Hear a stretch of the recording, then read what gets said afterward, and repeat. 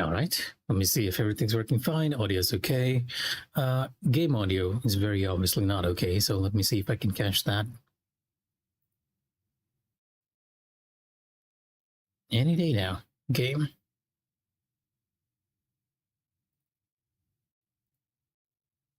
Hmm.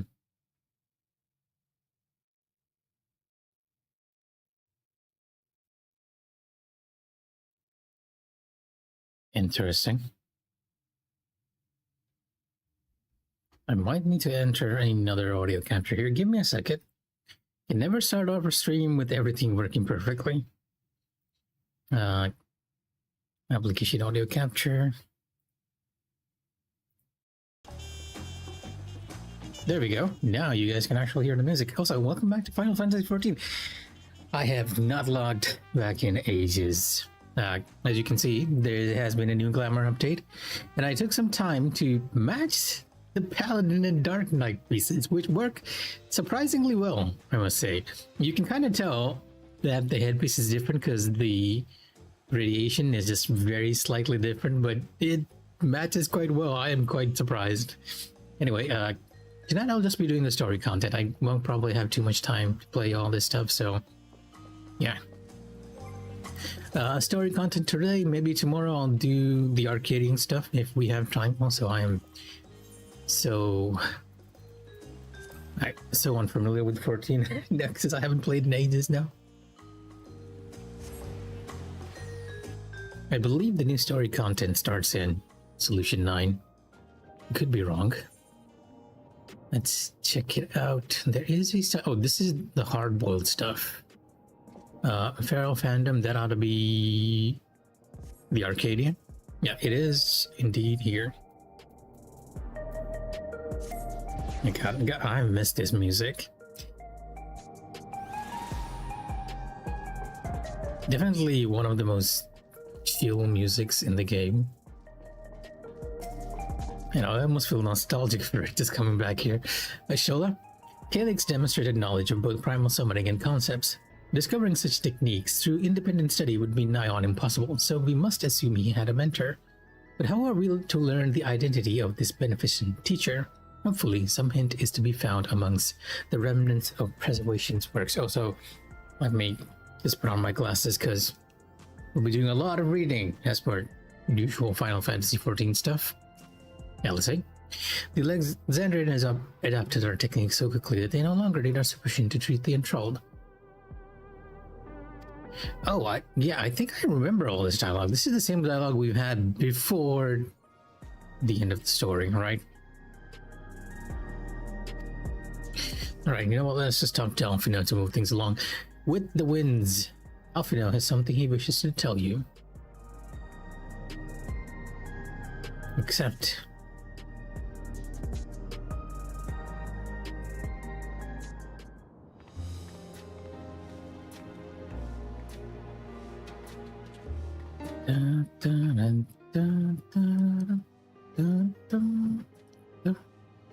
Every day, more and more people regain their memories of their lost loved ones. No longer will beings like Calyx be able to manipulate their fear and ignorance as he once did. That being the case, Alize and I have come to a decision.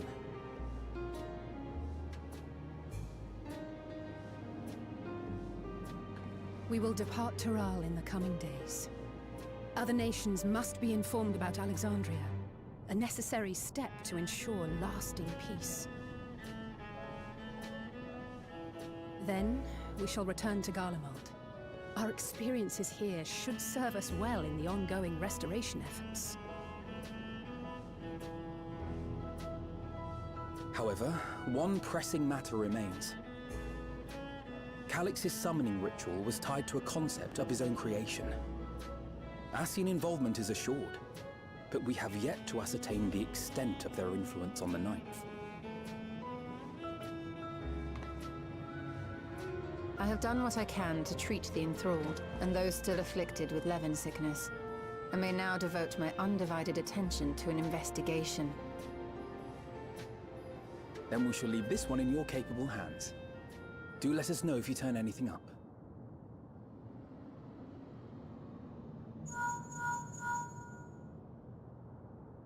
It's Erenville. My time in Tural is at an end, and so I'm headed to the harbor now. We'll meet again, of that I'm certain. Until then, I wish you safe travels.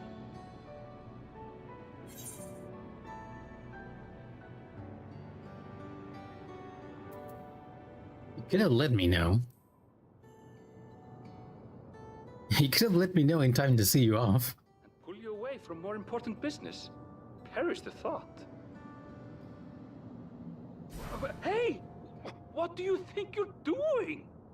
Sorry to interrupt, but I thought you'd like to know. I've detained the fugitive. He promises to tell us before he sets sail, only to try and sneak aboard his boat with nary a hug goodbye. Cold bastard. But there's still time before they weigh anchor.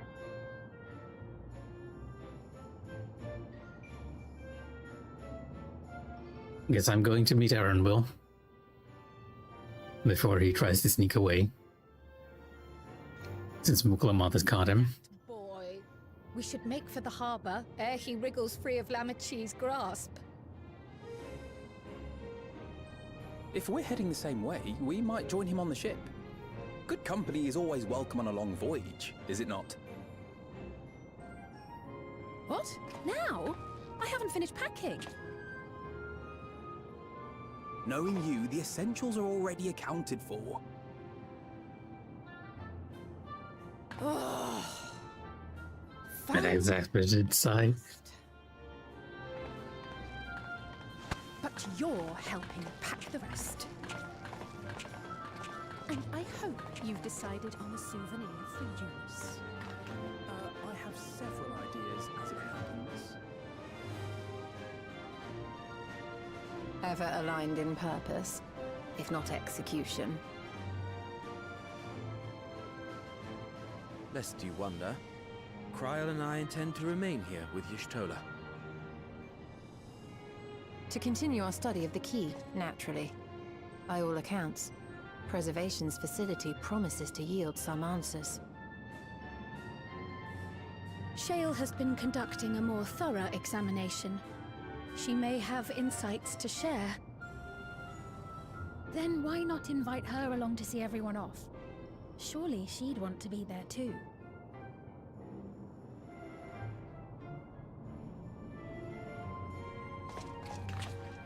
I guess I'm going to go get Shale.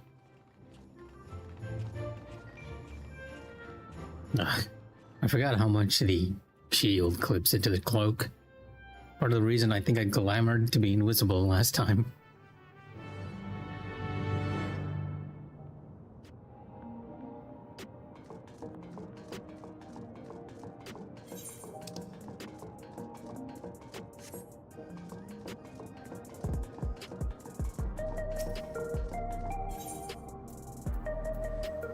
Feels so weird to be back here after so long. Really nostalgic, really nostalgic. I think among the endgame hubs of the game, this has so far been my favorite just because of the music. But in general, FF14's music has always been a blast, right? So I was gonna do something, yeah, and turn up the volume because I noticed it's a bit low.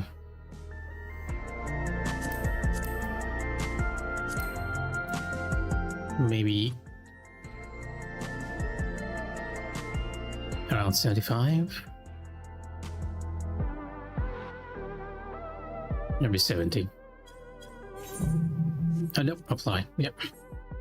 Yeah, you can tell I haven't logged in ages.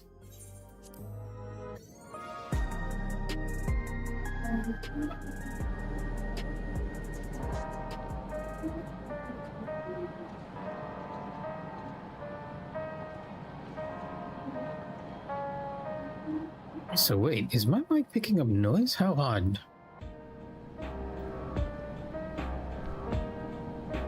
May mess with the filters here.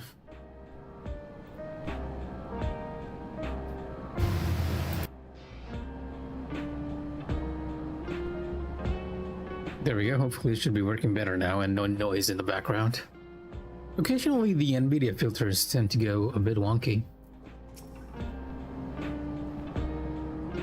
It feels like an age since we last met here. I mean, you're not wrong, Gra. Eager as ever, I'll note. I do hope he has thought this through, particularly where his sister's wrath is concerned.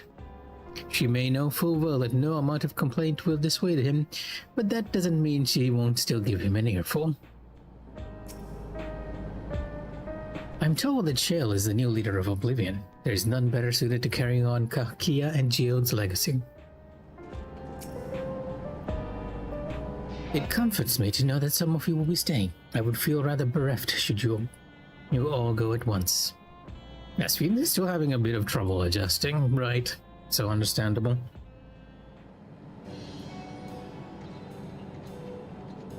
What news, Mikh'a? I can't imagine you brought an entourage along to simply say hello. Well, we're about to head off.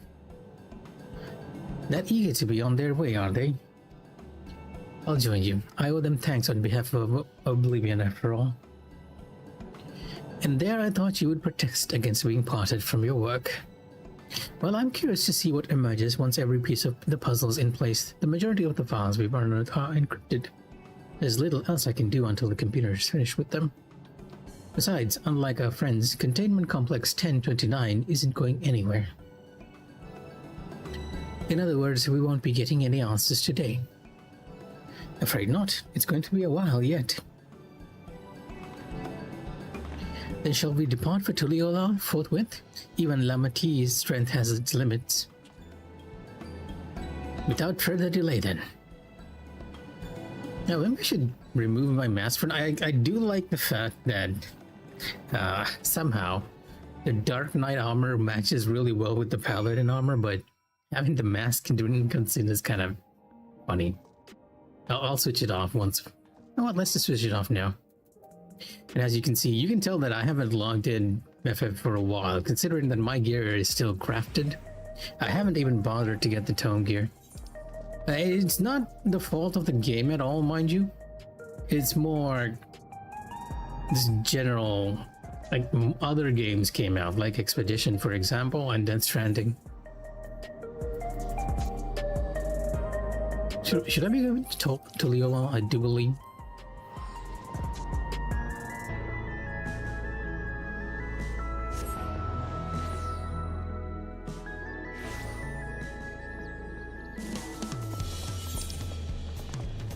Oh dear, it's Tuliyollal's. Yeah, I kind of expected this to happen while I'm streaming. That's why I'm actually streaming at a lower resolution, and even my settings, graphic settings, are tuned down. But streaming and playing the story at the same time, kind of hard on my PC.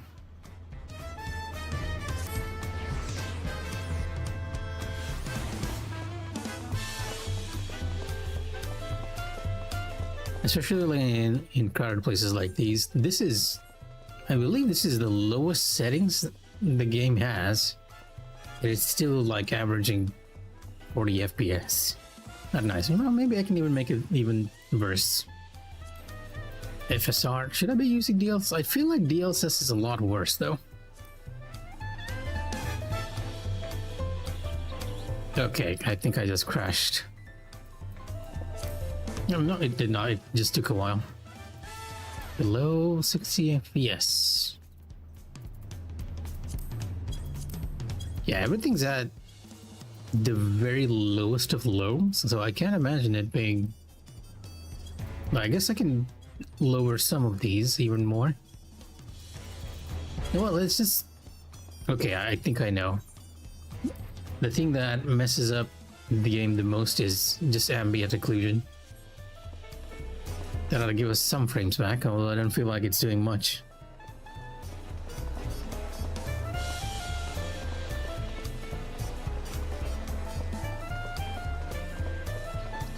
Although honestly, I kind of dislike not even having character shadows. Oh man. Okay, let's try high laptop instead. At least we don't have the character shadows, right? Rafa seems preoccupied with a matter of great import. Perhaps he is contemplating a prayer to Lamlayan for their safe passage. What sort of tacos should I get on the way back, do you think?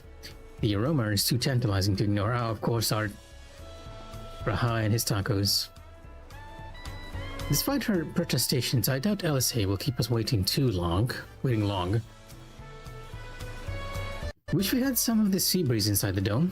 You could perhaps simulate it, but there's no substitute for the real thing. Tuliolal is a delight to look upon. They hang patterned clothes where we might use neon, but the city feels no less bright. Kona and Gulja weren't able to make it, but both send their regard.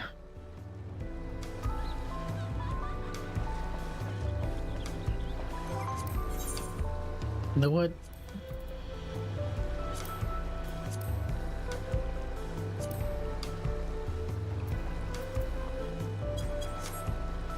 I'm kind of surprised that there aren't any options for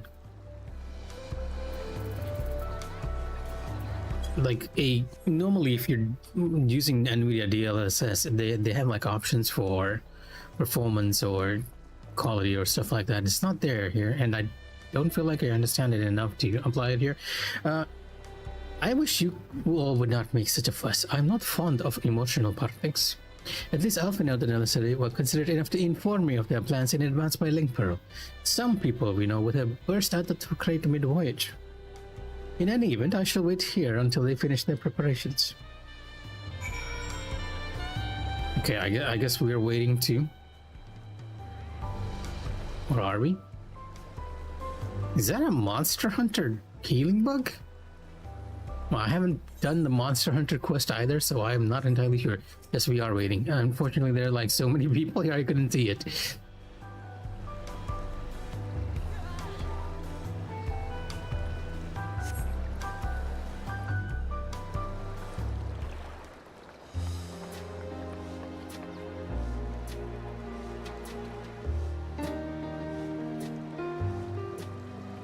There they are. You look well. No lingering effects, then? Not much the detriment As ever. of the Final Fantasy XIV community. I imagine there's no shortage of affairs to put in order. Are Kona and Galulja faring well? Kona is off to survey our nation and its peoples. He wants to consult with local representatives and hear their thoughts on our policies. And Gululja's really taken to his training. I feel like he's been spending more time with the Landsguard than me lately. Interesting. Standing here, I cannot help but remember the day of our arrival in Tuliolal. The rite of succession feels so long ago. Some heavy bokeh effect in the background there. And I guess we are kind of saying goodbye to Tuliolal after all this time. And like a lot of people, I do like Dawntrail. Between my father and Zorolja, nor of Alexandria and its queen.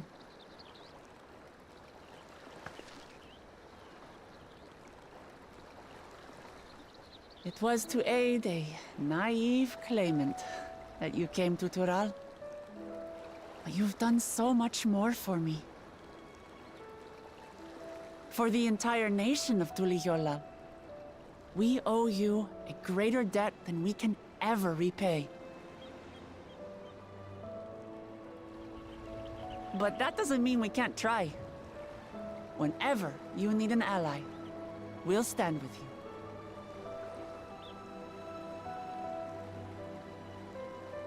Allow me to echo that sentiment. Not only were you kind to me when I awakened a stranger in my own land, you extended your grace to Alexandria again and again. And on behalf of myself and my people, thank you for curing the ailment that for centuries tormented us. They're really using that To our next visit.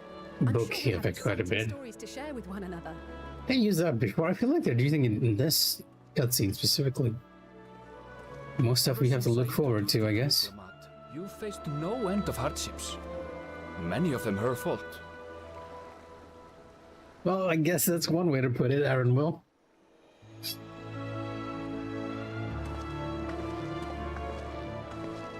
Yet I feel no remorse, only gratitude. For without your aid, I would not have had the chance to say goodbye.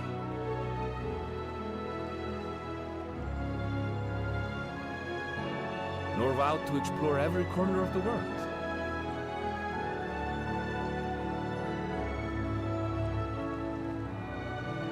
To see what we haven't seen.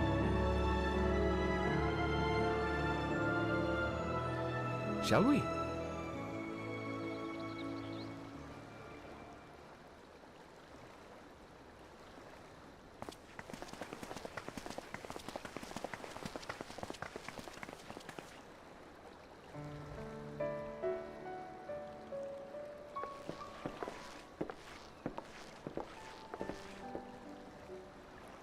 Kind of weird to think that this expansion is almost over. I guess we'll get more news about the upcoming expansion soon. Arriving, we shall make it a priority to visit Tataru and assuage her myriad fears.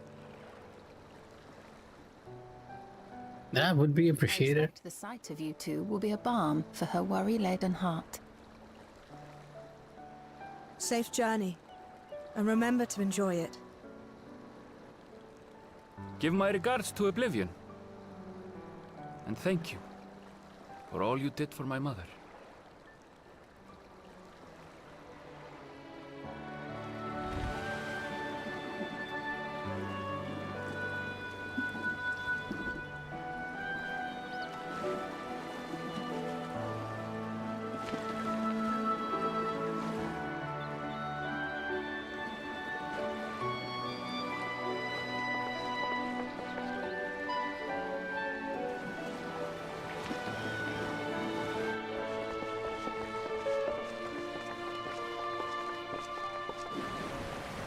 This is a cutscene I feel like should have been at the end of the other story stuff, Come back soon!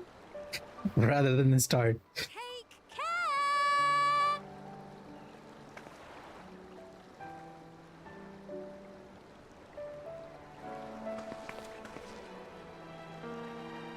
That was a proper send-off. Now, time to get back to it. Duty ever calls for she who loves her realm. Right. Though, if you need a break, you're always welcome to visit Tulichola. I'll give you the grand tour.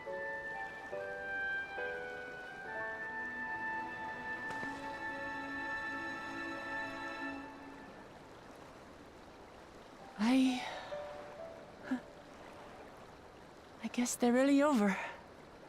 Your adventures in Tural. Not quite yet. We still have more to this patch, Oklamat. I'll remember our time together for the rest of my days.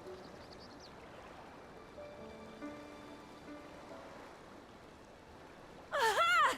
Power resolve spotted! The Lance Guard is looking for you. It's sparring time! Oh, good thing you're here then. Can't miss that. So let's go already! Everyone's waiting to see the vow of resolve in action! Sorry, I have to go. They really seem to have upped their cutscene game, at least this time. I hope they do this more in the upcoming expansion, not just waiting around and talking to each other, but proper cutscenes like these.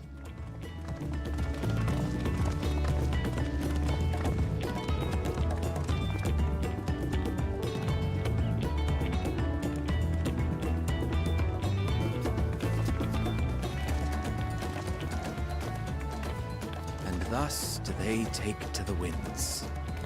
To follow their own paths in their hearts, as they should.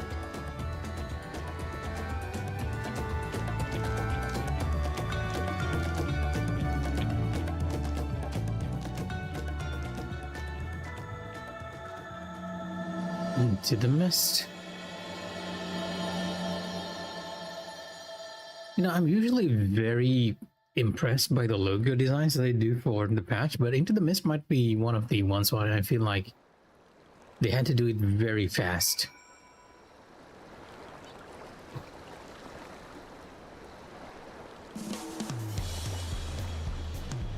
So I'm not even on the game. Okay. For our many meetings and partings, we have few enough opportunities to properly say our farewells. It was pleasant to take the time for it. I'm glad I got the chance to see him off. Kakia would be glad too. Though I delight in companionship, solo journeys too have their appeal, and travel by sea is relaxing.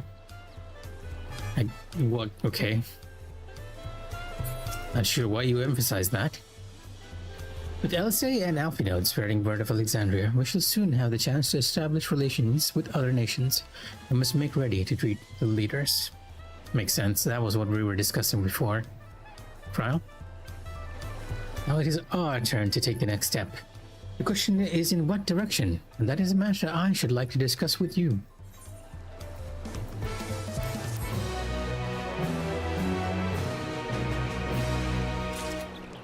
Arenville has been... okay. We're not going to be reading that on stream. That's going to take ages. Kryl has a proposal to make. If I may, I think it's prudent to discuss our future plans elsewhere. We are liable to hinder the dock workers here if we linger. Well, not linger. What did I say, linger? That was weird.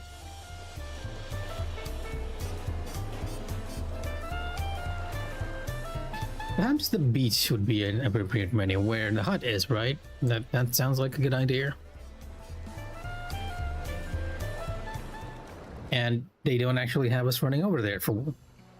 they've been doing that more, and I appreciate that too. 'Tis truly a beautiful place to roam. An endless ocean and ever-changing sky. First time I saw them, I couldn't believe my eyes. It was like I was walking among images from our oldest records. And beyond that horizon are more lands and more people. That one I still struggle to imagine.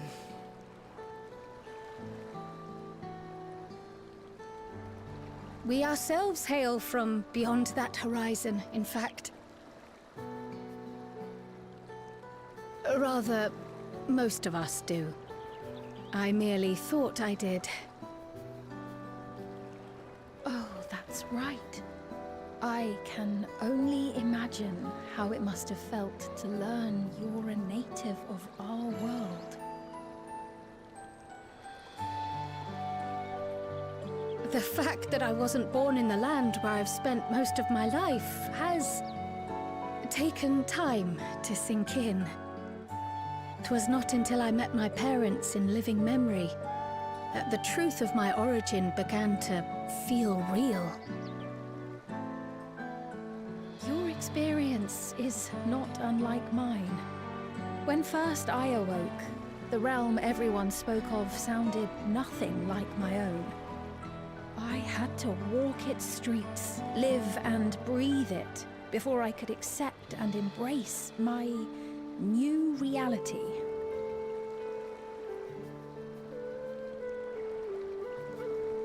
And for me to embrace mine, I need to learn more about my people, the Milala. We should come upon more information in the course of studying the key, but as Shale's investigation of the containment complex is still ongoing,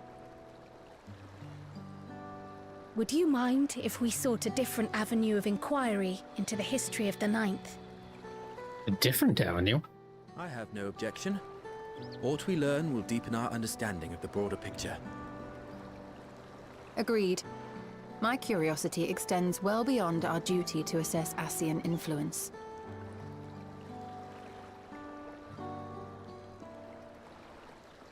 If it is knowledge of the Ninth's past you seek, I have an idea where to begin. Oh?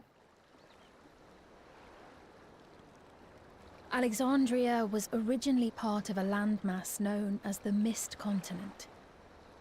This continent had been left in ruins in the wake Mist of the Continent, Storm huh? Surge, Okay. with Alexandria the sole nation to survive the devastation. The calamity of lightning that ravaged the world.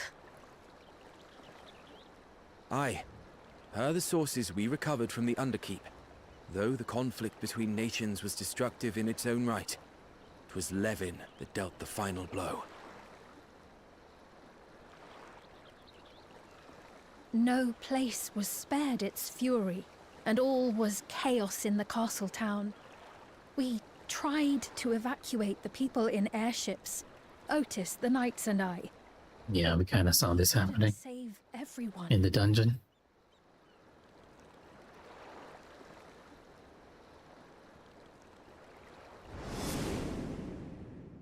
Yep. Thanks for reminding me, game.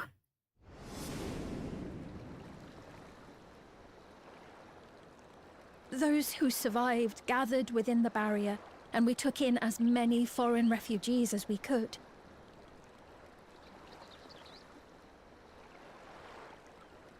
Yet, despite the dangerous environment, our system showed that there were some few souls who ventured outside the barrier, into the lands beyond. Oh? Interesting.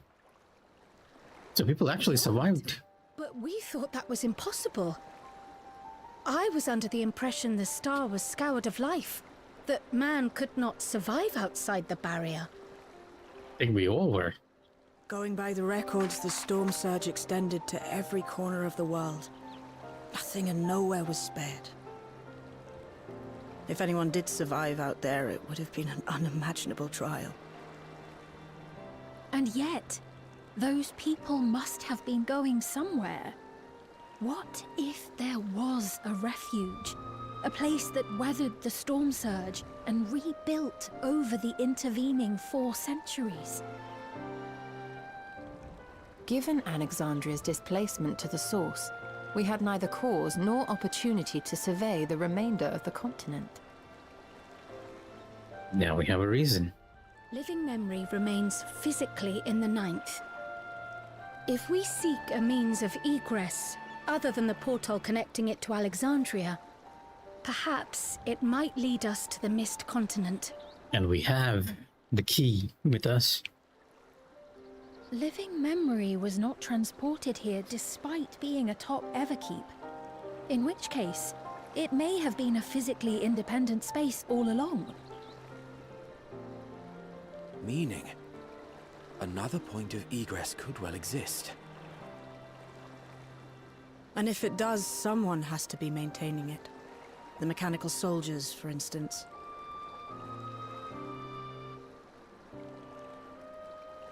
Shall we have a chat with them and see what they know? If it please your majesty, will you accompany us? If we do land upon the Mist Continent, I would feel much more assured with you at our side. Oh, I wouldn't miss this for the world. I'm in with it for 2 worlds. Fair enough. This has to be my answer, right? Anything for you to say. I would hate to see you. Well, I kind of want to choose the sarcastic option, but I just said this, so I wouldn't miss it for 2 worlds. I thought as much. Into the great unknown we go, then.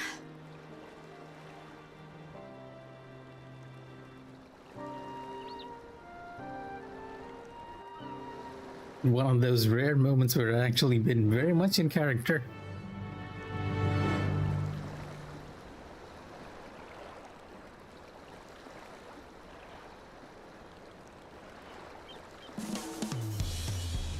Dun, dun, dun, dun, dun, dun.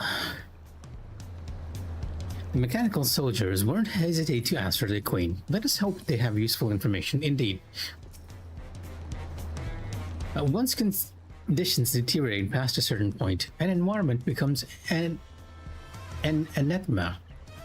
Can you say it becomes anathema to life? I guess it does make sense. It becomes anathema to life, yet man is a resilient creature. If there is a way to survive it, then he will surely find.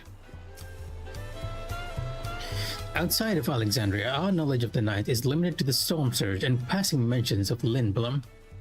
That being the case, a foray across the Mist Continent would be an invaluable opportunity for discovery. And I'm pretty sure every Final Fantasy IX player is waiting to go explore the rest of the night. Between the Ascians, the Key, and the Milala, there is much to be learned. Surely we can turn up a clue to one mystery or another. And that's settled. I'd best be off. I still need to check for decryption arrows periodically, so I can only step away for so long. With luck, I'll have plenty to share the next time we meet. Until then. Let the rest of us make ready for a potential foray and meet at Leynode Nemo. Oh, been a while since we've been into living memory, so I guess that's where we're going. So what is new in the party? Strategy board. Yeah, okay. I haven't unlocked anything, so I can't quite check, but I hope people share a lot of that stuff.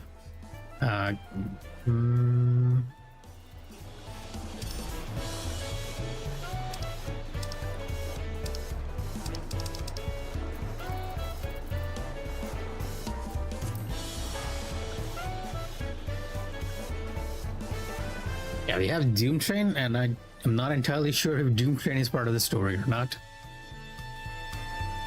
A Lost World, Living Memory. Yeah, which, how is my gear doing? Oh, we might as well repair.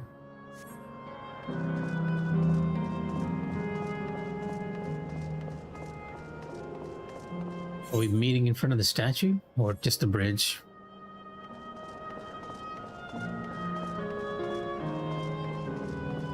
Well, I guess it is a statue, but...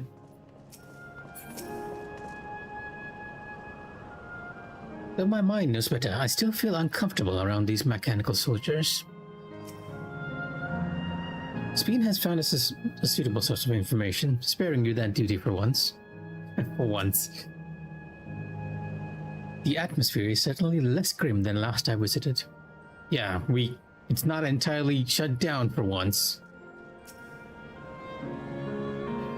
Welcome to Living Memory, allied to Her Majesty. How may I help you?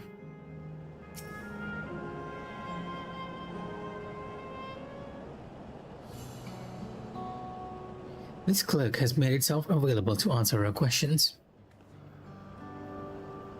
Clerk PX0093. If one wished to descend to the surface from here, how would they typically do so? Living Memory is currently detached from Everkeep and is operating independently while supported by its aerial suspension systems. Thus, both lift and Leynode-based transit is currently unavailable. I apologize for the inconvenience. Despite its ability to remain aloft, perhaps Living Memory was never intended to function in this state indefinitely. If so, we're out of luck. Not necessarily. Lifts and Leynodes were likely the preferred modes of transportation, but that does not preclude the existence of others. In the event of an emergency, how would we evacuate this facility? Consulting emergency systems. Living Memory's airship remains prepared to deploy should evacuation be necessary. Would Your Majesty like to appropriate it? An airship? Well, I guess we know where we're going. Yes, please, as soon as is possible. With Your Majesty's authorization, the vessel can be ready for launch without delay. Allow me a moment to execute the bypass protocols.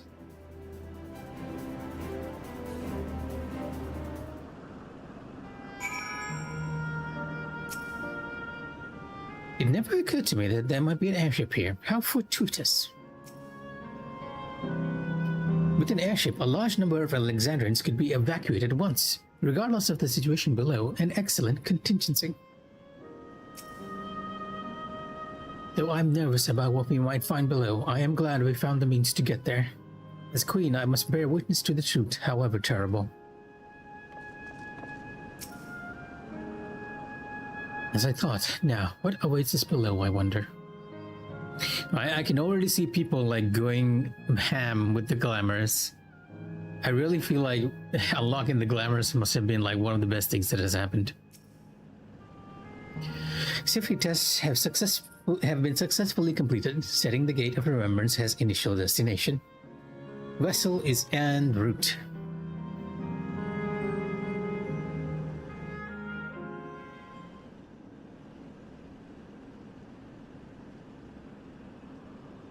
I should have bought another water bottle. I've forgotten just how much talking I need to do while playing Final Fantasy XIV.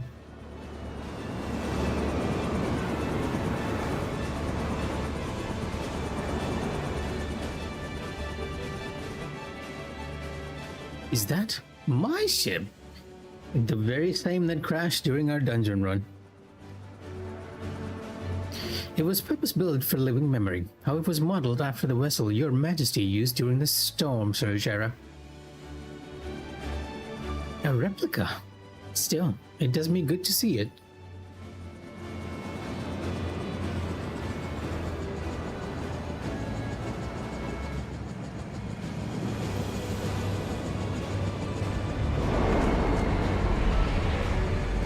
I will deploy the gangway for boarding. This way, please. The heroic music of using the airship.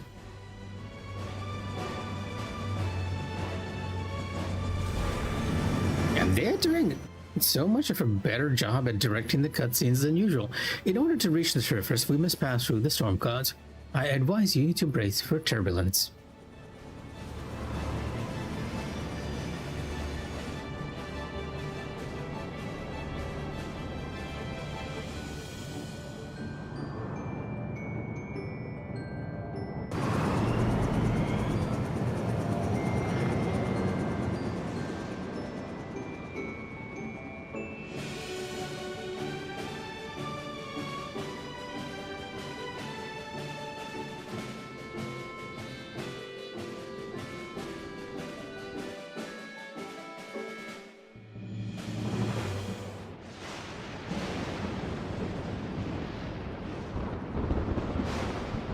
Oh, this is looking dark and menacing.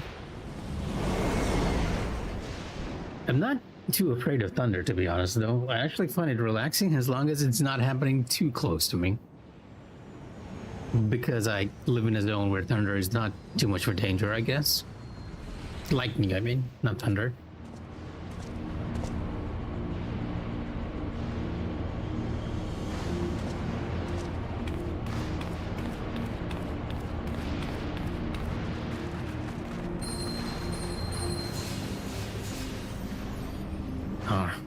It must be those elemental wards we had. Yeah, it is those. The ward Alice gave me is reacting.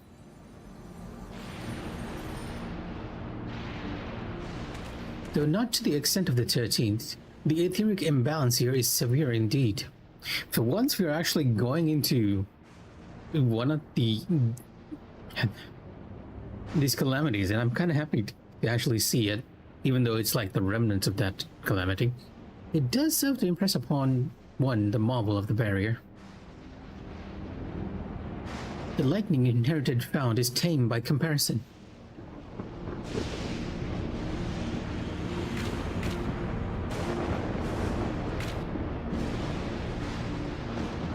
I'd say.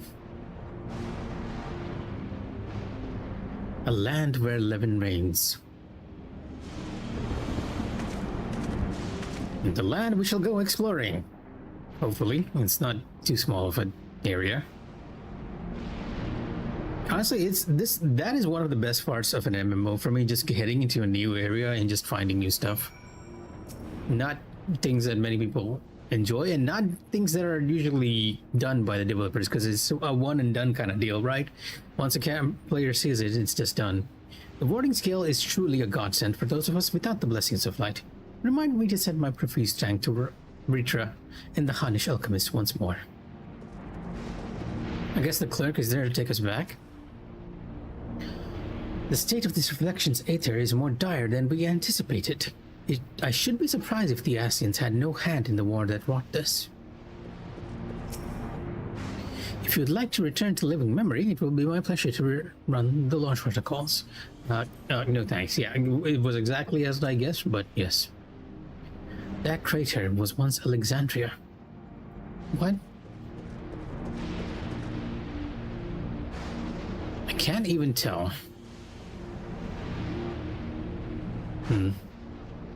Looks like... Yeah, I guess it could be, because I do recall that the dungeon had water flooding at some point. A sobering sight, to say the least, but I shan't turn back now that we've come this far. Through the thunder. Hey, do you guys say anything different? No. Despite the ominous landscape and persistent echoes of thunder, Kryl is determined to press on.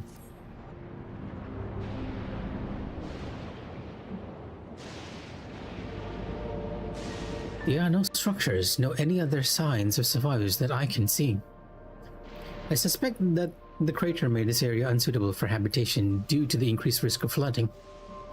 Then we should look further afield. In which direction do you think we might find a settlement?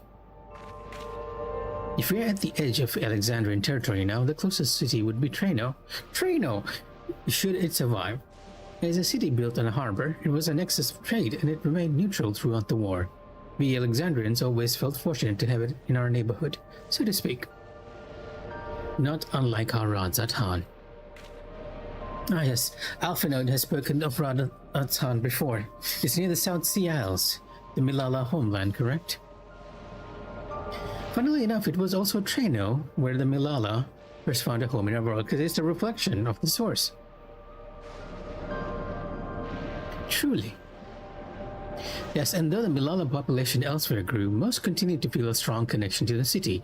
I'd like to think that some remain there to this day. Click PX0093. Is this ship capable of taking us to Treno? Oh, we'll have to hoof it. I shall run a flight simulation for the route to Treno. One moment. Simulation complete.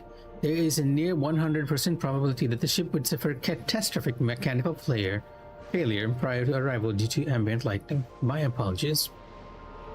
Oh, well, thank you for checking. If we cannot fly, then we shall have to walk. Treno lies behind the mountains, but there should be routes that spare us having to climb. The cave system, for instance, assuming it doesn't collapse. Let's try there first. I wonder if that will be our dungeon? Or maybe we just have a small area like we did with the 13th?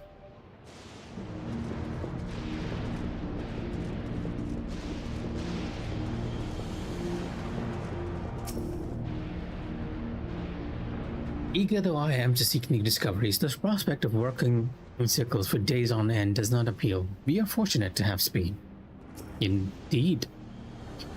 Of late I have spent much time hunched over reports. A brisk trek across a wasteland shall make for a refreshing change of pace. You're the only one who has that thought in mind, Graha. The place where my people first arrived, and I shall soon see it in person. This tunnel appears intact.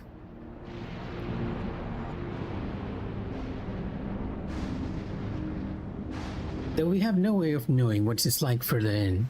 Mind you, stay alert for beasts as well. Given the barren surrounds, they're surely ravenous. It is the dungeon, Mistway. Well, I know who we're going in with first. Small talk. I speak so confidently of the Milala's connection to Treno because my tutor, Tuphut, hailed from the city. Another reason to hope it has survived. And what are the chances that it will be Tuphut who has survived?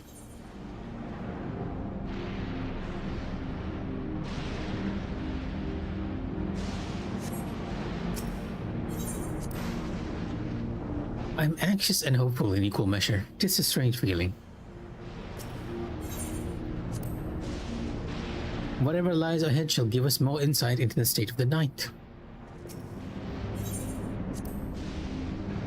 There should be little reason for anyone to have passed this way since Alexandria's displacement. Let us pray loose rocks are the worst we must contend with. Honestly, I wouldn't even expect beasts to survive here, but hey.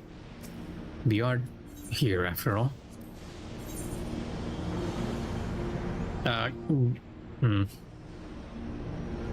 Sure, why not? Do I want Graha in here? Graha is a healer and a tank. Zoe Manster, all-rounder. I don't think I've seen speed and heal before. Okay, you know what? Let's just go with this. I too can fight. I won't let you down. Victory will be ours. that hasn't changed. Mistwake. I guess this will be a good run to actually get rid of my rust, considering I haven't done anything fun. Wah. This music. I can't believe they put this music here.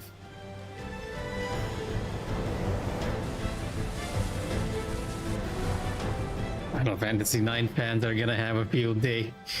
I really like the 9 music, even though I'm a fan of 8. The battle music is great.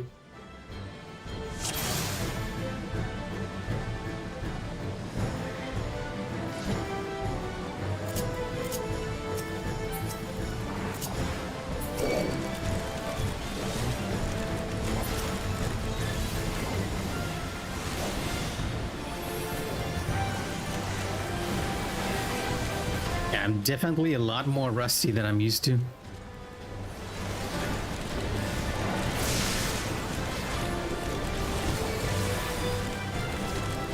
I don't even know where my rampart is.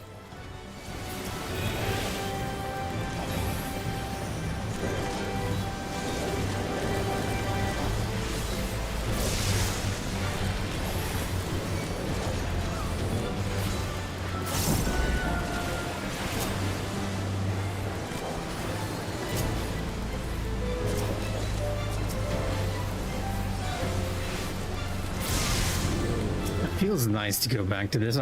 I've forgotten how much I love Final Fantasy XIV, just because I haven't played it recently, and it feels nice to be doing new content too.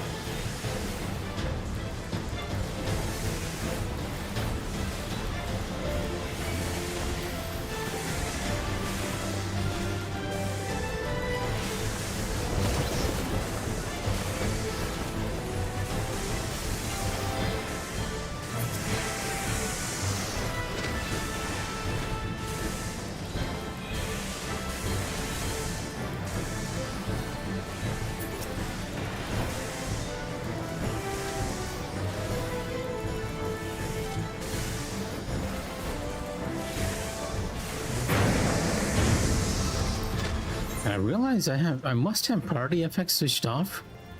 Probably because I was doing one of the ultimates. Let's switch them back on, right?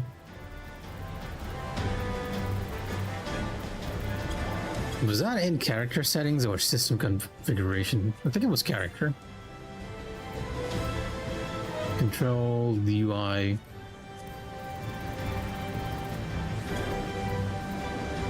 Okay, maybe it was in system. Okay.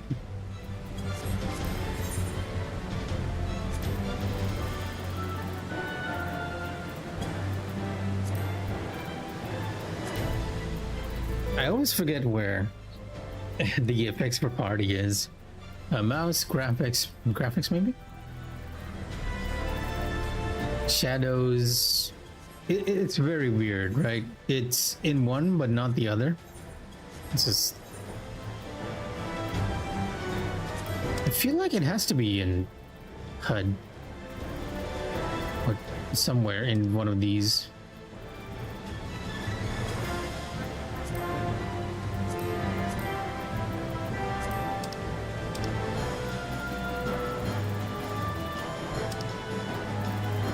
Here we go. I have limited on, but sure. I'll have these on for now. Until I go into more serious content once again. I used to be able to ignore it even with all the effects.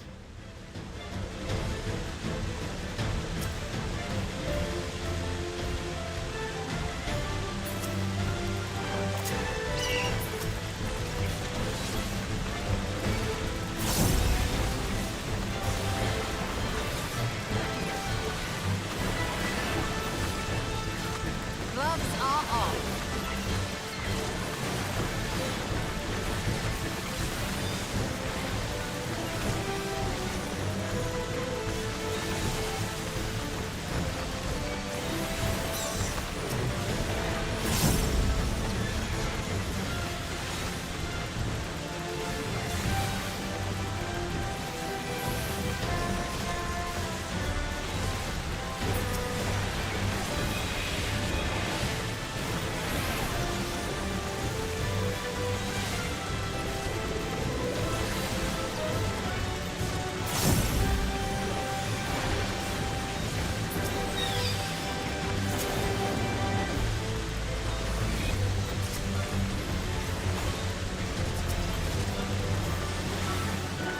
Take this!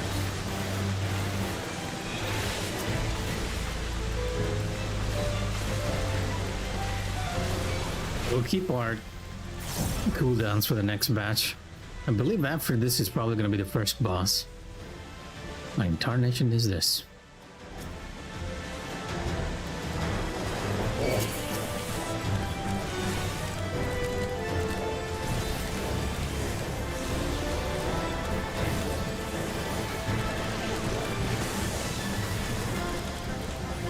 Oh yeah, I am having a blast. It's been so long since I've been on Final Fantasy XIV. It feels very nice to go back to it. I was mentioning this before, but I feel very nostalgic just coming back to the game. Take this! And I'm even more nostalgic because this is the battle theme for Final Fantasy IX. I was not expecting at all to hear it here.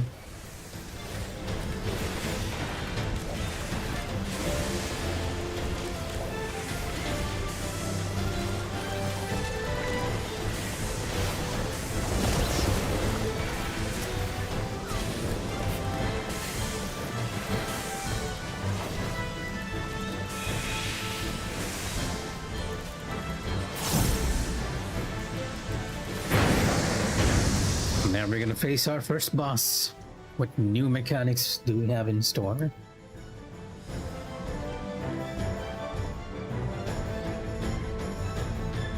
The only way out is true. That I, some sort of catapulus. Oh, if it's a catapulus, it probably has petrify. Meaning we'll have to use these stone blocks to hide from that petrify. That will be my guess.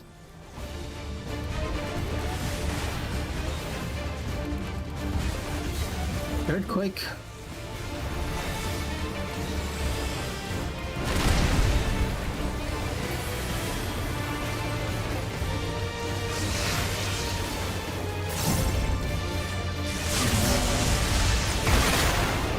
Oh, okay.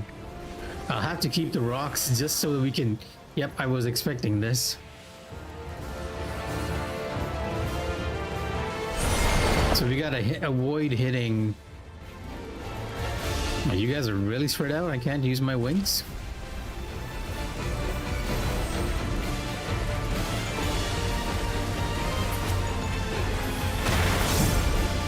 Alright, I can't even hit the rock. It's gonna be a very interesting fight to tank, right? Because it's not even moving.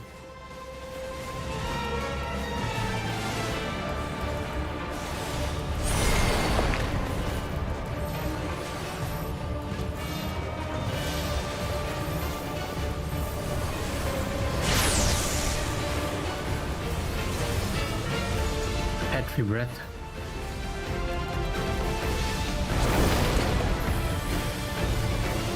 Do you not move? Like, do you seriously not move? You do not move at all.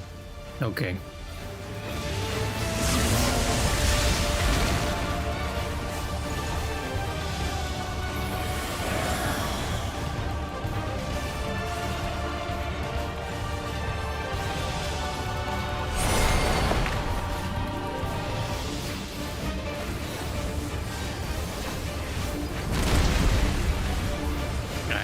think that's has to be almost all of the mechanics for this boss.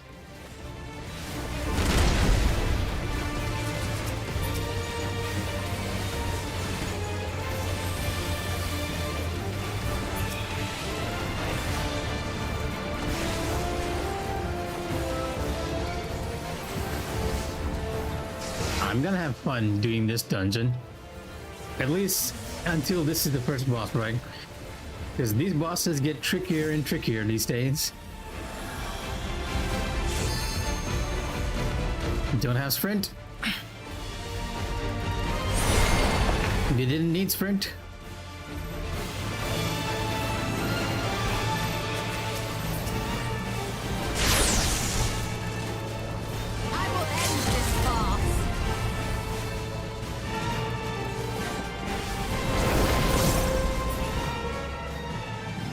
Onward. Mistwake Hood of Casting. What level of equipment are you, Mr. Hood of Casting? 755. Okay, it's actually gonna be better than my crafted gear because I have not upgraded my gear at all. Which means I need to farm the tank stuff. At least we have an option here. Oh, so 2 ways to go. Derelict Rail. Wow, we're actually getting to Traino.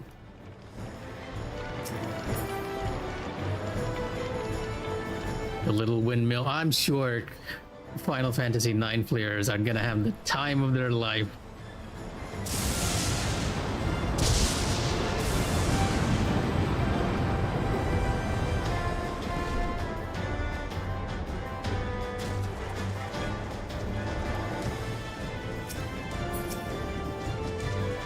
Man, we have to watch out for it.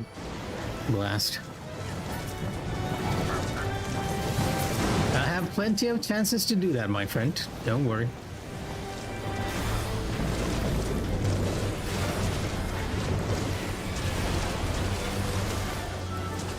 So I just realized that my multi-hit target selection has and a limit break in there. I don't even remember putting that in. Gloves are off.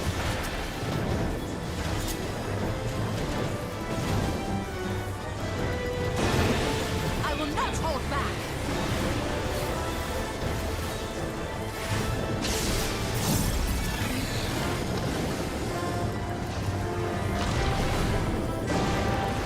I mean, you could keep playing. You could keep playing until we are joining together.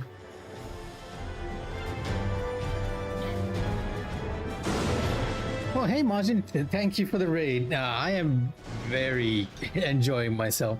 Hey Lasakis, I see that you guys have come from enjoying Majin making sushi to our stream. Unfortunately, I don't have anything too entertaining today. It's just Final Fantasy XIV. I am just doing the story content for now, and I'm loving it. Just because they are referencing a lot of Final Fantasy IX stuff. Right now, you're hearing the battle theme for Final Fantasy IX. I have not checked any of the previews, so I was genuinely surprised. And this, it's Traino. They love their references, and they're doing it quite a bit in this game.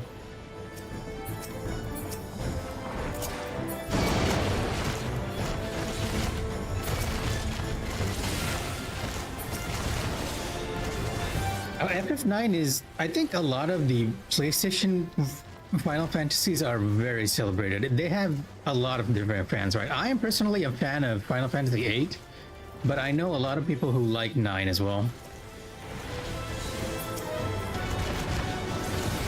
That said, I do love the music in 9, the battle theme too. There's something very nostalgic about hearing it, right? Especially when you play that game when you were so much younger before. Like, I am having a big grin on my face, even though you guys can't quite see it. Maybe it comes across in my voice. I am very easily entertained just from nostalgia, which is traditionally a bad thing. And we are doing a dungeon right now as part of the story run. one which is covered entirely with lightning.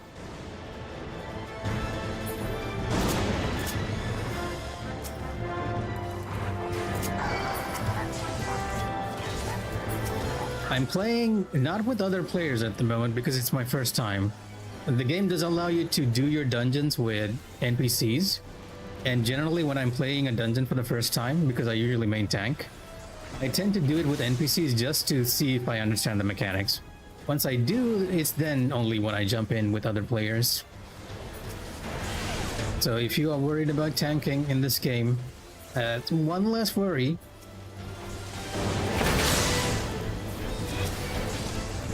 In general, though, a lot of Final Fantasy community is very friendly.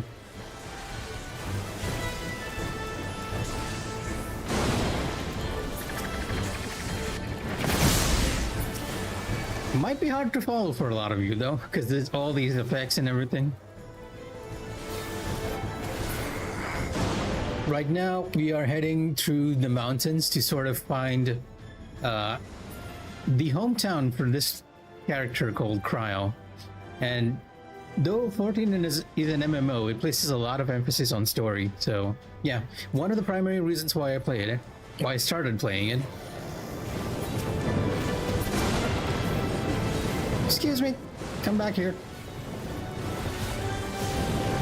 Please do not hurt my party, they are good people.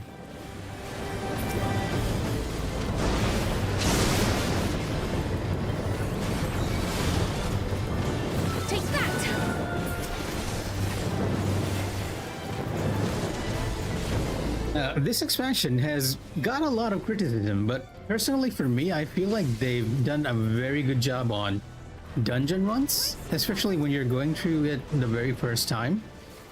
The mechanics feel fresh, even though it all technically boils down to avoid the orange, as you can see. And this, I believe, is our next boss. I do not know the mechanics for it.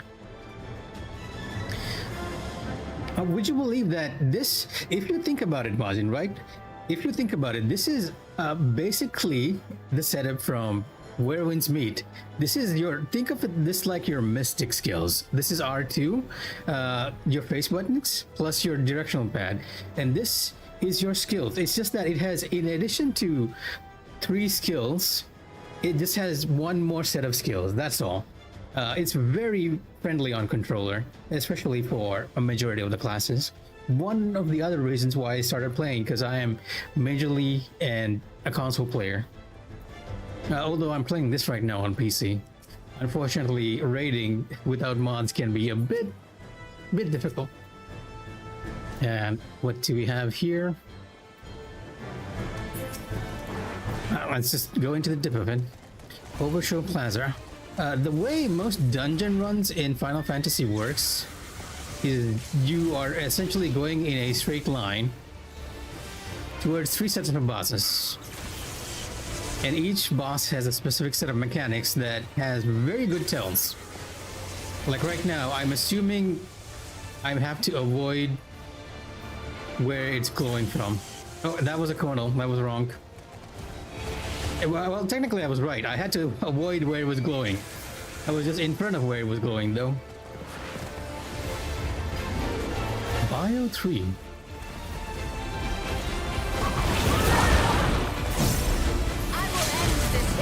Oh my god. As you can see, the amount of mechanics can get very overwhelming. And those are gonna explode. Yep. Speed.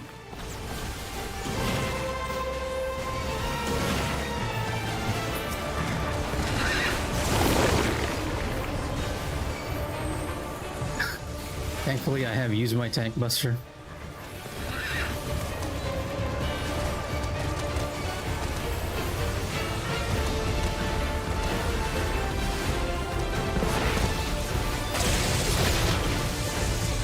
Here, we have the front free of any AoEs, so we're gonna just stay here. Cast my wings there to protect the rest of my NPC party. And yeah, most mechanics are very easy to identify. Like, you know from this that everyone needs to stack together. Over time, they made it so it's a bit easier to pick up. Also, I might be shouting because the music is a bit loud. I apologize for that. It's partly because I'm excited, partly because the music is very loud.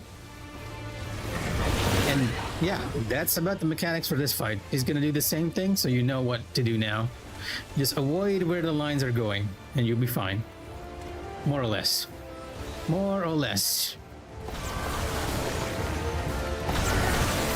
It's gonna wait for that to explode and move out.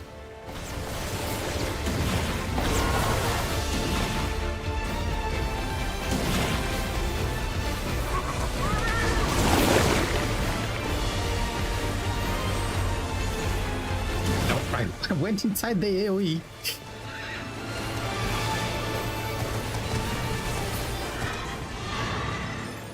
Let me slightly lower the volume on my end. Both my excitement and the music, I slightly increased the music because I knew it was the Final Fantasy IX track. There we go. Now I can actually speak in my normal voice. But yes, that was the second boss, and for most dungeons, it's the same thing. Follow a linear path, defeat some mobs, and head to the boss. So we'll be heading to the next set of bosses here. And if you are a Final Fantasy IX player, you recognize what city this is. They've been just delivering all the fan service, that's why. And I feel like it's a tasteful fan service too, because it's sort of... I'm slightly surprised because there's supposed to be no people here, but okay. We shall help them. Like now we are in a desolate world and there should really be nobody around, but I guess we found the people we were looking for. But yes, what I was about to say is I felt that the fan service has been very tasteful, other than the times where they just blatantly bring a boss over, right? But they bring like very celebrated bosses like Kefka for Final Fantasy VI. Oh right, I should not be spoiling this for the majority of you. In case anyone wants to play in the future, just know that if you like the Final Fantasy series, they have a lot of references here.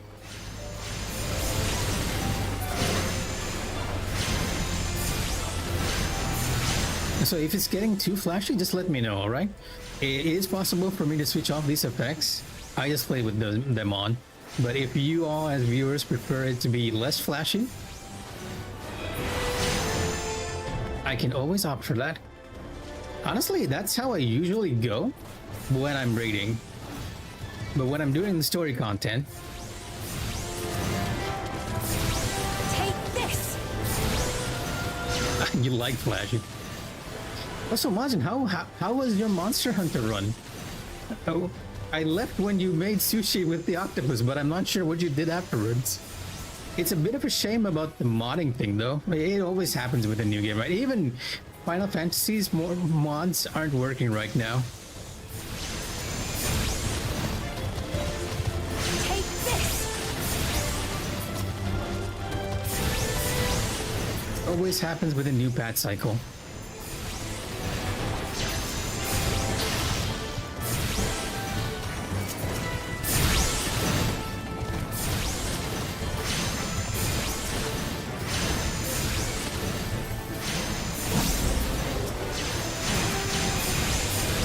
Bit of a shame because I was looking at your feed yesterday and I was like, wow, this wilds look amazing on PC until I realized that you were playing a lot of mods. But now I recall you do say that you mod a lot of PC games, like even with Dragon's Dogma. Thunderous heavens. There's a lot of fighting happening here. Bridge Street.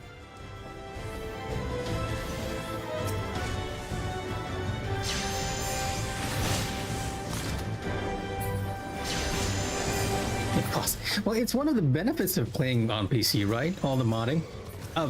14 itself has a very adamant modding community. From glamours to some of them even rework the skills for classes. I know there's a mod out there that changes the Dark Knight class attacks to those done by Cloud from Final Fantasy VII. Gloves off! And the reason I know this is because I have a friend who is a super fan of Final Fantasy VII, more or less. The only thing he plays among the RPGs every year.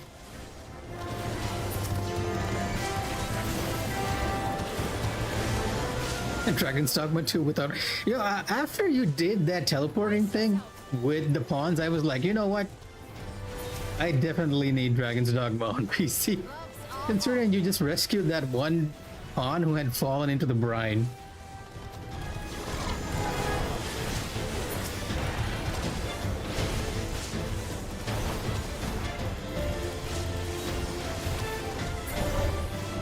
Normally, if you are playing on with other people, by the way, you wouldn't be doing one set of mobs. The tank is expected to pull 2 sets of mobs because the healer usually has a lot of options to keep you up.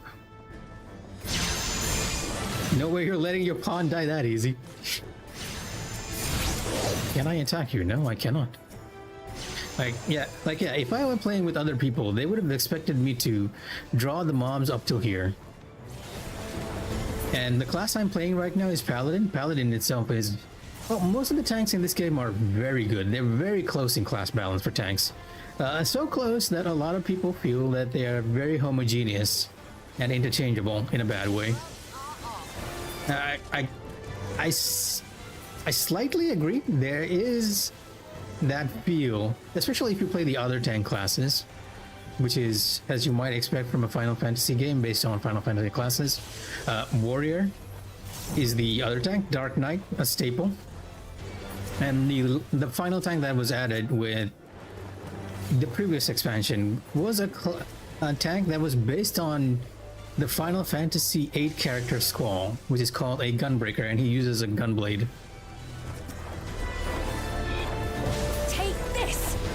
I'm just a walking advertisement for Final Fantasy XIV at the moment, aren't I? In case you guys didn't realize it, this game is what actually started my streaming journey too. The avatar in the corner that I have is sort of based on my Final Fantasy avatar too.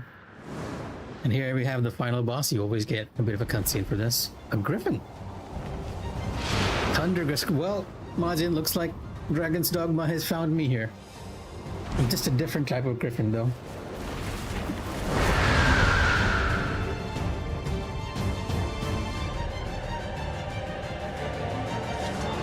But yeah, my avatar is pretty much just my character right there. Monster Hunter. You know what? I didn't know this at this time. I mean, I knew it, but there is a Monster Hunter collab going right now. I have not done this yet. I'm not sure if I can do it today, but we'll see. We'll see. Mapping the realm. Mistwick. Thundergust Griffin. I mean, to be fair, both games are excellent in their own ways, right? I'm gonna guess that's AoE. It is AoE. And once you start playing FF14 after a while, you kind of know what's coming. I did see a few. I started my 3rd playthrough and then haven't quite gotten to it. Thundering Roll. What is happening here? Oh my god. I got hit. So the lightning bounces off. Yeah, the lightning bounces off the AoEs. I did see quite a few differences in Silent Hill F, and there is a lot of them. I did my 2nd playthrough, and I think I started my 3rd one before I got a little too caught up in Where Winds Meet. I'll need to go back and actually finish it, because I fully intend to finish. I like Final Fantasy, not Final Fantasy, Silent Hill F a lot more than I thought I would. Initially, I was a bit skeptical, but they did an excellent job of making sure that it connects back to the rest of Silent Hill, especially Silent Hill F. Especially Silent Hill 1. It connects back to Silent Hill 1 a lot. My healer over there dying. Let me just toss a heal over to them.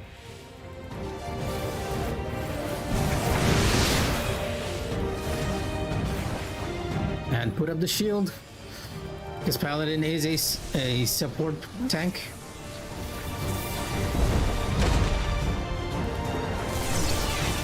I am not even sure where I'm looking at here. Yep, nope. I got hit.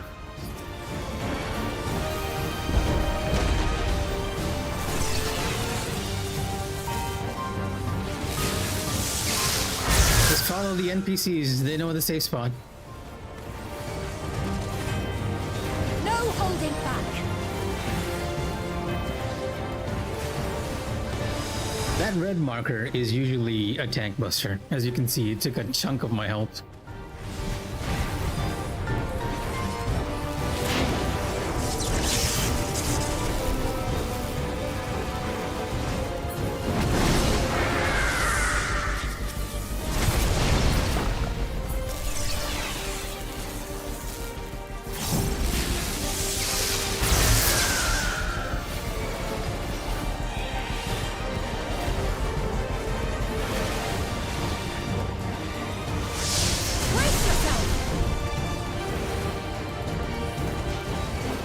Imagine, I even heard that Silent Hill F got an update which makes it a lot easier for you to check out the rest of he didn't move to check out the rest of the endings, because it allows you to skip the initial parts, although I think it disables achievements.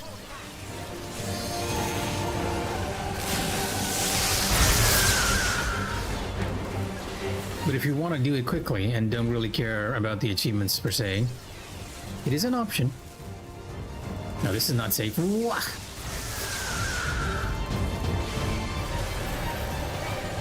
The suffering.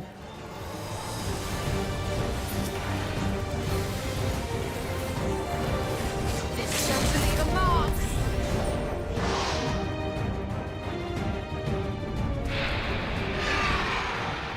Yeah, the update actually added oh, they even have the FF9 victory music here. Wow. See, fan service. Yeah, well, for people like me, right, who are just grinning from ear to ear here in this. But yes, I think what happened, there's a bit of a funny story. Well, just give me a second while I do this so that we have a more dynamic camera here that will just automatically focus on everything. Apparently one of the voice actors, or rather the face models for Silent Hill, played the game itself, right? And the Hinako the Hinako face model played it, and she was having a tough time during that playthrough. So the Silent Hill team actually saw this and they were like, you know what, we're gonna add one more mode, and they actually named it after that character, and so it's an even easier mode so that you can just enjoy the story. Also, you can now just jump ahead and just avoid all the puzzles and get to where the endings diverge if you just want to get the rest of the endings. FF10 is very, very highly rated. It's not my favorite again, because mine is 8, but it is. Don't go in it with any spoilers, just enjoy it. It's not a difficult game. It's one of those games that it can get very in-depth at the very end, but if you are just going for the story, it is an amazing story. I think one of the reasons why Swerk suggested it to you, by the way, is because you probably suggested him games that to make him cry, and FF10 will definitely give you that. I can tell you that.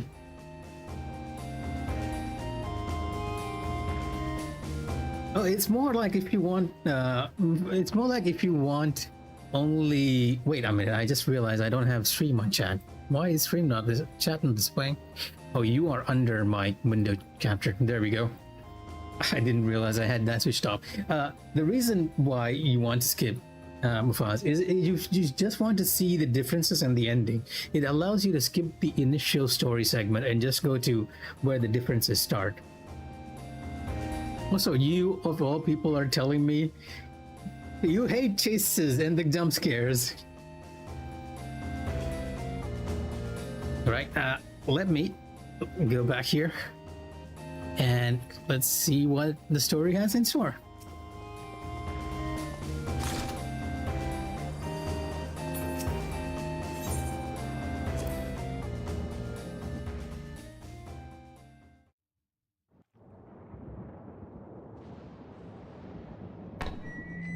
Because he buys a, well, you don't need to suffer for it. Good work, everyone. There are people actually living in Treno. And a big thank you to our helpers, whoever you are. Now, we have a tiny bit of clearing up ahead of us. You know what to do. So, before we go on, let me just give a small recap, a slight recap for those over here joining us. Our party is basically going into an area of the world that has been devastated, and we are sort of searching for survivors, and we've stumbled across their town. So these guys don't know that anyone else has survived outside of this town, and we are probably the first visitors they had in a while. That's the basic gist of it. Our helpers, were we being watched? So, the city endures. And it is in much better shape than expected. Impressive, considering the destruction without. The people here must have gone to great lengths to maintain all of this.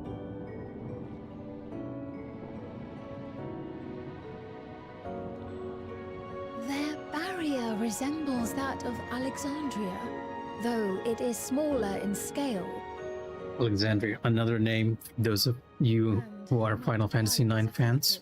If the breach we witnessed is any indication, I fear such incidents may be common here.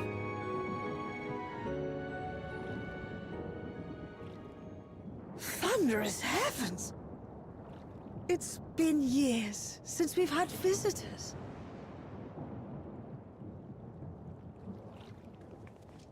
And it's all Lalafell, or in this world, Milala.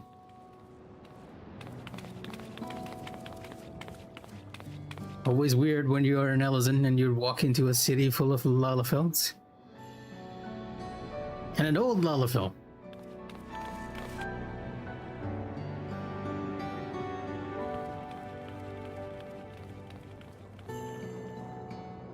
I am Mikh'a, the mayor of Treno. Allow me to welcome you to our city. And thank you for the assistance with our little monster problem just now.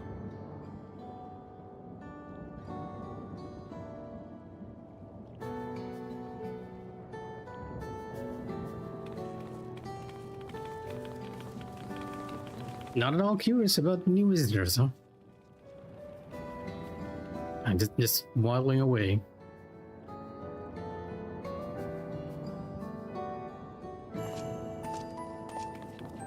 Ah, she's gonna recognize Kryl. I'm 100% certain. Yet she does recognize Kryl.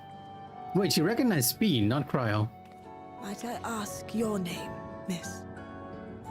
Though I have an inkling I know it already.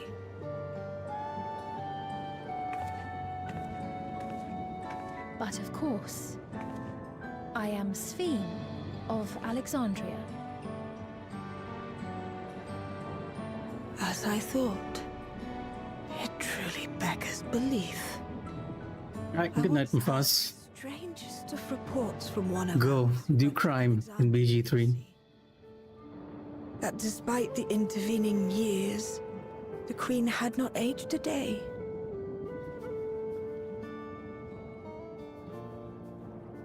And sure enough, I'd swear you'd stepped out of an old oil portrait mere moments ago.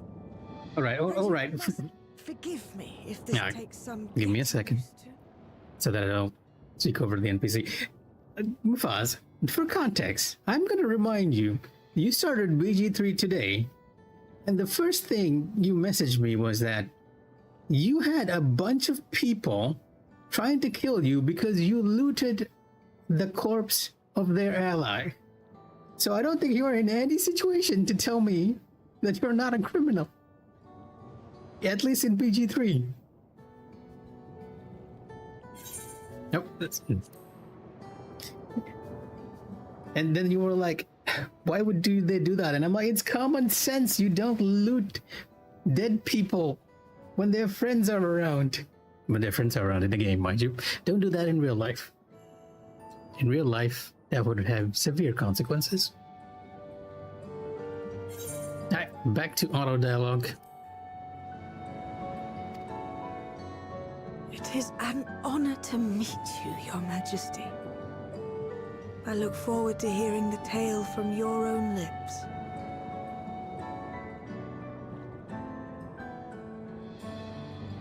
Also, for more context, Queen Speen is... I imagine it won't be an easy one to tell. But please. Let's just say she's very, very old, and I'm sure a lot of people out there would understand. What happened to Alexandria?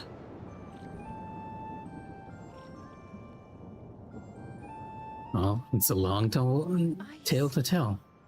From your perspective, it must have looked as though we were wiped from the face of the star.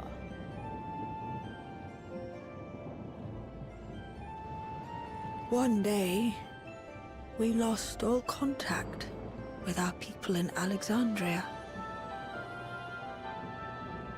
Scouting parties sent to investigate reported that not only the barrier, but Alexandria itself was gone. Nary a stone to mark where it had stood.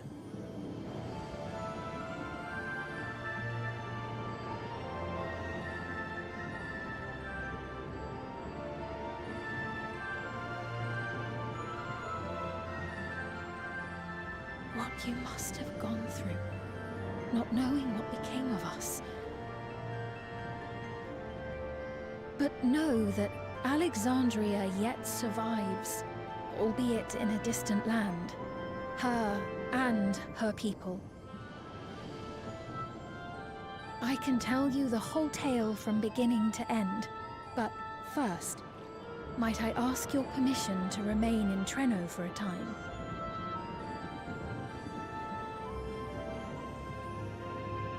Of course you can. You and your companions have already done us a great service, and are more than welcome to enjoy our hospitality. Now, how about we continue this at Town Hall? We needn't keep standing in the middle of the street. I shall join them. Even with the precautions we've taken, it remains to be seen if Sven's condition will remain stable. I suspect, however, that the rest of you would rather be out and about. Consider this my blessing. In light of our purpose here, the tour of the city is indeed in order. I presume you have no objection? Not like I can say much to this. With your permission, then. But before we go...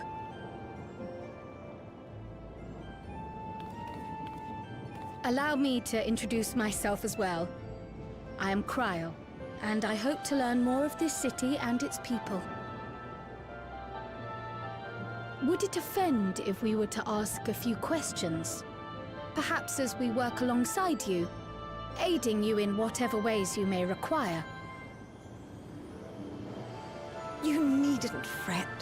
Treno folk are as friendly as they come. As for aid, if you're willing, you might speak with my grandson Lummel.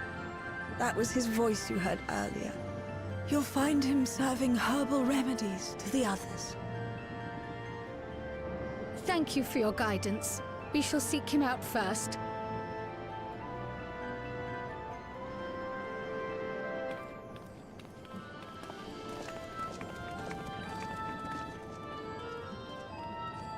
She does recognize... You know what? I'm not sure. I feel like she recognizes Cryo, but she's not exactly saying it just yet. Also, I realized that Lassa just followed. Thank you for the follow, if you were here. I appreciate it. I'm not as much of a streamer as Bonzing, but if you guys just need someone to chat with, I'm happy to be here. And after the dungeon, we're probably going to have a bit of a low in the story. In case you all are not familiar with Final Fantasy XIV, it is not completely...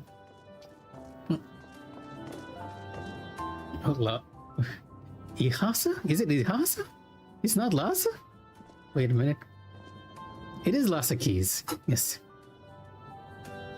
Yes, thank you for the follow, Lhasa Keys.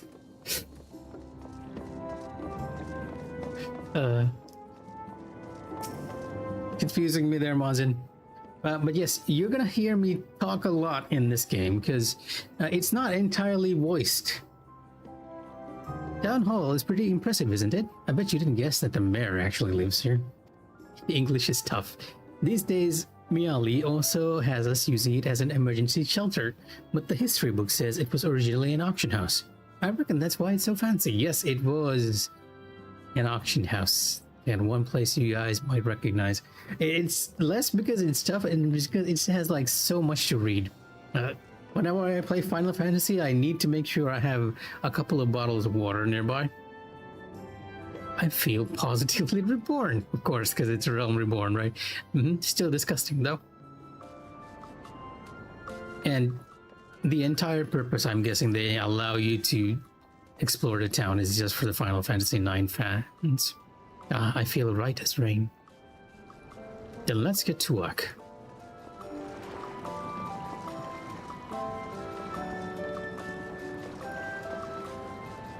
Why is it so long until the tournament? My deck is ready already. My deck is ready, I know what you guys are talking about. Is it over? That Lalafell is hiding behind there. The fight's over. The real work's just begun. You don't need to be doing this, by the way. You could just go to the next story point. I'm just running around because I do enjoy the game quite a bit.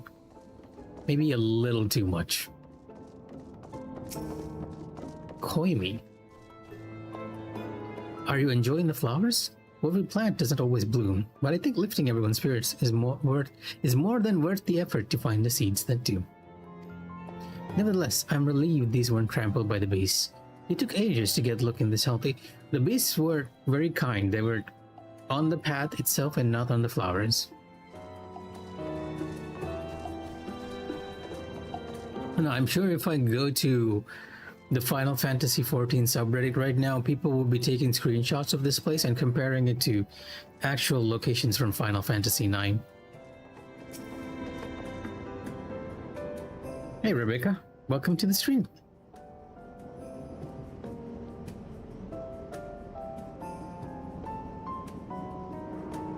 That must be Limo. Heavens, I can smell the herbal aroma from here. None of the locals we pass appear terribly stressed. As Speen surmised, incursions must be a common occurrence. Why, if it isn't our new friends, thanks again for making short work of our foes. If you're gone to the trouble of seeking me out, I can only assume it's for a good reason. Well, oh, this is... I think I saw this Lalafell sweating in one of the previews. You want to help me? Odd, but I'll consider it. Before anything else, though, I must insist you drink our signature remedy, Sleepless Rhapsody. Everyone's a fan. You may find it the teeniest touch too sour for your taste, but it'll set you alright. Just tip it down your throat.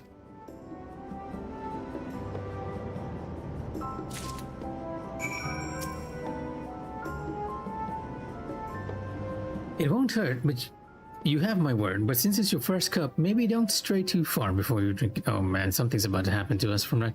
Oh, and don't turn your back. For best results, you understand? Right. Look at my messy inventory.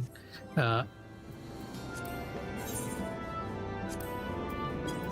you.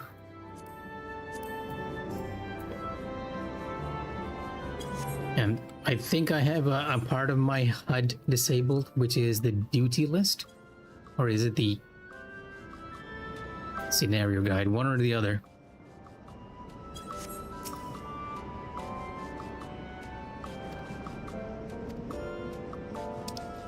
Yep.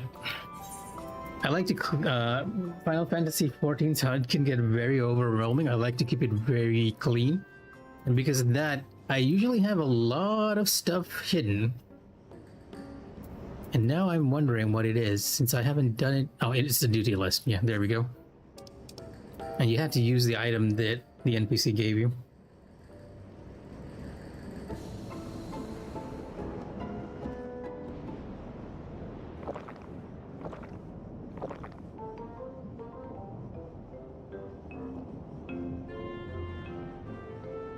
Well, what do you think?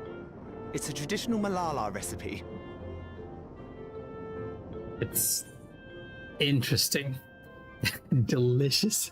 You know, I actually like sour stuff, so I'm gonna say refreshing. It's very refreshing. That means it's working. Working? I'm put in mind of the gelatin I had at the studium. Nutritious, they assured me. I can relate all too well. It's not unlike the syrup leader used to make. Black as pitch and sour as sin. Though, there's no better cure for fatigue. It might be the same thing, actually. You know, Raha, going to bed at a reasonable hour would be the best cure. Wait, are they talking about coffee? But coffee is... You don't usually describe coffee as sour. I do feel shockingly refreshed. Perhaps it stimulates the body's ability to process ether and hastens regenerative functions.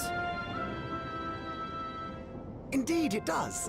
It also counteracts some of the effects of excess lightning, and helps to calm the nerves besides. Which is why you serve it whenever there's a breach in the barrier.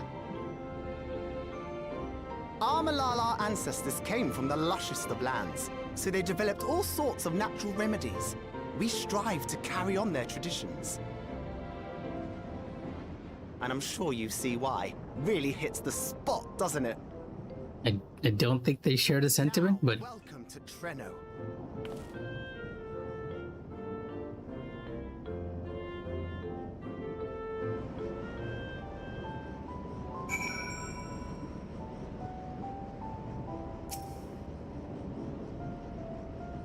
Given its ability to counteract lightning's influence on the body, that remedy could be of use to the people of Alexandria as well. I'm certain Lumil would be more than happy to offer it to them. Yes, I do stream daily, by the way.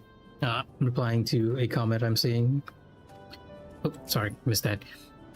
I see how drinking that would be unifying, and it is impressive that they have maintained the tradition here, so far from the Malala's native lands. I forgot to introduce myself, didn't I? Well, I am Lumil. That was me announcing our victory earlier. And since Grandmother sent you to help me with repairs, you'll know I'm her grandson. I'm in charge of resolving any problems the people of Treno may have. My favorite kinds of work includes taste-testing menu items, carrying medium-sized objects, searching for lost possessions of immense value. All stuff that they have the player do on a regular basis for quests. He's talking about fresh quests. And making a snark comment about that. And oh, it's a pleasure to make your acquaintance. I will be going for the quick tongue material.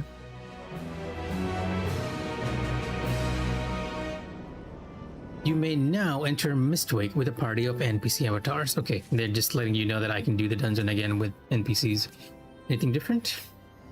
No, same thing. Around the city, Lumil is not yet ready to release you to the sweet meditations of manual labor.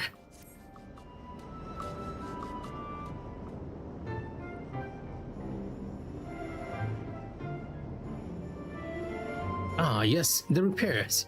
Are you certain you want to be put to work?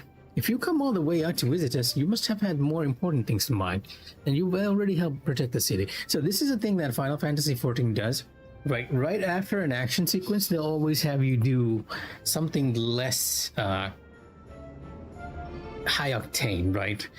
A low after the high of action. And in this case, we're probably going to take a tour of the city or just do random fetch quests, more likely. Actually, our goal was to ascertain the present state of the Mist Continent. The whole continent? Did you come from across the sea? Not exactly. We've actually come from Alexandria. Alexandria? Are you quite sure? No. Sorry, of course you're sure. Would be rude of me to doubt you. It's not every day that we get visitors, let alone from a nation that up and vanished. Again, for more context, the nation that we came from, there's a bit of multiple world or parallel worlds going on here. The city that they're talking about here, Alexandria, vanished from this world and arrived in the world of our character. So, in the perspective of the guys in Treno, these guys, it just looked like the city vanished, so they thought it was destroyed. I know that it must come as something of a shock, but this is our first time in Treno, and we should like to get to know the city and its people. That is why we propose lending a hand to those in need. I see. In that case, why don't you help distribute this remedy to the rest of our people? Ordinarily, everyone would have already come for a cup, but the fiends made quite a mess this time. Might be a while before some can step away from their work. Never fear though, even if their hands are busy, they'll be more than happy to spare a few words for fascinating folks from afar. We would appreciate that. Thank you, Lumo. You're the ones doing me a favor, honestly. Here, take this patch. Yes, it is a... well, it's more like a hand inquest, but close enough. I'll deliver some to Town Hall so you can attend to areas you haven't seen yet. It would be my pleasure, I guess.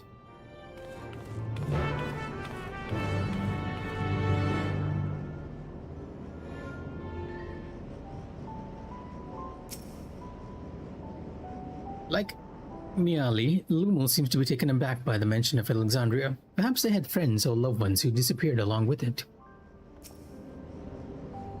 If we split up, we can spend more time speaking with the locals while ensuring everyone receives a remedy promptly. Could you each take a portion? Of course, I haven't had my fill of conversation yet. Rest assured that I can handle pouring liquid into a cup.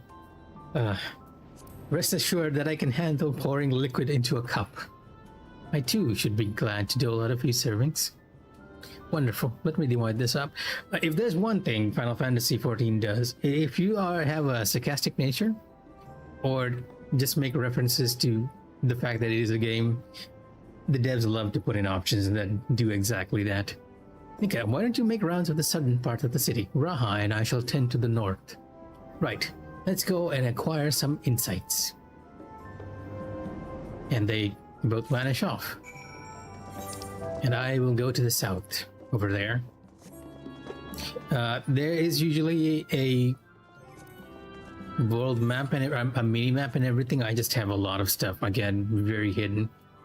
Because the HUD can get very overwhelming. You don't need a lot of it though, especially if you're familiar with it. Oh, I don't know you. Hello. Please don't be offended, but this part of the street is off limits. Not only to you, of course. It's just that there's a lot of damage and it's dangerous for anyone to pass at the moment. In general, you should probably stay away from any of the streets that are in need of repair. Just a suggestion, but please do. Okay, well, I can sort of understand. Yeah, because this is a little area that they made for this story alone, they don't allow you to explore the entire town of Treno, but I think a lot of Final Fantasy IX players will be happy with just this. Although, I feel like it would have been better if you got the entire town, right? To some extent. But that would have been too much work for the devs. Dauntless Laborer, you must be one of those visitors Limo mentioned. Odd place to be visiting, though. A grounding herbal remedy formulated to ameliorate. I don't even know what that means. The effects of lightning exposure, I'm guessing that just means to get rid of it. Guaranteed to free weary townsfolk of their torpor. And yeah, it's very verbose, this game. Oh, you came to deliver the remedy. Thank you kindly.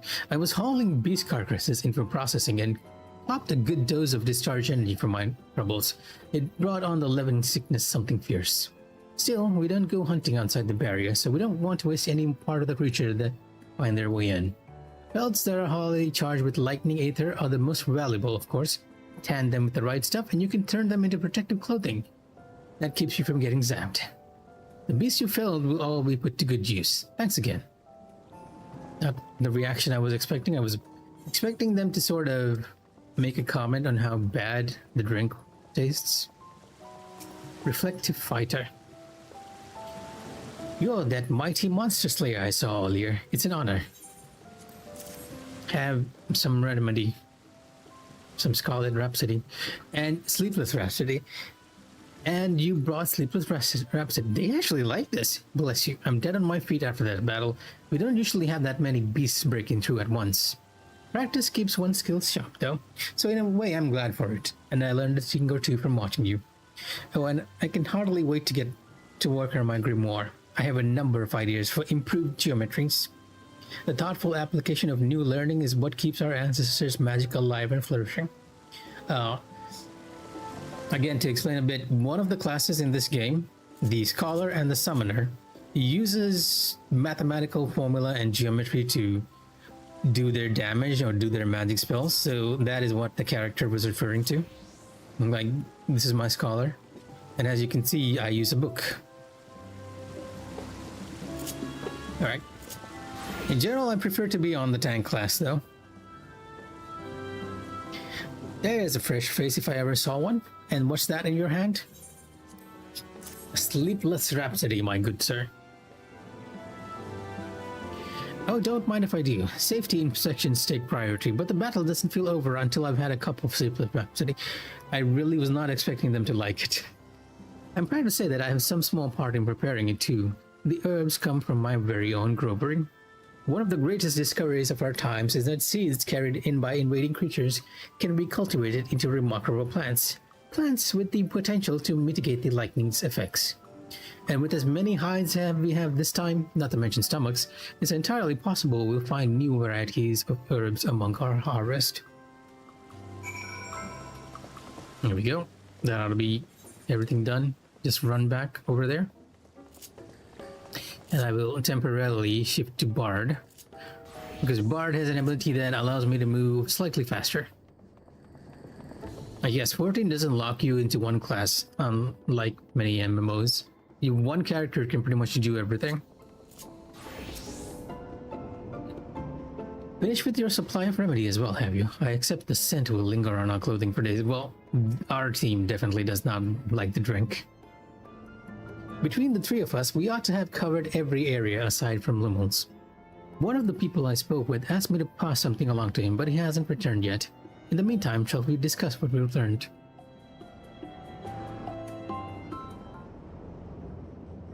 Well, I didn't really learn much other than that they use this stuff. I appreciate your thoroughness in recounting the details. I too learned much, as I helped to treat the injured's wounds. The Malala's curative magics appear identical to Sphne's. This means that either her tutor was a Malala as well, or that the art had spread all throughout the Ninth. Then there are the symbols and tomes, which are highly reminiscent of Arcanima. If these elements indeed originated with the arcane geometries of the South Sea Isles, as in the source, 'tis curious that they have developed in so similar a manner on this shard. Mind you don't share that with any other graduates of the Faculty of the Arcane, lest they beat you to publication.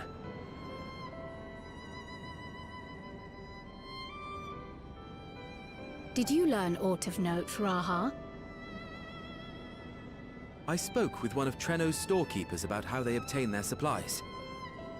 Though they are few and far between, Other settlements yet exist on the Mist Continent, with a rail system okay, so facilitating the flow of goods. this world isn't entirely dead yet. Unfortunately, barrier breaches trigger an emergency failsafe on the main line, so the train is presently stopped at a midway point until operations can resume. There are also maritime routes, but they see only occasional use. Often, as now, Trenno must make do with what is to hand.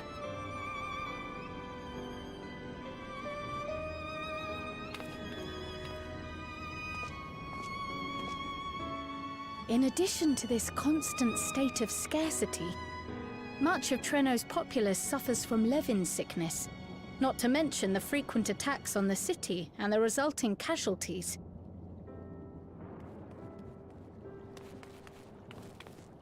Yet everyone we've spoken with seems undaunted by these hardships. They are not only surviving, they are happy in spite of it all. Where there is life, there is hope. And when one believes in a better future, a tomorrow even the slightest bit brighter than today, there is naught to be done but build it. Until, stone by stone, a city rises. A noble city with noble purpose.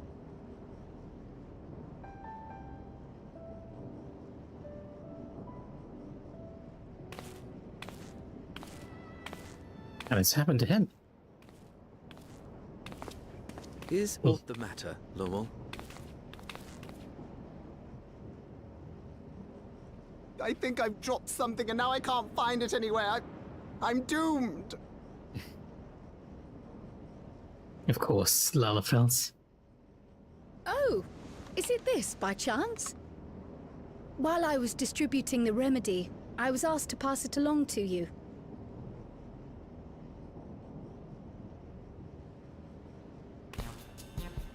Yes! That's it! Yes! I'm not doomed. An interesting choice for a Lalafell voice. I mean, we've seen a bit more on. You've a keen eye for technology. This thing picks up on the ether of the creatures that get through the barrier.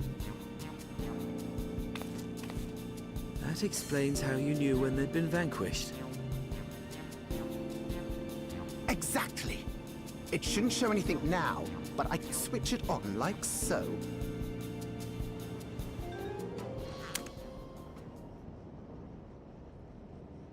Not working?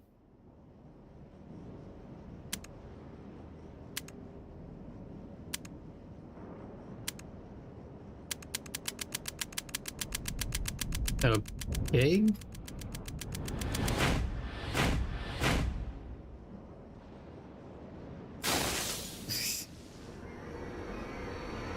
Your favorite Magic the Gathering character. No, she's going to kill me!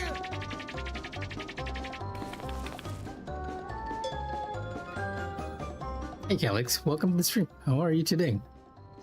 So yes, Rebecca, I can hear you. I don't stream daily, but yes. She's an electro engineer, so she knows all sorts of interesting stuff. I take it she also built that device. So we're gonna go give it to her. Oh yes, that's my sister. She's a genius. Everyone says so. And she won't kill me in front of other people. Probably.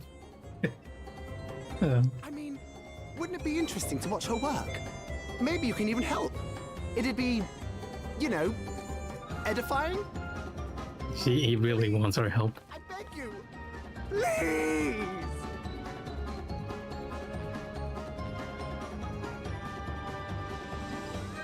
I would love to see this scene in Japanese, but hey, the English voice equally sounds funny. Usually when a Lalafell character is involved, there is a sense of humor in there.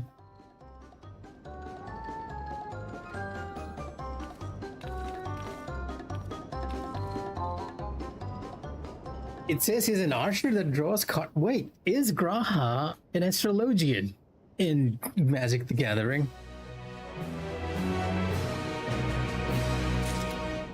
because he's considered an all-rounder in the game itself, right? He can go for any class. He can be a tank, a healer, or even a DPS. But I've never seen him be an astrologian. When he's a healer, he's usually a white mage. But the one class that does draw cards in this game is the astrologian, right? The whole gimmick of the astrologian is that you draw cards. Nope, wrong ability. And use those cards to heal and buff. So that there we have a damage buff. This card is damage itself, etc., etc. It's been a while since I played Astrologian. I'm so rusty on it. This used to be my favorite healer class. But this entire expansion I've been on tank, more or less. And on Scholar. Which might have temporarily replaced Astrologian as my favorite. So just give me a sec so that I can go get some water. I'm already kind of feeling the thirst from saying everything. Be right back, everyone.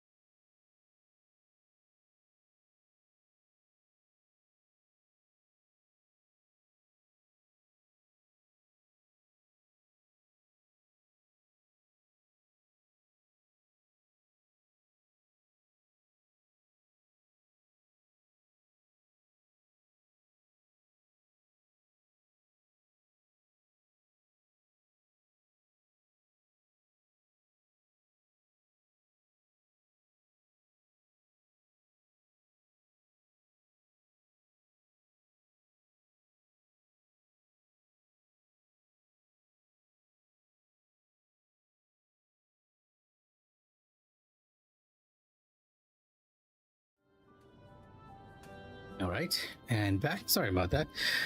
Got a bottle of water and also had a slight snack. We bought biscuits made of potatoes and they are delicious. I just can't help but snacking on them. And the Ian voice acting reminds you of FF15 Impromptu. You know what? I don't feel the FF15 connection too much, but it does remind me a lot of FF12 because it has a lot of British voices, right? And a lot of Final Fantasy XIV's voice acting in English also has that same flair, that same Shakespearean accent in there too. I usually play on Japanese, mind you. It's just that when I'm voicing my own character, it feels kind of weird to have the rest of the cast speaking in Japanese, and I'm going like, yeah, this and this in a cutscene. It didn't feel too good when I'm streaming. So when I'm streaming, I always change to Ian voices. most of the time, unless I'm raiding, then that's usually on Japanese. One wonders how fearsome this Ieni truly is. If Traino's barrier is similar in design to Alexandria's, should we assume that electrobe technology is standard here as well? To explain some of the few things that has happened here, we are inside the city of Traino. This continent where we are was suffering from a lightning storm. You can kind of see it happening outside that barrier there, and that lightning storm stripped the entire continent of all existence. So far, we thought the rest of the continent was dead, but now we've actually found our first little country that's actually okay. Not the digital world per se, it's more like a barrier that's keeping the lightning outside from hitting the town. Because again, this entire continent is suffering from an excessive amount of lightning storms that has pretty much destroyed it. And among all that destruction, we found our first town, which is our FF9 reference of Traino. And what they said in the previous cutscene was because of that excessive lightning, people were suffering from an increase in lightning magic, which causes lightning sickness, or Levin sickness as they call it. To work, Lummel is vibrating with nervous energy. At the moment, ENA should be waiting just past the park. Let's be off before anyone changes their mind. I wondered just how bad his sister is. So Calyx, you should have seen the digital world in Digimon Time Stranger. It has a very different aesthetic. Not at all what I was expecting after playing the older Digimon games.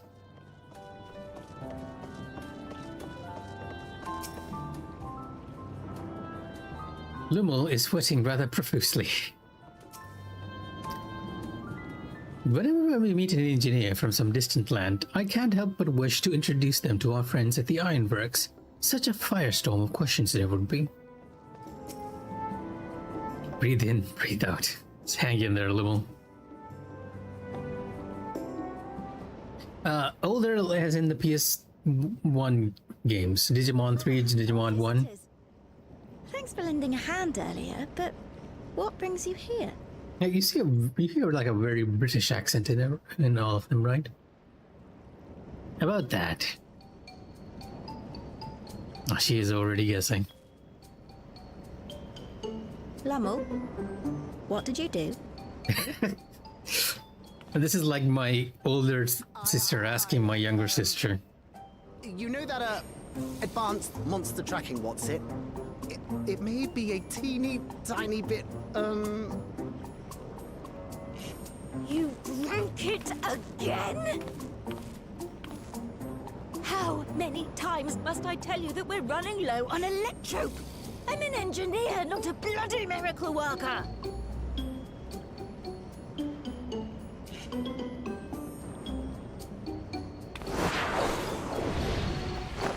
Expressive like this, you mean? I beg your forgiveness.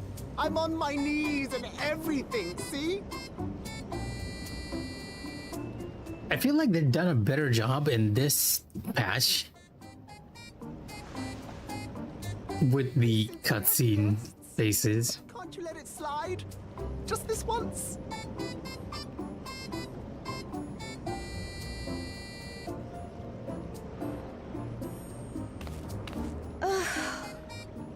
So I don't know, the Final Fantasy XIV players love their Lalafels and their expressions. Just so I wouldn't tan his hide, didn't he?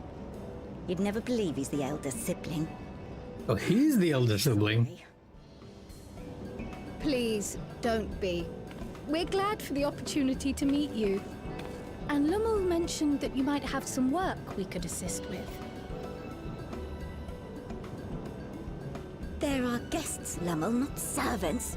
Must we have the manners talk again? The manners talk again? Please don't misunderstand. We asked to help, that we might learn what life is like in Treno. And with your expertise, we also hoped you could tell us more of how the city utilizes Electrope.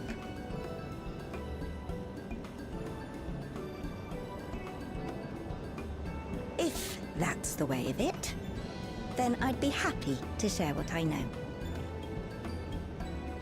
When you spoke earlier, it sounded as if Treno had little Electrope to spare. You know what? Let me... Oh, sorry, I didn't mean to skip that. We never have as much as we need. And much of what we do have is repurposed. Well, you'll find me digging through the scrap heap whenever some vital device or another breaks down. So, again, I'll try to explain the story as we're going along, because I know a lot of you are not familiar with it. Electrope is just another word for electricity. Essentially, Final Fantasy XIV is set in, well, at least it started in sort of a medieval moving into guns technology era, right? But over time, we've moved into different parallel worlds, and one of these worlds has learned like computing and electricity and all those advanced tech stuff. But here, instead of just calling it electricity, they call it electro. But when they say electro, they're also sort of referring to the circuit itself as well as the electricity. Repairing that old barrier should be our highest priority. But we just don't have enough Electrope on hand to do a proper job. Now, it's a material which allows you to make circuits and is very conductive, basically. And the longer we go without access to the mine, the worse it'll get. If only we could scare those beasts away. Sounds like a job for a certain adventurer. That actually makes more sense, right? Because Graha in the game is a multi-classer. He'll go healing, he'll go tanking, he'll even DPS. What I'm surprised by the fact, however, is that he uses cards. Because the only card-using class in this game is Astrologian, and that's a healer. Although technically speaking, that healer can also damage, so who am I to say? Mine on the way here. And we kind of cleared it of the monsters? Aye, and took care of the beasts in one fell swoop. Indeed, and it should be clear of hazards now. You got rid of them? Just like that? Not really familiar with the Warrior of Light again, are you? Safe for mining again. Oh, you meant drawing cards in MTG. I thought he was using, like, the gimmick of that Grahar card was that he was using the cards itself to attack. Because I've seen the Cloud one and the Sephiroth one from another friend of mine. And also the Y'shtola one. No, it seems we somehow help these guys without knowing it. Hooray!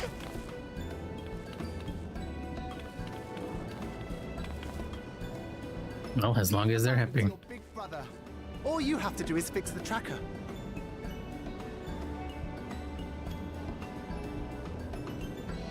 Yes, very well. If you go, do be careful. And once you get the machinery up and running, make sure to send some Electrope over to the barrier service station.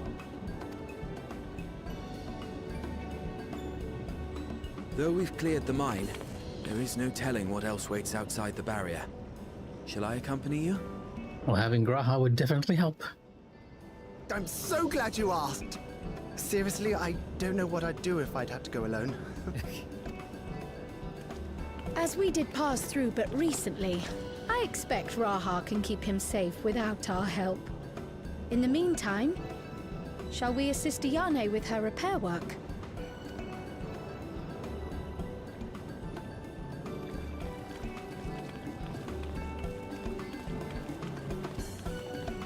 They've done an excellent job with the cards for Final Fantasy for MTG. I've seen not everything, right? For the cards I've seen, they did like a really good job of not only the art, but making sure that whatever they're doing thematically matches with their Final Fantasy counterparts. They put one in mind. They put one in mind of another pair of siblings we know, don't they? Okay, we're talking about Alice and Alphinaud.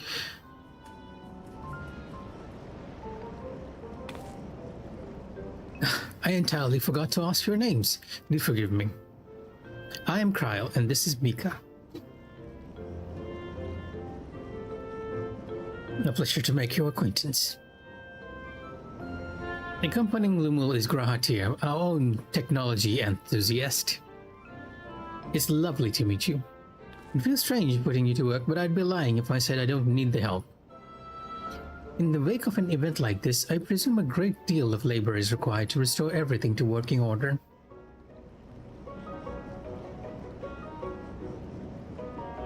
The volume of fixes that need making is one matter, but I could handle it if it weren't for these legs of mine. The paralysis flares up at the worst times, I swear. This is one of the effects of the lightning or the Levin sickness they talk about.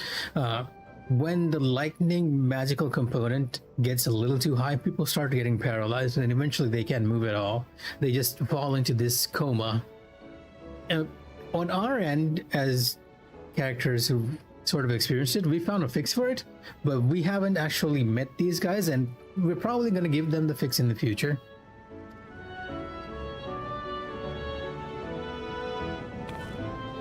I can manage a bit of shuffling from one station to the other on a good day, but I usually leave racing around the city to my brother. With him off to the mine though, someone else needs to take care of the lightning sprites. They're drawn to the discharged aether of slain creatures. I'd offer you the detector to make tracking them down easier, but seeing as Lumul has managed to break it yet again. I do have this though. Toss some at a sprite and you can suppress its ability to sense aether nearby. That usually gets them wandering out from the city towards more fertile ground. Okay, another push question first. I imagine the serious bit will be coming after this one, so we needn't fight them. We'd find it safer not to. When threatened, they'll siphon energy from facilities we need to keep our medical services running, or emit bursts that overload nearby systems. For the same reason, I recommend you stick to the thoroughfares that will allow you to spot them well in advance. I would hate for you to be injured while helping us. Understood. We'll want to split up again to cover more ground. Are you ready to go? Well, might as well get it over with. And I will need to unhide my HUD once again. No, I should just leave that visible just for the story instead of doing this each time.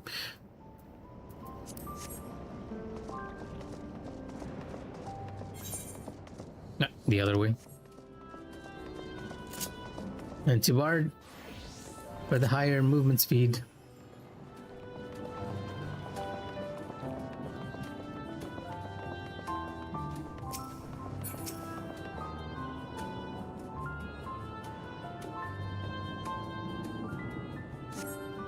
Though you scan the area thoroughly, you see no lightning sprites. I suppose at one point we're gonna have to throw it at someone or something.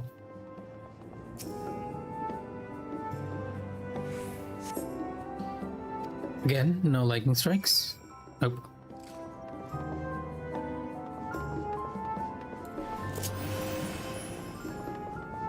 You know what? Let me switch back to Paladin. I forgot that you can actually sprint now, and the sprint effect is permanent.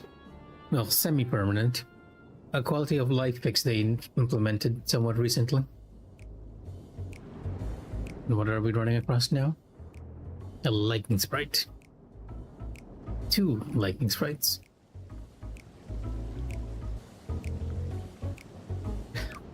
Why the weird muting? Lightning sprites, the time to test your tossing arm has arrived.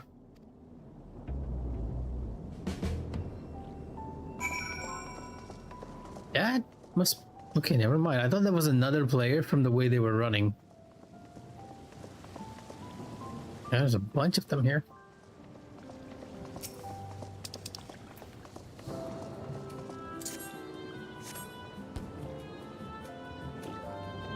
Now, funnily enough, I think you can actually go and interact with these lightning sprites for some additional dialogue.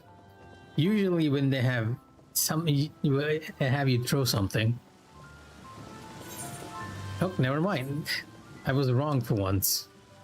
Well, I guess because it's an elemental and they can't technically speak.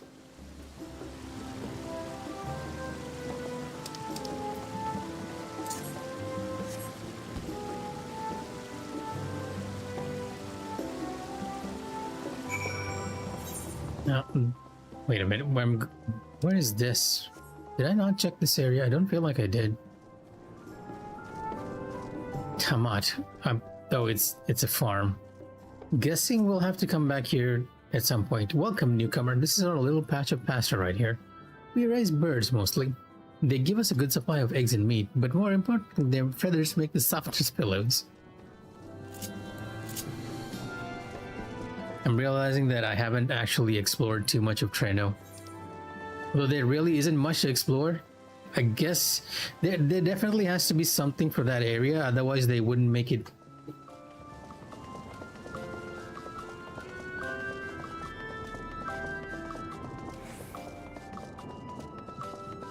Now, if they put a reference to Ballum Garden one of these days, I'm gonna be over the moon.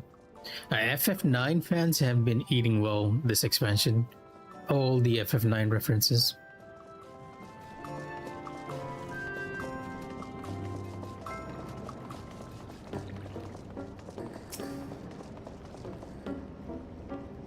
You're back. Were there many sprites? There were a couple, 2 or 3. Just a handful on your route then. Could be worse.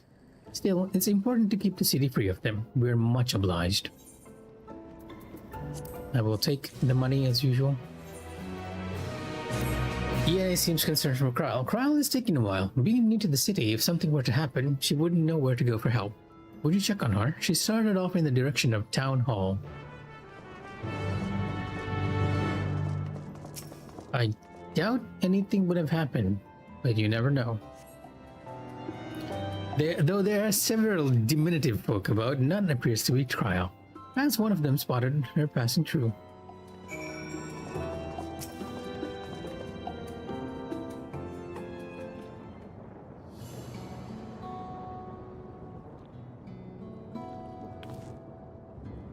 You're looking a mite lost there, lad. All I can help with. Have you seen a woman in a yellow hood? I'm looking for a Milala friend of mine.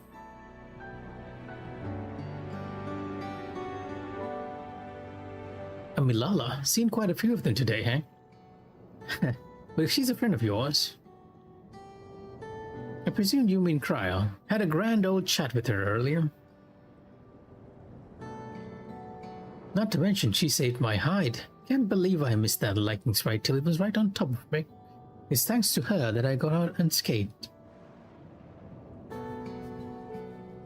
Bit awkward striking up a conversation after that. It'd been a while since I talked to anyone I've known my whole life. She's a kind lass, good at putting folks at ease, like Mieli. I quite enjoyed telling her about the city. When we were done chatting, she went off towards the canal. Had a touch of melancholy about her, though, and I wasn't sure why.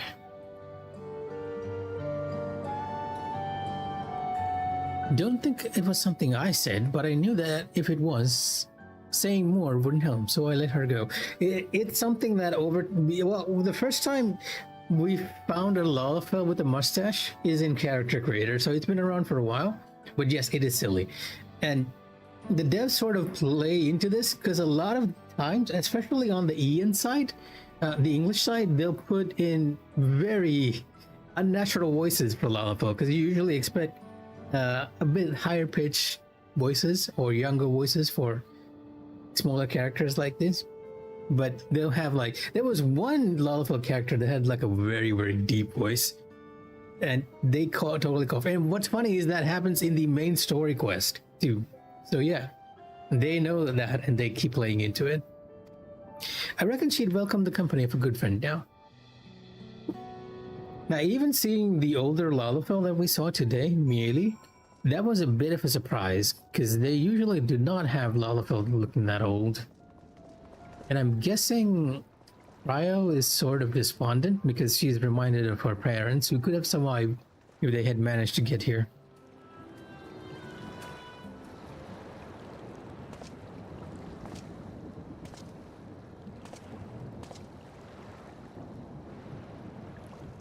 With the Pelicos, totally understandable.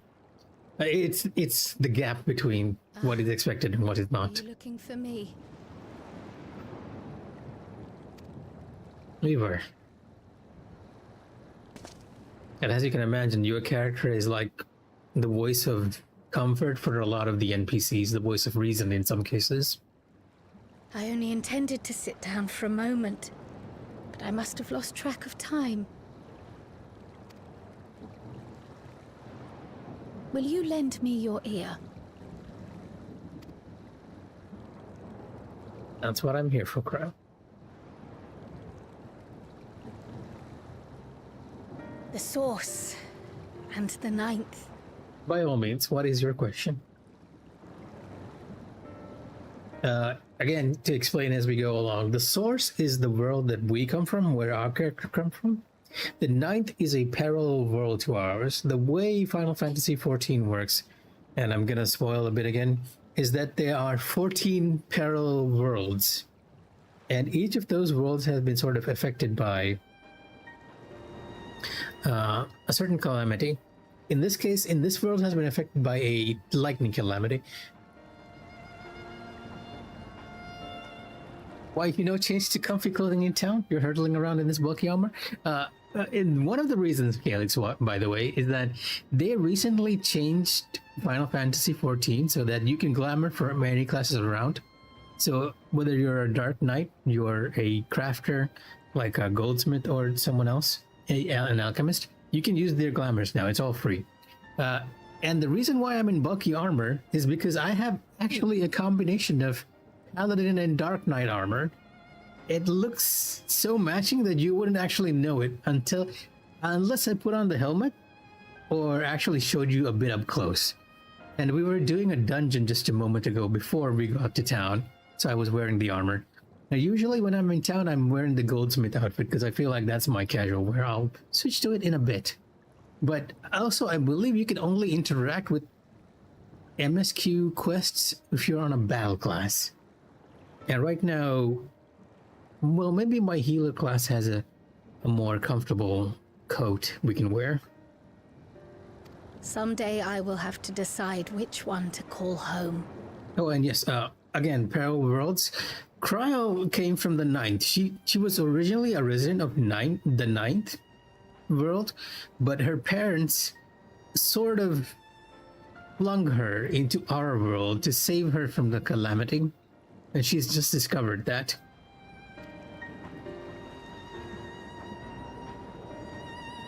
The thought has lingered like a storm cloud in my mind.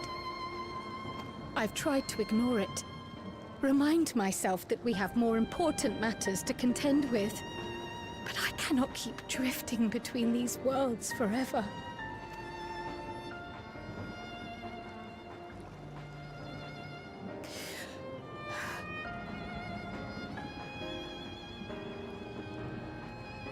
When I first learned the truth of my past, I assumed it would have no bearing on my future. The Source was my home, and the students of Baldessian my purpose. The students of Baldessian being like her scholar research group. But after meeting my parents... Or a simulacrum of her parents that was created in this world.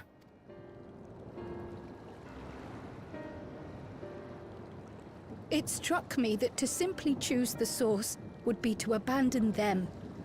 And not only them, but a home I could have loved, had my life gone as it should have. That is why I had to learn more of this place. And the me I could have been.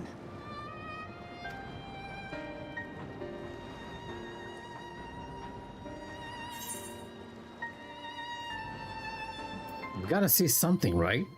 I feel like I can't be a squall here. And now that you have?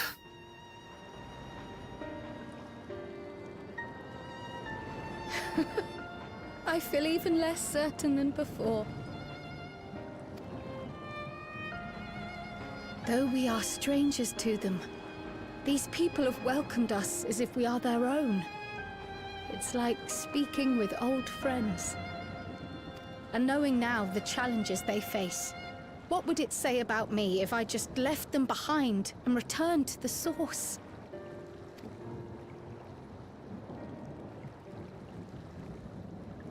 I don't particularly think they will mind either way. Is that who I am? Who I was meant to be? Or is this where I belong? You can choose both, as the meme goes.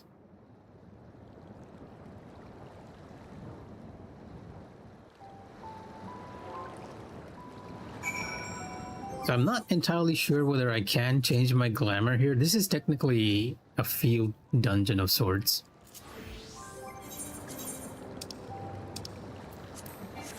Oh, I can. I guess we can be in our casual clothes. Well, not exactly casual, but a lot less bulky than the armor, and I do like the coat. This is a coat you get from the Alchemist crafting class, which looks really nice. Thank you for listening. I'm a little less afraid to face the answer now, whatever it may be. And when I find it, I hope you'll be there. But we kept ENA waiting long enough. Let's hurry back. Also, recently, the devs have been actually putting your class, like considering your class a lot more in cutscenes. So I'm always sort of curious what would happen if you are a paladin as opposed to a healer. I don't think it's gonna happen in this, but we'll see. We'll see. And I'm sort of understanding where the next boss is gonna come in, because they mentioned a train being stopped.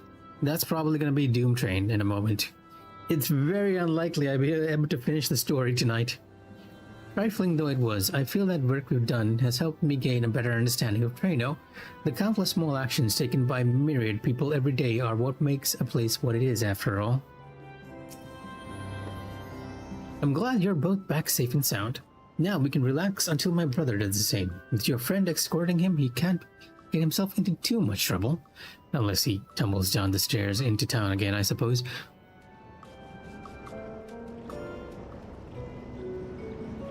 That reminds me. The structures near the barrier all seem to be designed for Milala. Is there a reason that those in the center of the city are so much larger? Oh yes. The center is the oldest part of Treno, built by the Hewn and the Eldite before the Milala came. Context, Milala are the short characters we have here. In our world, we call them the Lalafell. Hewn, as you might guess, means humans, and Eldite are usually elves or Elizan. So Treno predates the Milala's arrival?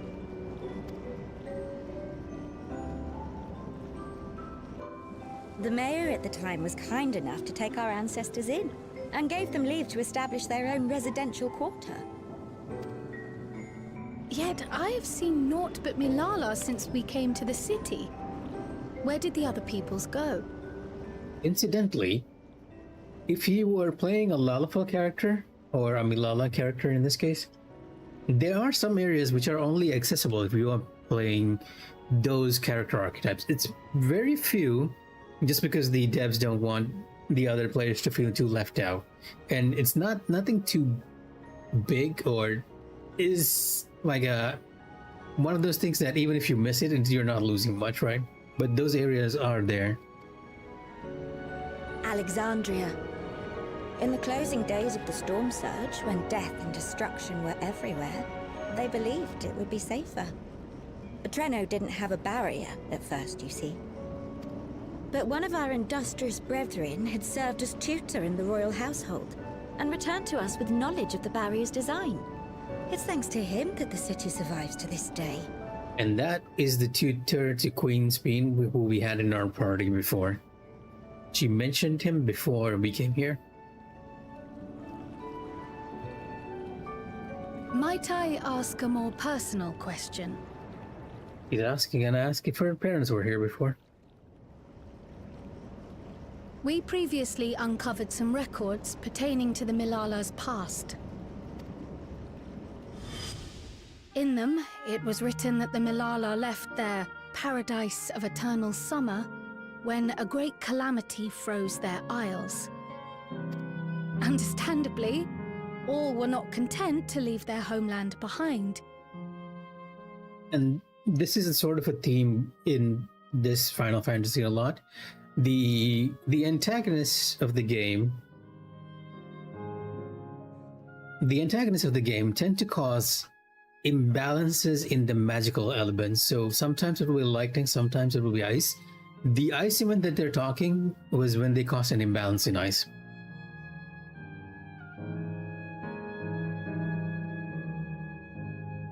From Brits or Americans, I feel like both have been, there are cases where both have been good, right? Like I wouldn't consider people like Jennifer English or Ben Starr, like both have different accents, right? But both are equally good, and both are characters in Expedition 33 who were nominated for their voices, as you can imagine. It really depends on the person himself. I don't think it really has anything to do with where they're coming in from. Oh, that's a difficult question for me to answer, because I don't really know the names of a lot of voice actors unless it's a recent game that I'm playing. And that's one of the reasons why I mentioned Ben Starr and Jennifer English, right? Astorian's voice actor also comes into mind. Karlak, the entire cast of Dispatch, all the YouTubers and everything. Yes, Jennifer Hale was also very good. Well, in general, Mass Effect's voiceovers were all great, right? Most RPGs have really, really good voiceover casts because they sort of kind of need it to make sure that players connect with the characters, right? But I usually remember casts from Final Fantasy game. One of my favorites is Doug Elroyd, who voices Qual in a lot of games. You know what? I'm kind of forgetting that one female voice actor who does a lot of voices too. Now, I'm gonna have to look this up because it's gonna bother me quite a bit. She voices Yukari in Persona 3, who I feel like is very noticeable. Tara English is another one. Michael Roof, yes, that is Michelle Roof. Sorry, not Michael. That is the voice actor I'm talking about. Tara Strong, Tara English. Yes, the old voice actor for Squall was Doug Ulrich, I believe, for the Dissidia games. I am just checking to make sure that I'm not saying it wrong. Yes, Doug Erholt. The reason why I remember is because Squall is a bit of a favorite character of mine. The edgy teenager that I was back in the day.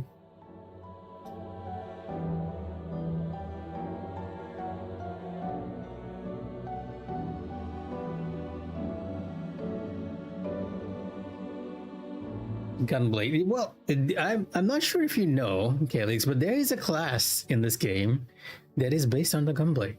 I will show it to you after the cutscene. I'm just taking a look at all. I'm trying to remember the name of the voice actor for Nathan Drake, because I feel like he's also one of those most common voices that I hear. Nolan North, that's the one. And I believe Nolan usually has like an American accent. So again, it really doesn't really matter where they originate from. It just depends on the voice actors. They're all good all around.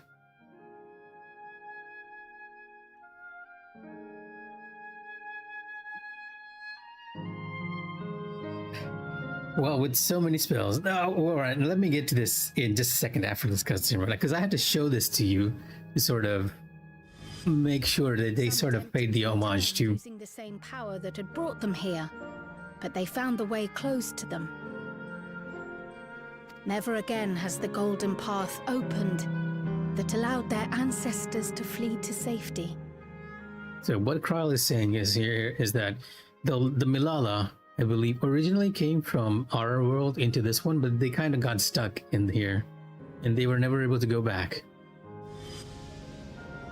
Tell me, were that golden path to open once more, and you were to find the Milala homeland restored to its former glory, would you go back?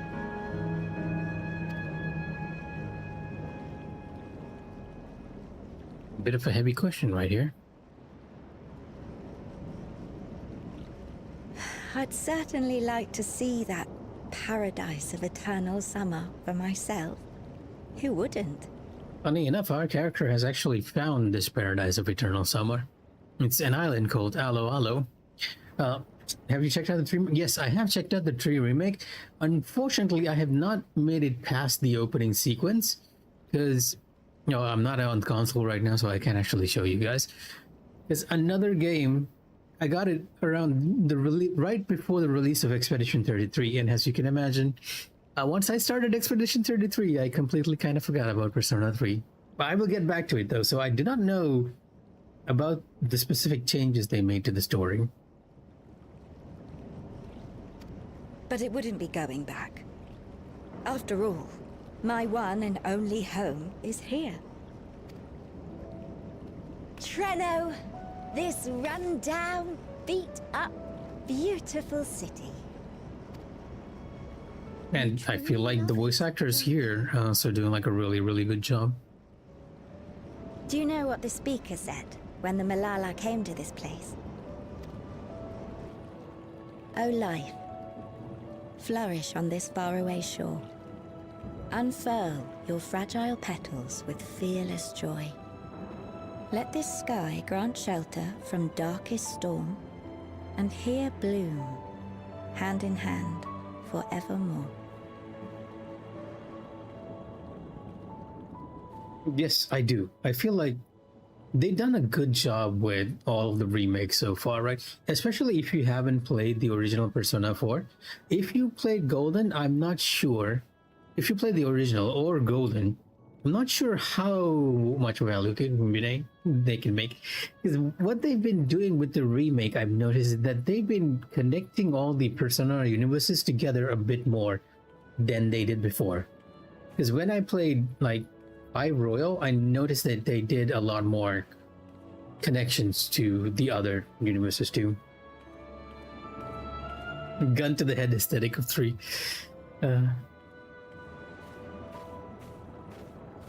Between the two, I still like 3 as well. Like 3 is my favorite Persona, so you won't hear any argument from me on that matter. One of the reasons is just how edgy they can get with the gun head to the head instead though. But I just like the main character a lot more than the others. I feel like I can relate to him a lot more. Also, the themes of 3 are, I feel like, a lot more serious than the other 2. Even though a murder is happening in one and in the another, you're sort of being framed a lot of times.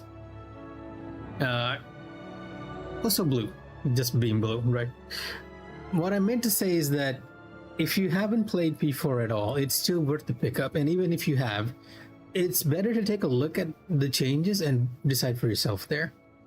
Because whether you played the original or not, usually the cast has done a good job of making sure the game feels fresh if it's a complete remake. If it's not a complete remake, right? Because Atlas has done some scummy things before. And before they released P3 Reload, they remade P3 for Switch and everything. They just released the old game on it again. And it wasn't even the PSP version, which had the female character available and other cameos like Vincent from Catherine, right? None of that stuff was in there. They just released it and sold it at full price, which is very scummy of them. But the remakes, I feel, are generally worth it just for the improved graphics, the improved voice acting, and even the little changes they make. One of the changes, for example, I noticed is that you will meet your social links a lot earlier than you're meant to. Like if you're running around in school, or if you're just having in a cutscene, on the cutscene to school, you sort of see your social links in the background. And if you played the original P3, you'll be like, oh, wait, I know that character. I had a social link with that character before, and little stuff like that, right? Makes it work. We never forgot those words. Not my ancestors, nor my grandmother. I'm so sorry for delaying the cutscene. I tend to get into a tangent when I was talking. That communal spirit, that is Treno. No matter what comes or how hard it gets, we'll choose joy over fear and stand together. There's nowhere else I'd rather be.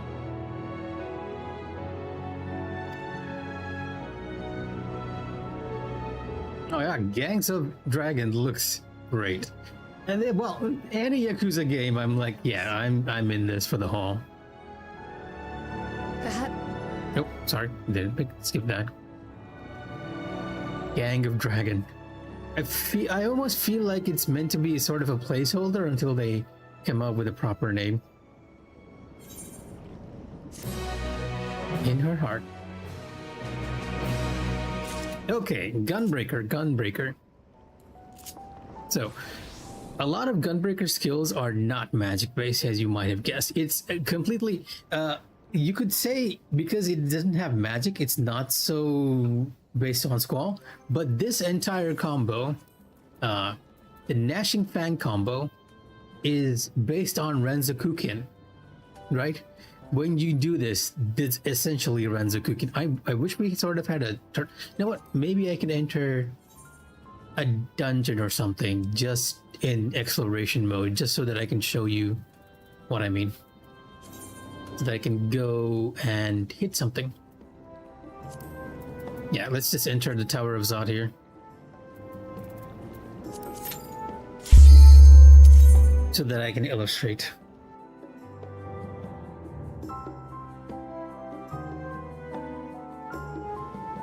And I do believe... Did I you know what? I don't even remember. I think I mentioned it before, but I don't feel like I've ever showed it to you guys. Let's bring out a striking dummy so that we can show it. So yes, this combo over here. This one, Gnashing Fang, Double Down, Burst Strike, Continuation. That's Renzokuken, because the English version of Renzokuken is essentially continuation, right? So if I go like this, we'll start with Gnashing Fang. State. But you might recognize this animation, right?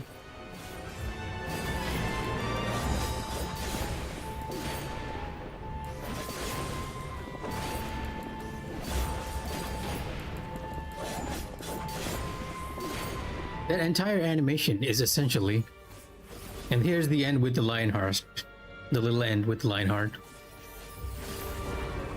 But yeah, and I can do a lot more now because they made a huge change to Gunbreaker in this patch. And so a very obnoxious music in the background. But yes, let's put here so that I'm not... Oh, sorry, I need to get rid of you.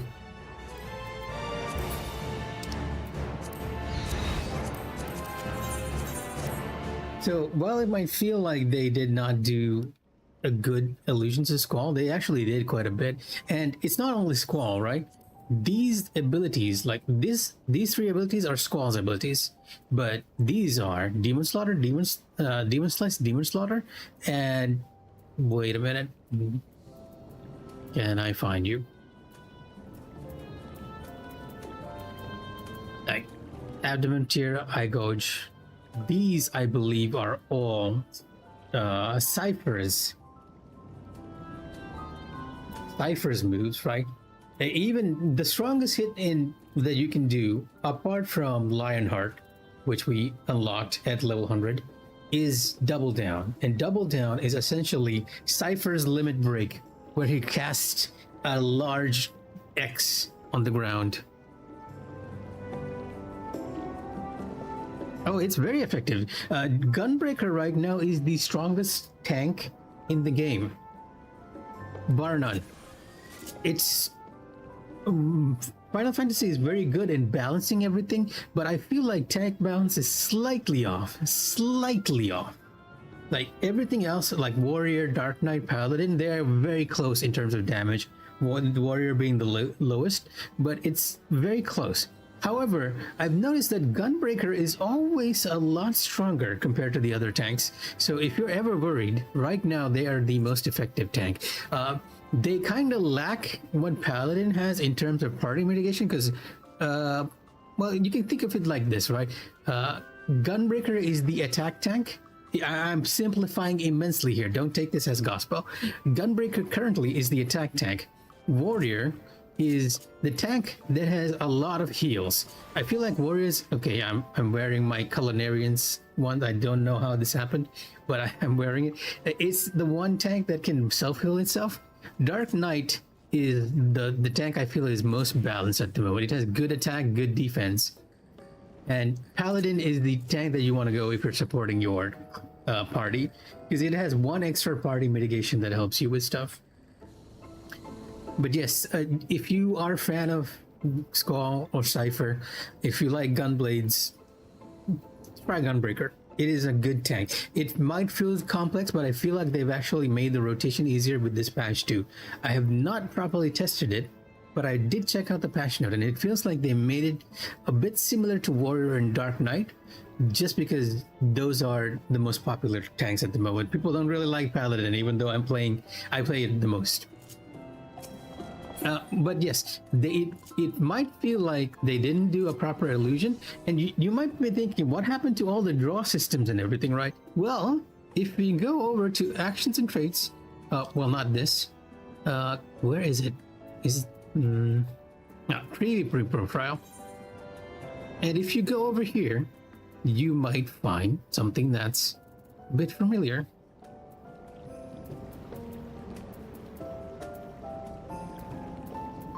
Wait a minute, did they remove that? Oh, don't tell me they removed it. They couldn't have. Is it in roll? Rampage, quick chat.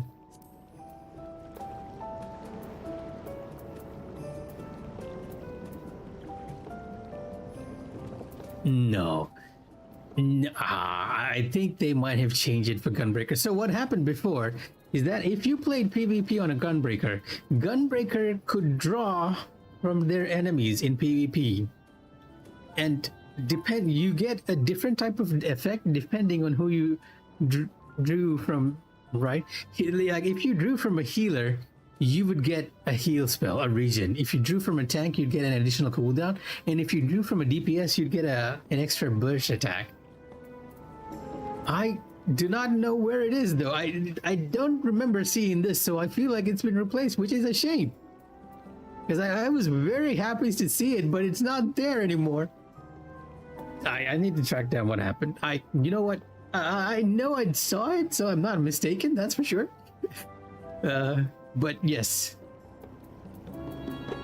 This is so weird. So weird. Yeah, they really changed. I guess it might have been a little too powerful or a bit complex, because it kind of depended on who we were drawing from. Yeah, no, we're not seeing it here. Like Terminal Trigger and Relentless Lush, these are like new ones.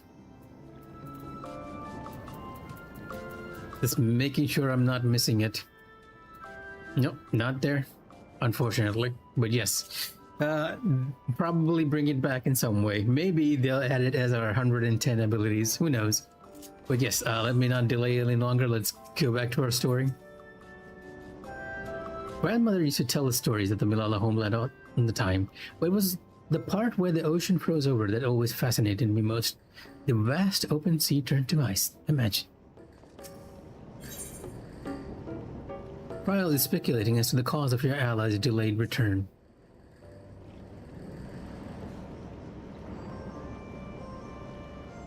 Earlier, you said that your brother couldn't get into too much trouble if he was with Raha, but how much trouble is that precisely?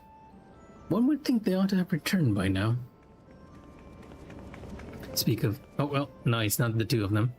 Conversely, I hadn't expected to see the two of you again so soon. I take it Miele's curiosity is sated. For the moment, I gave her a brief account of the situation in Alexandria, as well as events involving the key. She was most interested in the latter. In fact, it seems she knew of the relic long before we did, and wishes to discuss it with everyone.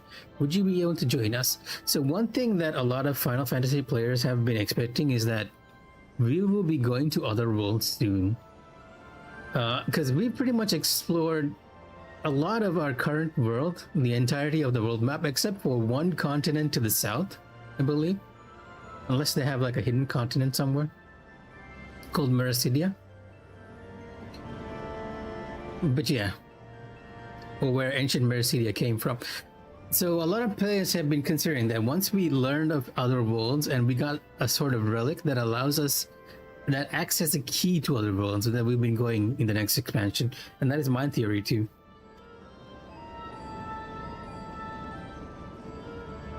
I should love to go straight away, but we are awaiting Raha's return. As we speak, Miele herself is making her rounds to the city. We have time. And something is about to happen, because the way the story in Final Fantasy usually goes is it's like a lull in the story and then something high octane, right? And I'm guessing it's going to have to do with Doomtrain. I have a mind to re-establish diplomatic relations with Treno, but it goes without saying that there are logistical challenges given our respective locations.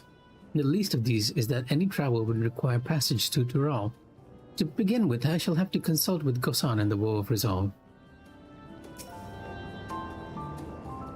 I wasn't certain if we should divulge any information concerning the key, but Alexandria's present location is difficult to explain without mentioning it. Fortunately, it turned out for the best. Yeah, we have the key for traveling to other worlds, we just don't know how to use it. If the Milala arrived in Treno immediately after fleeing the source, I can understand how its mayor might be privy to the knowledge of the key, particularly when that mayor is a Milala herself. Alexandria, the kingdom past the mountains, the one that vanished. I'd wondered where your lot came from, but that wasn't my first guess. Or my fifth, for that matter. And we're waiting for Graha, and they're gonna be running in, probably telling us about Doomtrain activating or something.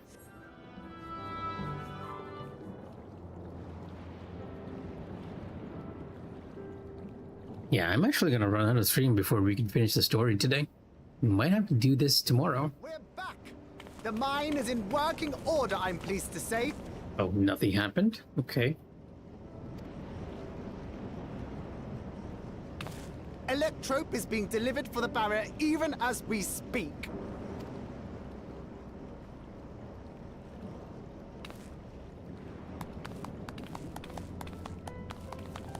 Have you two finished regaling the mayor? We have. I'm so not used to hearing these characters' English voices. Though she has her own story to tell. Of the key, in fact. We thought you might like to join us at the... This is an evacuation alert. All citizens, please proceed to emergency shelter. Repeat, please proceed to emergency shelter. The Doom train is approaching. Repeat, please proceed to emergency shelters.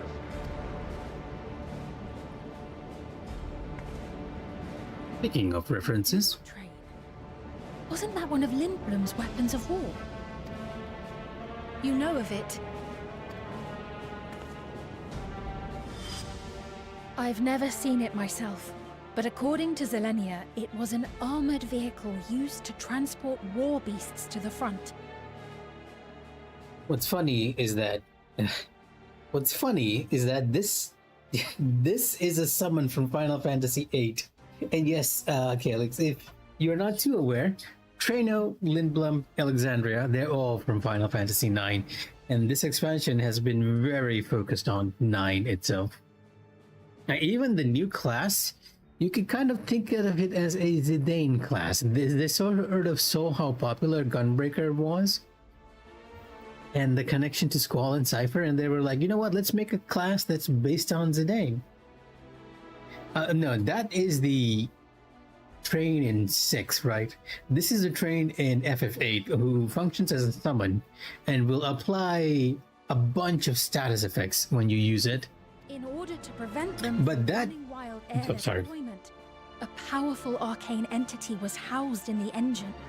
But that train that you mentioned is part of another raid series, which was why it was a surprise that we are getting this, the Doom train, because now we have technically 2 train raids at the moment. The end of the war didn't slow it one bit. Quite the contrary. Fueled by lightning ether, it's been speeding across the continent ever since. The Doom train and its beasts bring death and destruction everywhere it goes. It's a veritable calamity on rails. Now, well, let me see if I can find this real quick, like an image.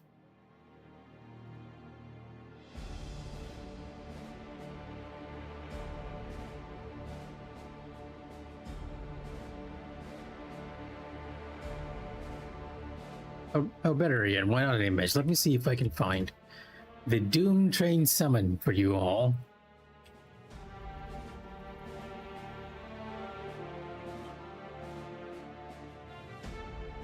Okay, here we go. And as usual, and this time I'll make sure that you guys can actually hear.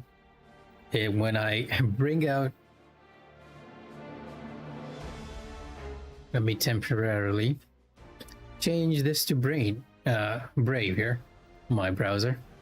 And yes, this is from Final Fantasy VIII, and I will very temporarily change the audio from this, from our application, to my browser as well, so you all can actually hear it. But yes, this is a summon from FF8, and this is essentially what it looked like.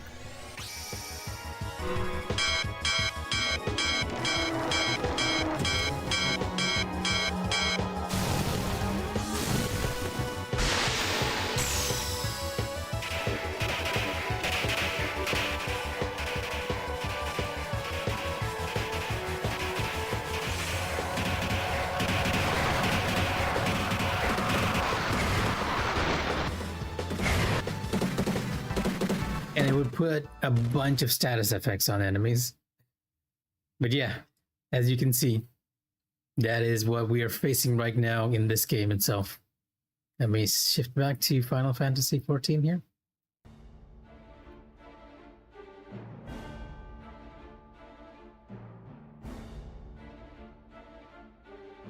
Video games are magical. I know, right? Who would have thought using a train as a summon was a thing? And from that animation itself, you can sort of see the FF8 reference right there. They were using the same camera angle for this right now. Definitely what I was not expecting, because we had an expansion that was more based on FF8, which is Shadowbringers. So I was not expecting this at all in this expansion. Passed near Treno some years ago, claiming many lives.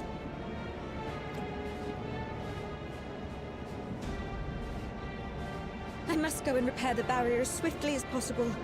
Without it, we haven't got a chance. You can't be serious! You'll never finish in time, and you'll be right in its path. I might have to do this trial with other players, though usually if it's a story trial, they don't make it too difficult. They have a harder version called Extreme. Well, we'll see. We'll see if I can figure out the mechanics on the fly.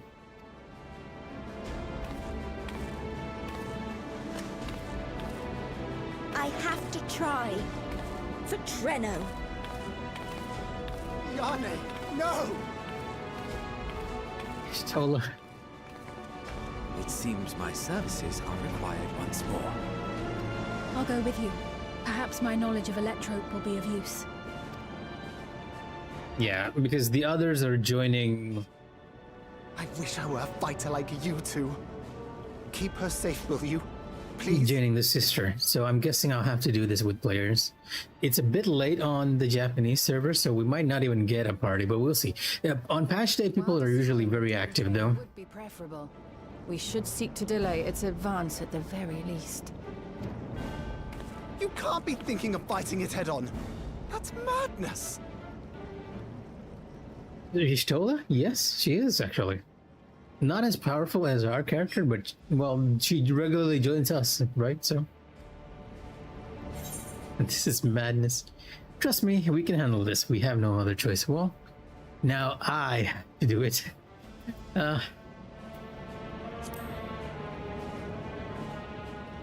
we have no other choice. If your mind is made up, there may be a way. There's a freight depot not far from us. We can use the train that stopped there. Raha mentioned that before, did he not? The Doom train will have to pass through the depot to reach Treno. And since the evacuation alert was only just triggered, we might be able to reach it first. So, we commandeer this freight train, match our speed to the enemies, and use it as a platform from which we launch a sustained counteroffensive. Is that your proposal? It'd be better than trying to smash the bloody thing before it runs us all over. And if it might save Yane, I'll do whatever it takes. Let me drive the train. That will leave you free to concentrate on the fight. Yeah, we're gonna go fight a train. It is madness. I need to grab a few things. Meet me by the gate.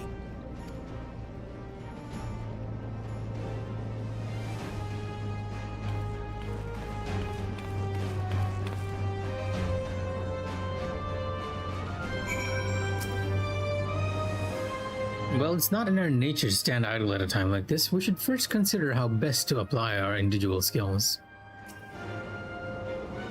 If anyone can stop a speeding weapon of war, it's Mikh'a. But we must also recognize the threat posed by its company of beasts. I am glad that you're okay with the idea of me going to stop a train. If its influence is so powerful that even as it barrels ahead and thrall creatures continue to follow it, then the train may well gather additional minions as it draws near. There's no telling how many will charge Traino's gate, so we should prepare for the worst. Perhaps Y'shtola and I ought to remain on guard here. So yeah, we are going to be playing this with players. I'm inclined to agree. Mikh'a, while you remove the head of this metal serpent, we will attend to the defense of the city. Among other things, we must do what we can to ensure the citizens get to the shelter before the fighting begins. Godspeed.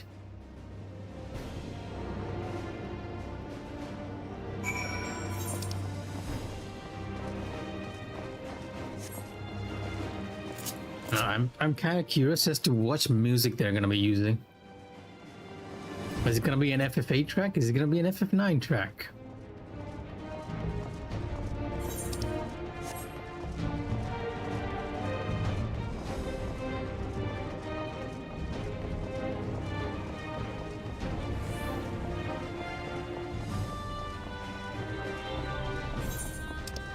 Papa Limo? Papa Limo used to be a character back in, well, Realm Reborn. It's a bit of a spoiler though. Are you sure you want to know about that character?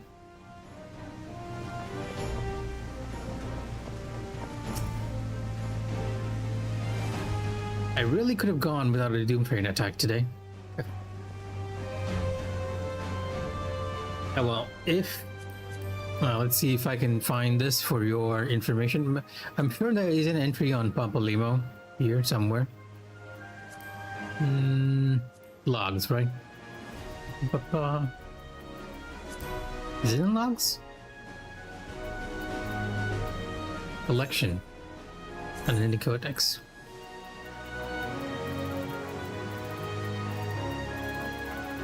Wait a minute, is there really no... it can't be right. There has to be an entry on Papa Limo here. There isn't an entry on Papa Limo. But yes, Papa Limo used to be a character before we became famous as the Warrior of Light, or our character, I mean, we were working for a group known as the Scions of the Seventh Dawn. And Papa Limo, Y'shtola, Tancred, all of these characters were part of that group. However, during a certain sequence of story events, Papa Limo kind of met his end.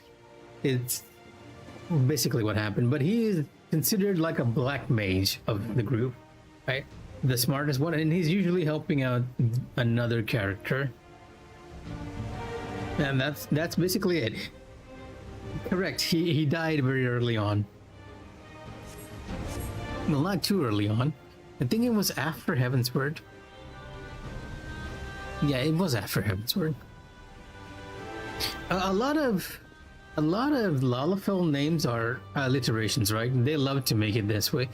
I can't quite display it here, but if you go to the city of Lalafells, like Uldar, or anywhere there are Lalafells, it usually has things like that, like names like that. Or maybe I can kind of show it to this as well, if we have another Lalafell around here somewhere.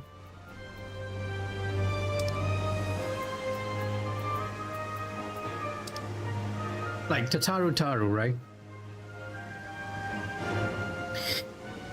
And I didn't want to give away too much of the story, but I think just from that card, you can sort of see what happens in the story. See, this is what I meant by that the MTG cards do a good job of actually depicting the character.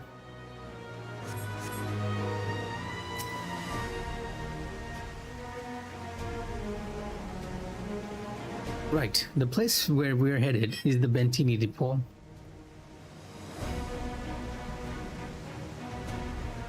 Although Traino has its own railway station, our assailants primarily left it in need of significant repairs. Thus, we'll be taking a hover cargo. My friend here has volunteered for the mission, and yes, I did explain the dangers.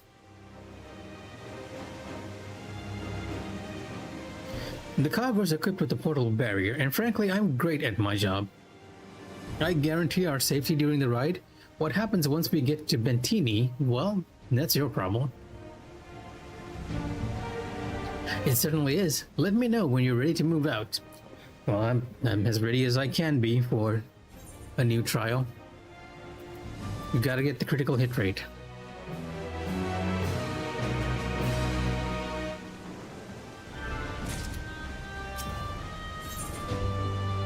Where we call home. Ready? Then our fearless operator will help you aboard. We make for Bentini with all haste. I'll have us there in a flash. Do keep any limbs you're attached to and would like to remain attached to inside the vehicle.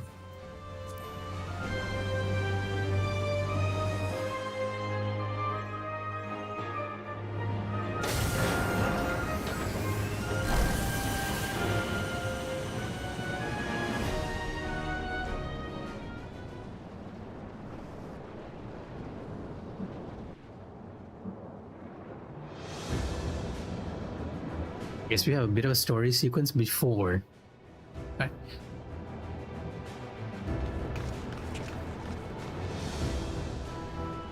Yep. Mainly because it's related a lot to Kryle's story, but it is.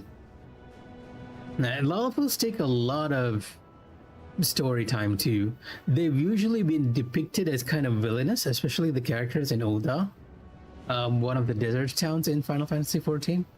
So I believe like this is a bit of a redemption arc to a lot of Lalafels out there. But yes, they waddle instead of walking normally. You'll be riding that flat car at the rear of the train. I'll be all the way at the front, pushing her as fast as she can go. The Doom train moves at breakneck speed. If we're too slow, it will plow right through us. Speaking of which, we'd best get underway before it does just that. Don't forget you're fighting for Ayane. For all of Treno.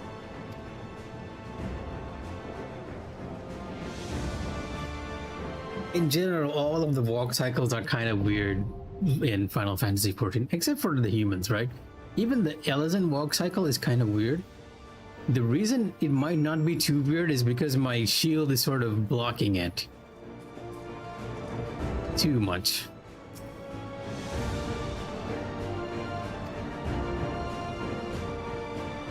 Oh no, Ayane is Limel's sister. The sad Lalafell was Kryle, who's a part of our party.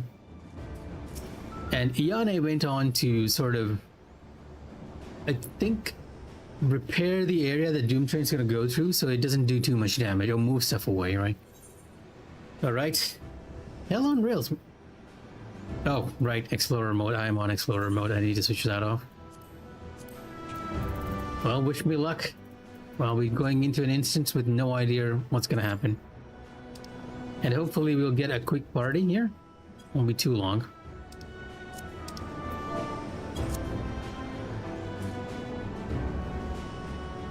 I'm assuming that because this content came out today, it'll be like a few minutes, like 2 minutes, 3 minutes. The estimated time is 5 minutes, but we'll see.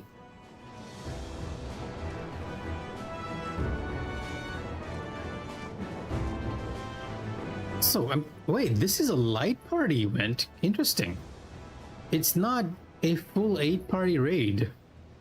Maybe the extreme content is what? Classic Mikh'a content. Just waiting for nothing.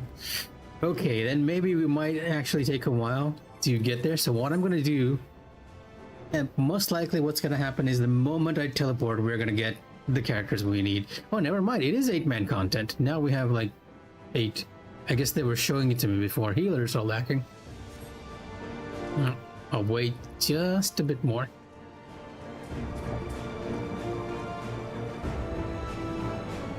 Because we're only missing 1 healer. You guys are about to see me suffer because whenever I usually go into a new instance, I get very confused easily. And I do believe Doom Train involves a lot of going up and down.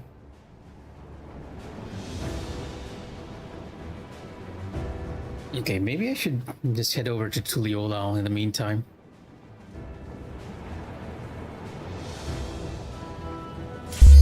Oh, here we go.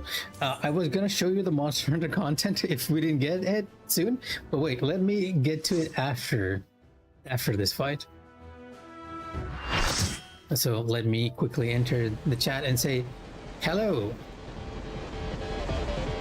This is my first time here.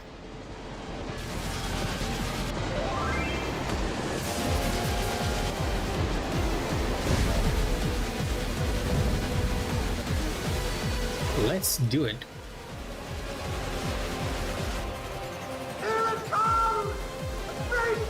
Oh, it's a Final Fantasy IX soundtrack.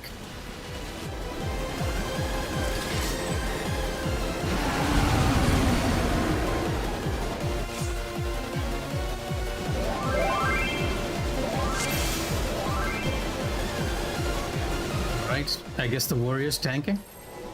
Yep, he is.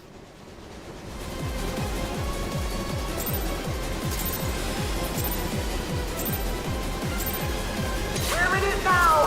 I'm counting on you! I might not be responding too much to chat shit when we're doing this. So many effects. Lightning Express. That's going up. This is going down, I guess. Oh, what? Okay, not what I was expecting. Windpipe.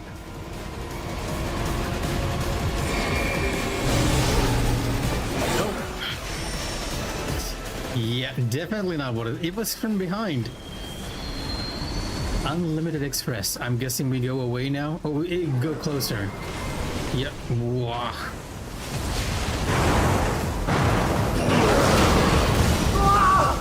The Flicker!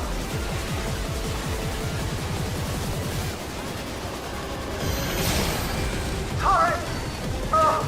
Good luck! Good luck. Oh, other side.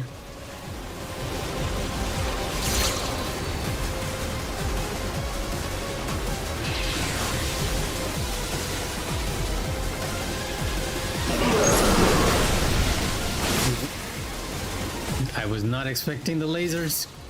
Our 3 stacks of damage.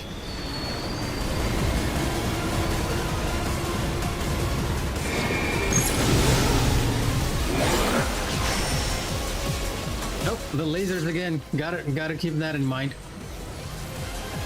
I'm gonna take a lot of damage. Oh, never mind. I think the shielders shielded me.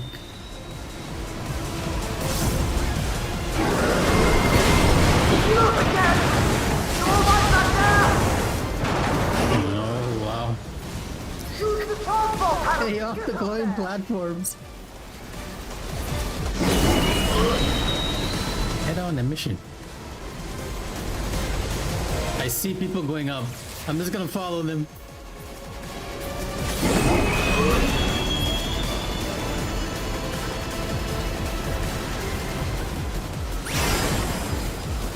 And now we have verticality in play.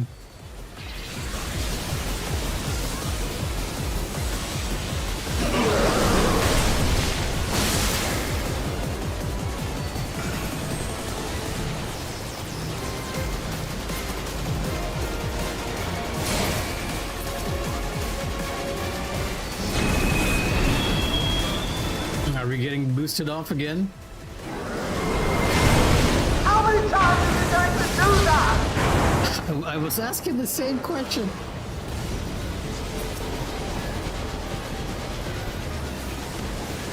Runaway train. That can't be good. That's probably its signature attack. Yeah, it's gonna do the animation from FF8. Yeah, it is doing the animation from FF8. Oh my god, what incarnation is that? It's targeting me.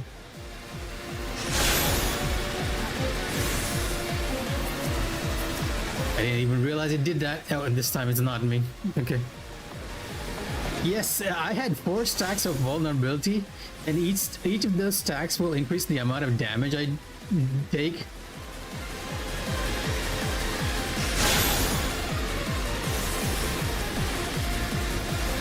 So, unless the shielders put a shield on me, I would have died instantly. The tank mechanic just hit everyone. I will protect you guys. I'm not sure where the train is coming from. I see it in the... Whoa. I'm gonna take a train in the face. Yeah, for each time you mess up a mechanic, you get a stack that increases the amount of damage you take. You're still on board, right? That's how they punish the players. Whoa, it has arms now. Ethereal! Arms? Arcane Revelation.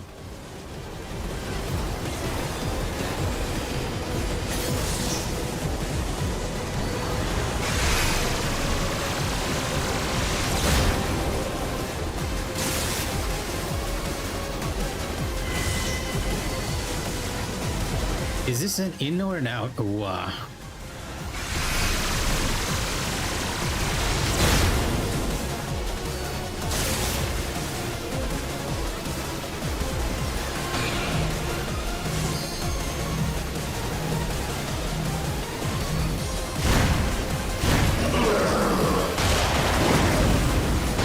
I have to disconnect the car! Quick! Jump on the next one!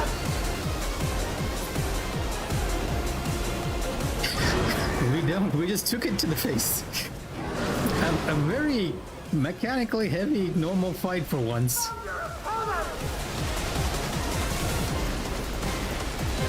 Arcane Revelation. Is it a near or a far?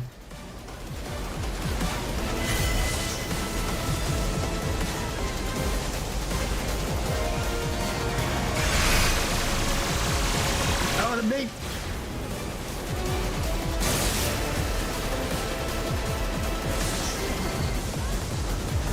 There's another target there.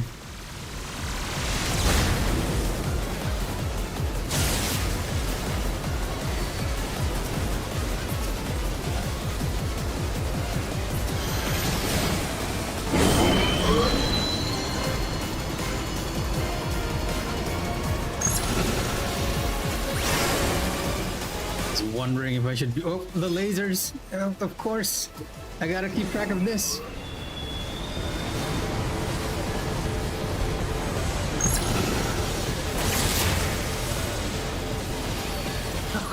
I dashed down, I was safe.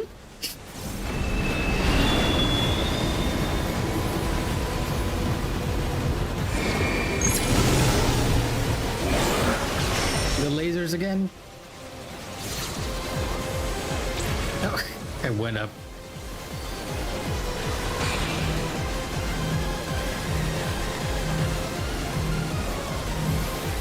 Hey, at least I'm not the only one getting stacks here.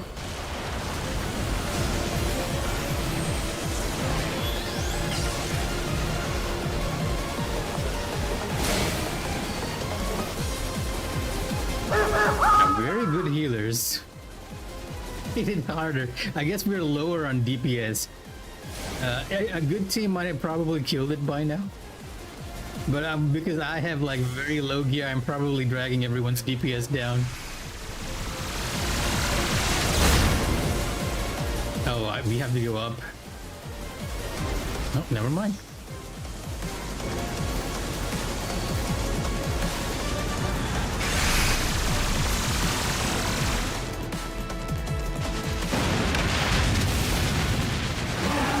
So, dear Lord, I just realized how loud the game is. No wonder I was shouting there.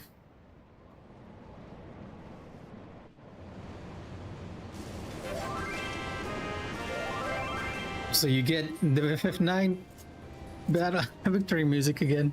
I will have to give it to the scholar because he is the one who's been shielding me there. Most of the normal mode stuff, the story stuff, are pretty easy. It's the extreme or the savage ones that take a while.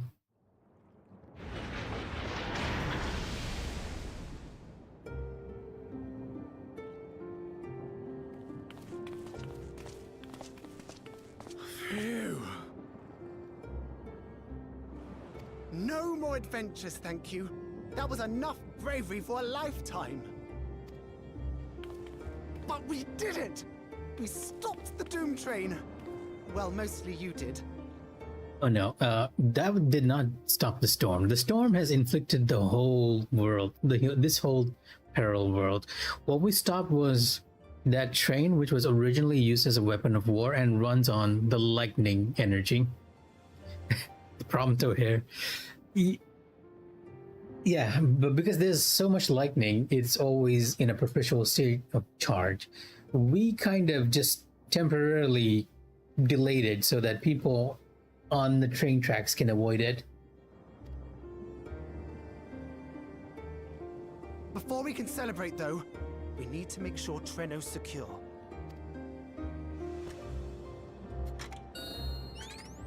As I feared, stray beasts to the south.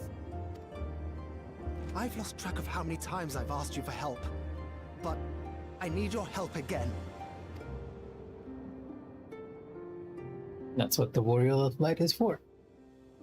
I wouldn't be surprised if they made that hair sort of part of a prompto design, right? Because they love to make references like that all the time. I know there's like a cloud hair that you get from doing special events. I have to believe that Ayane will be safe with your comrades while we attend to matters elsewhere. I'll see to the wounded. You try not to join them, alright? Okay, a bit of a story sequence here, so let me just get to this. I'll probably stop tonight after this one, because it's already going on way too long. I usually stop at like 2 or 3 hours. It's already 3 hours, 30 minutes. This is what playing Final Fantasy XIV does to me.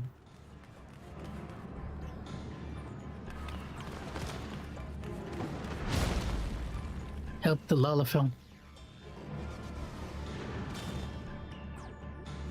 No!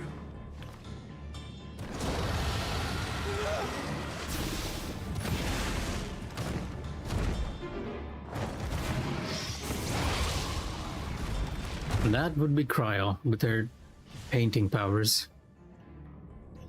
Pictomancer. Can you stand?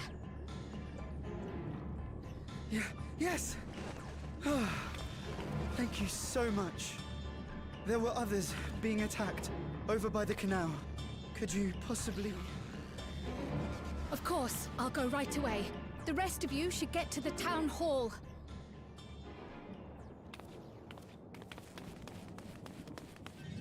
It is regular human size. It's slightly larger than a regular human. Oh, I'm playing as Cryo? I won't. I'm playing as Cryo until my character comes in to save the scene. Oh, so again, the Final Fantasy IX music.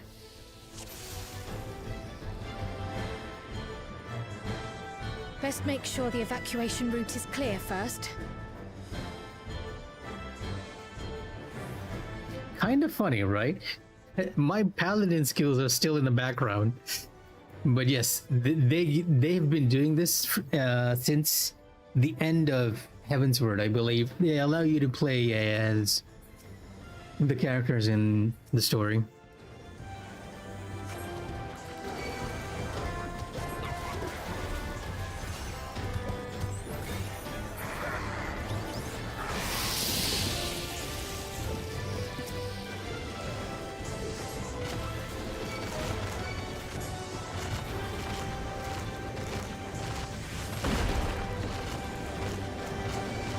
I'm so not used to being a caster, because I usually play melee classes.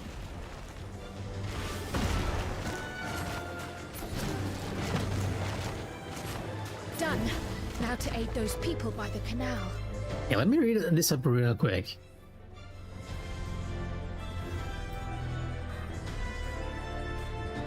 This is just a heal. Okay. Okay, nothing too complex here. Just a single combo and an AoE combo. This is the wrong way.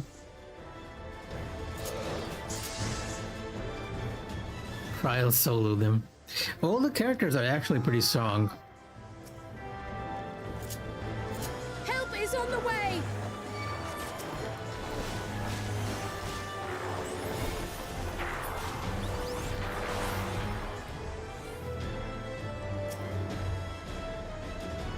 I get the feeling there was supposed to be... Oh, they were on the poles. Why, thanks. What incredible magic. Get to safety. Scared? Who me? Oh, I'm actually familiar with Picto, so I know that this is... I immediately knew this was a single target and this was the AoE. This was what I was not familiar with, because each of the characters have their own unique move. But no, they try to make this simple, right? Because you don't need to... If you press one button, the next spell in succession is automatically put forward to you on the key.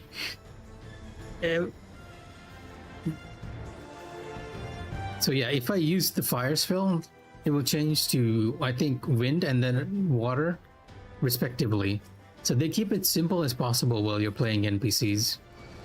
Also, but yeah, maybe if you're not too familiar with it, it can get a little overwhelming. So the amount of particle effects with Cryo's abilities.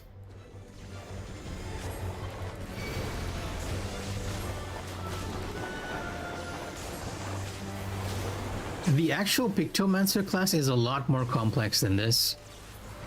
Because Pictomancer has a lot of moves that allow you to quickly move between each cast. So if you need to move, you'll be using those either holy or dark spells to move, while you'll be using your fire, water, and earth spells to cast as needed.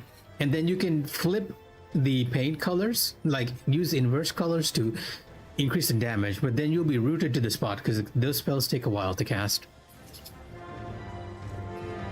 I was so scared I couldn't even move. Silly, isn't it? My wife and I will be making for town hall straight away. You have my word of that. If you're determined to check on everyone, I won't complain, but do be careful.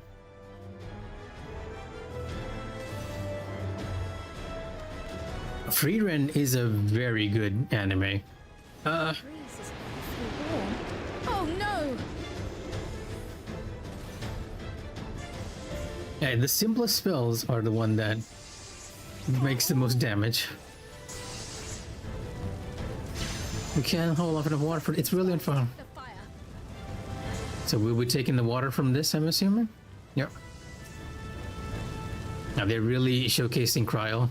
To take a leaf out of Yshtola's book. This is Yshtola's summon, by the way. The water sprite. What sort of magic was that? I've never seen the like. Priorities. Yes, I'm gonna run away and we can talk about it later. It was you that put the fire out. How will I ever thank you? Now that we know it won't be spreading it any further, we can all take shelter until this is over. Not a moment too soon. I hope that was the worst of it. Yeah, that happened with... I remember that happening a lot with Genshin and Muvas. A voice. Further out. I guess in a sense they're doing the same over here too, right?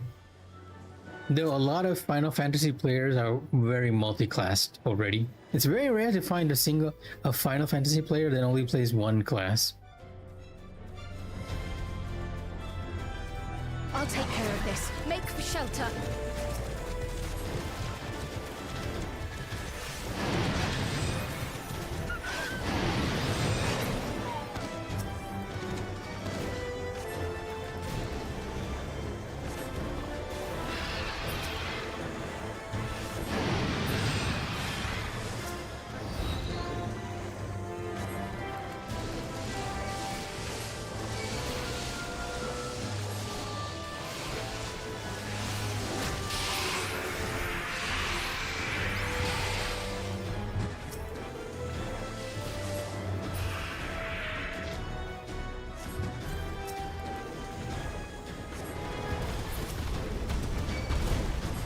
Wow, Cryle just a very small Lalafell is fighting all these larger monsters.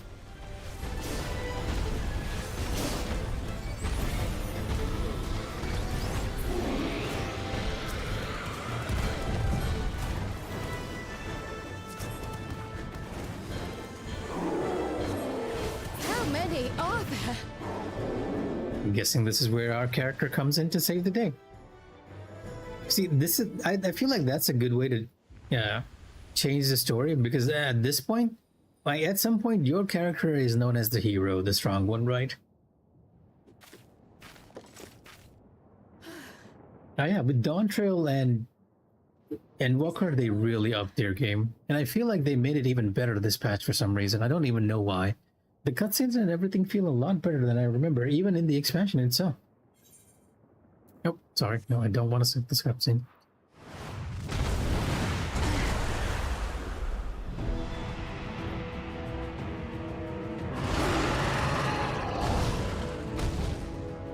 A behemoth! You're familiar at all with Final Fantasy monsters, you know a behemoth means serious business.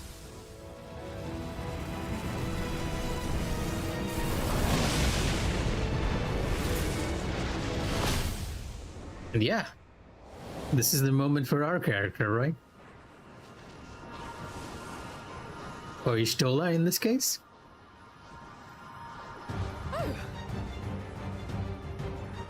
Do we take care of Ishtola now?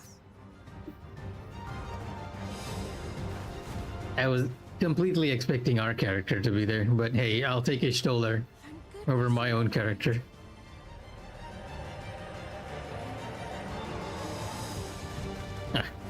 A bit late to the cavalry, but here we are. Two golden glowing swords right at the front.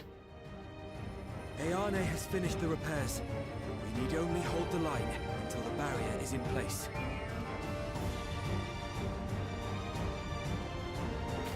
And hold the line we will, together. And yes, that is Graha's tank class. Graha is a paladin. And when he's tanking. He's an all-rounder, right? He fits on any role you want him to be in the party. In the coming battle, you will fight as Mikh'a FFXIV, just to make sure you know you're playing your own character. I can still fight. I can. I have no doubt.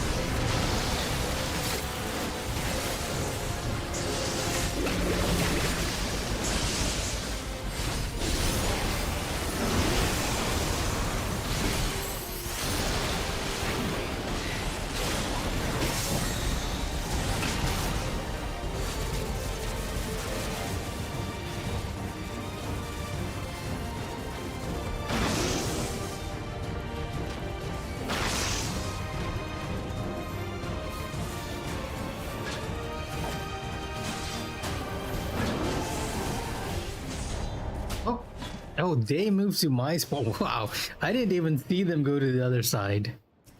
Okay, where will we be starting now? Resume from midway. Not what I expected to happen. Yeah, if you're doing party content like a dungeon, you have the option to select Graha as a tank or a DPS. He will usually fill the role that you're not playing as, right? So if you're playing a DPS or a healer, Graha can be taken in as a tank.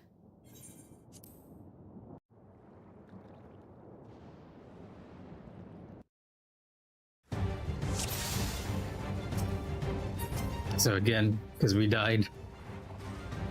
I can still fight. I can. I have no doubt. We made it through Doom Train, but we couldn't survive a behemoth.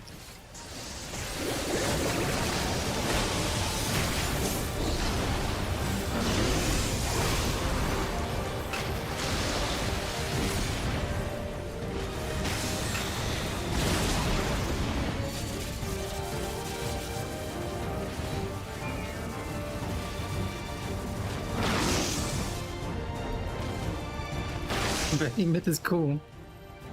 I gotta watch where the other characters are. I think they're snapshotting to my last location.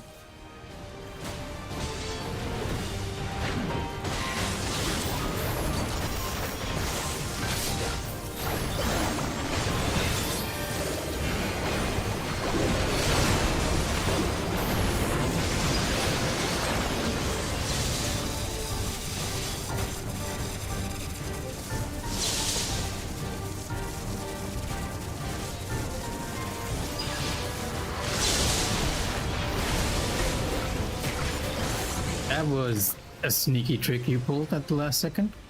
Doing a frontal cone.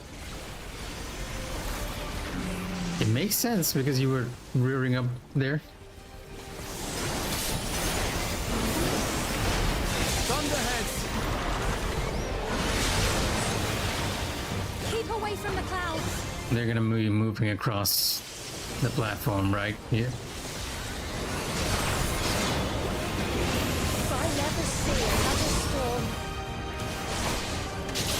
Appropriate considering whether we are on a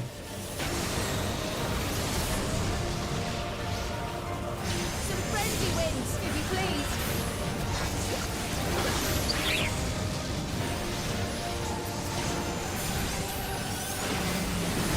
oh.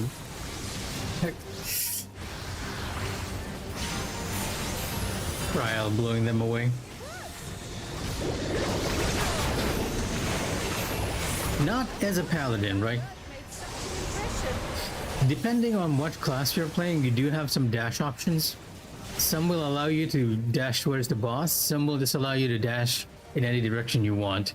Paladin can only dash towards the boss, but only if I have that ability available, right? Otherwise, you're just gonna have to sprint, which is what I'm using right now.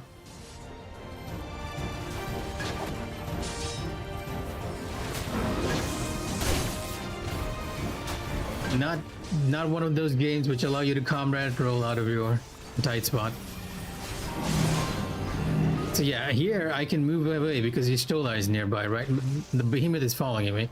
But if I move over here, really far away, right? I'll immediately dash towards the boss. You need to have that specific ability on cooldown. Yeah, and of course, if it's a behemoth, it has to cast the meteor. Something is coming. Full lightning. Do we gotta stop it? Y'shtola, Steen, lend me your strength. Looks like this is really a showcase for our party members rather than ourselves.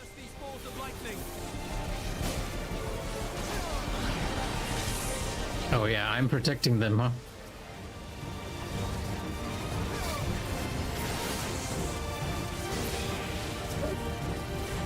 Just keep the lightning at bay a little longer.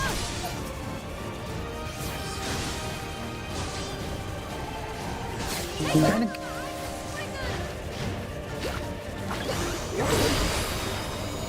She brought a giant Spriggan with a shield to help us.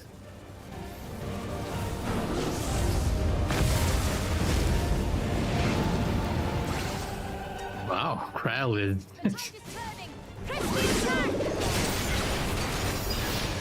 tapping into ley lines.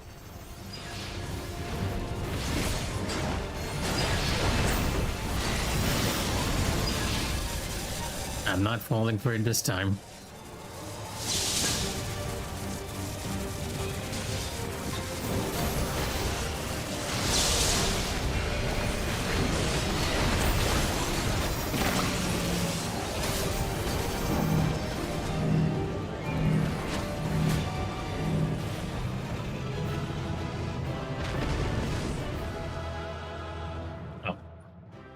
No FF9 victory music, but hey.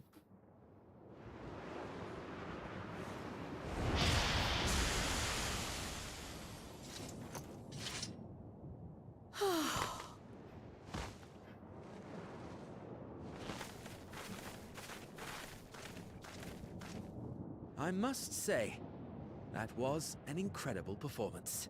It was indeed.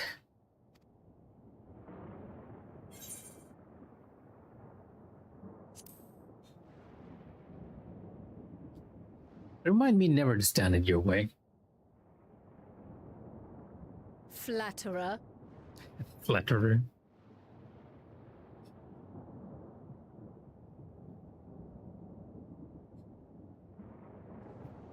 Avoid dusting away after defeat. It's just a, well, in this case I don't think there's much of a lore for this one, right? There are cases where them disappearing kind of has low implications, but in this one I believe it's just a death animation. There's nothing special about it, because we don't quite know where the monsters are coming from just yet.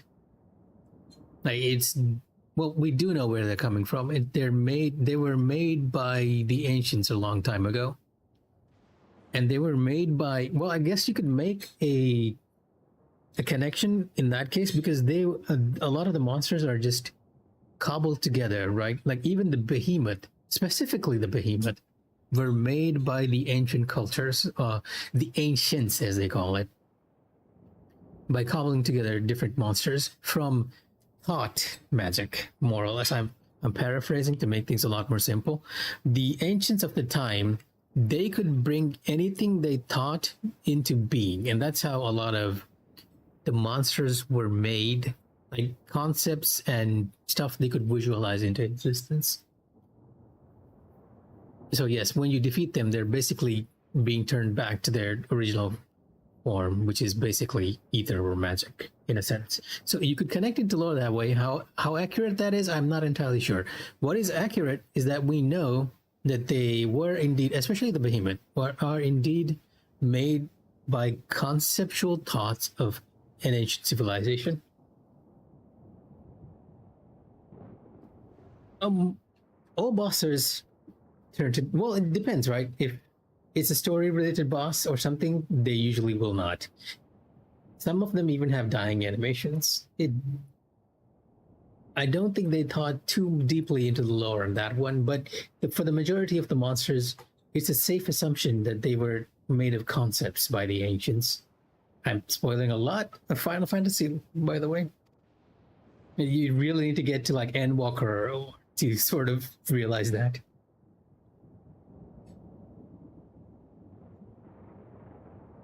What is it?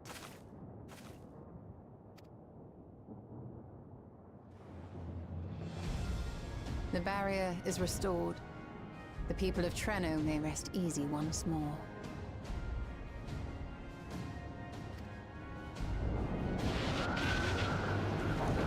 Yeah, you're seeing the lightning affecting the rest of the continent right now. It's the barrier that's allowing them to be safer there. You know, I think I heard about that somewhere before. As a fundamental rule for the world. Yes, I think I did hear about that. Not specifically about the Balrog, but about how magic in Lord of the Rings is based on speech. The perimeter is clear, everyone. And thanks to our guests, the Doom Train has been destroyed. Has it? Well, has it been destroyed? I thought we just installed it. But not least, the Yarnates fixed the barrier. We don't need to worry about beasts anymore. This calls for a celebration.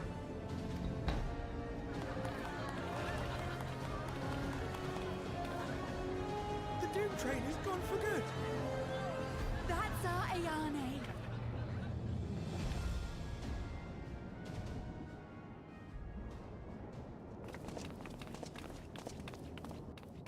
I need to read the Lord of the Rings again. It's been so long since I read it. All of them.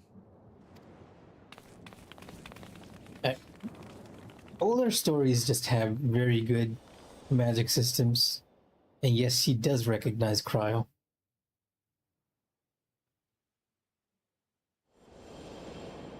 She is Cryo's grandmother. Alila?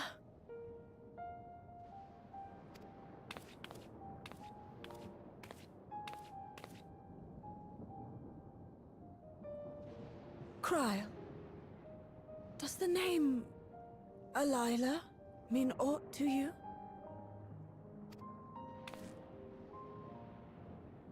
My mother. Did you know her?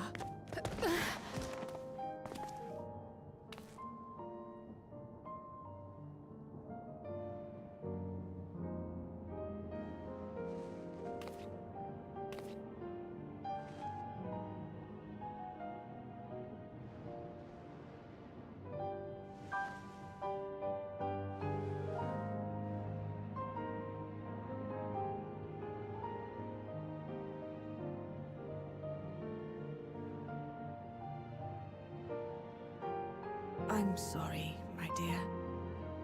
We should get you patched up before aught else. Alila's story and that of the key are one and the same. After you've rested and recovered, I'll tell you the tale. I was gonna stop the stream here because we had a bit of an exciting rush, but I kind of want to see where this is going, especially about the key. You have no cause to fret, I promise you.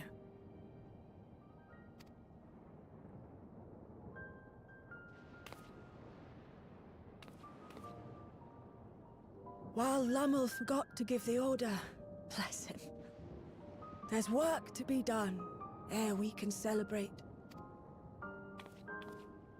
First and foremost, we must see to any injured.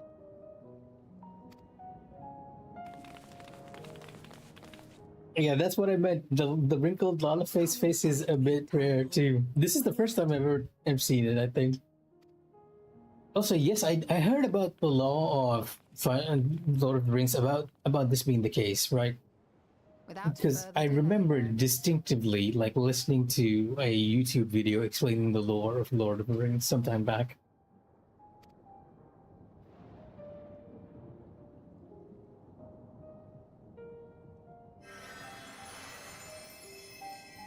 You needn't mind me. My injuries are far from severe. But your curiosity is another matter, is it not? Your feet will deliver you to Mi'aili all the swifter if you can actually walk on them.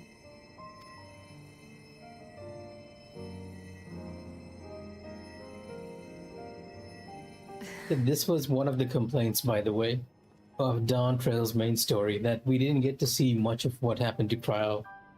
And a lot of people felt like we'll actually know more about Cryo and her backstory during the first patch of Dawntrail, but that was never the case. But now we're finally getting it. We got a bit of it during the main story at the initial, but I think this is where things really bring closure. Exhaustion aside, Cryo sustained no injuries you need to worry over. After that battle, I think we all required a moment. You had better get some rest too. I mean it. You think Mi'aili knew Cryo's mother? I too am eager to hear the details. Cryo was not a legacy character. She was first introduced once right before you go to Charlayan, because the students of Baldatian was it, right? That's when she was not part of a Realm Reborn, at least. But afterwards, she's become a bit of a staple. Our whole journey is partly because Cryo got her story is tied very much to the relic area in, I think, Shadowbringers, is it? It's either Shadowbringers or Endwalker. I'm not entirely remembering correctly. Well, I would rather not have tumbled to the pavement in front of half the city. I am none the worse for wear, thanks to Y'shtola. Whatever yourself, if you have any hurts, we can tend to them now before we see Mi'aili. I am perfectly fine. Let's go see the story. Yeah, this is the final story thing too, so we're probably gonna get the little stinger at the end where they always trying to leave a cliffhanger to see what we find interesting. Curious, isn't it? I want to know. More than anything, yet a part of me is still terrified. But having come so far, I can't turn from the truth now. If everyone is feeling up to it, let us go and have our answers. Well, I mean, I'm curious too.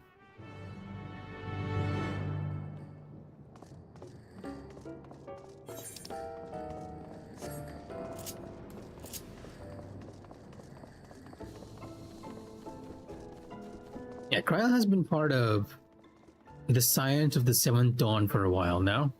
But she was definitely not a legacy character.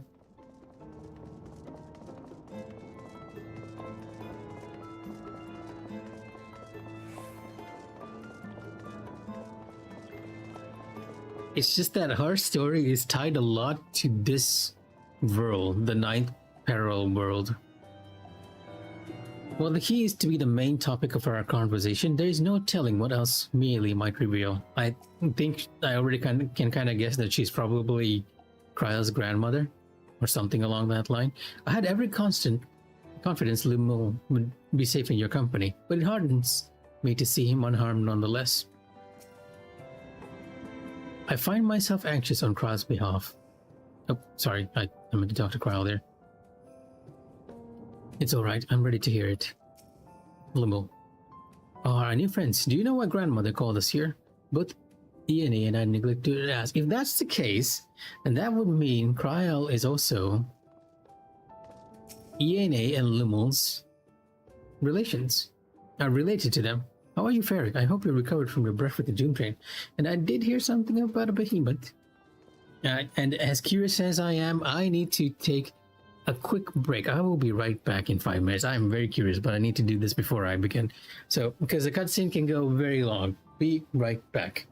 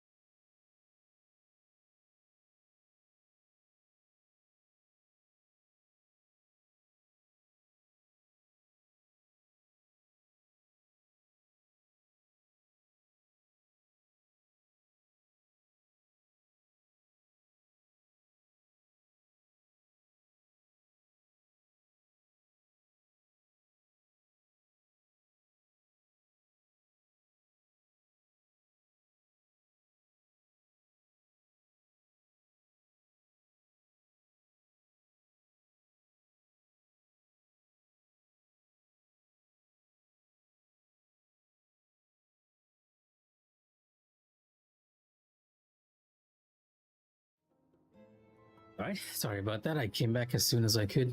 So I'm guessing that Mieli is either Kryle's aunt or Kryle's grandmother. It has to be more likely it's her aunt because I feel like not much time has, like a considerable amount of time has passed since then. So I kind of doubt her grandmother would survive. But yes, it is kind of odd to me that Lumel and Ana are calling her grandmother though.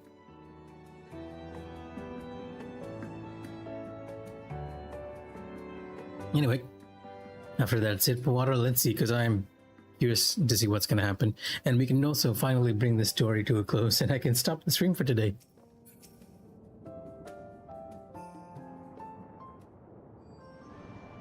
Ere I begin my tale, there is something about our family that you need to understand.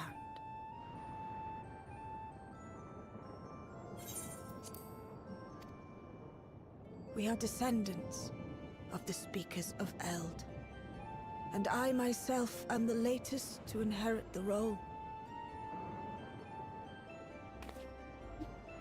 Even as we do our utmost to ensure our people's welfare in our adopted home, it has ever been our duty to find a means to return whence we came. Alas, our ancestral treasure never did answer our prayers. The elder sister, huh? And that left my elder sister, the previous speaker, mired in doubt. It was then, when she was at her most vulnerable, that preservation reached out to her. The key is none other than that relic, and it has been in the safekeeping of our people since time immemorial. Yes. When lightning threatened this world, we attempted to use the key to flee again, like our ancestors once did. Alas, no matter what we tried, we couldn't invoke its power. We had all but given up when Preservation approached us with an offer of partnership.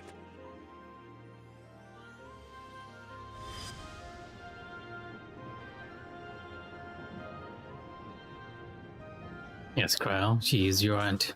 Before, from my parents' memories. My mother was Not the character, but yes. She was. Which makes you an heir to the Speaker's legacy. The last message I received from your parents said that in order to thwart Preservation's design, they must send away both their daughter and the key. I now understand what became of the former. As for the latter, through conversing with your friends, I gleaned with whom it currently resides. And is it your wish that we give it back? I don't think it would be safe with you all, though.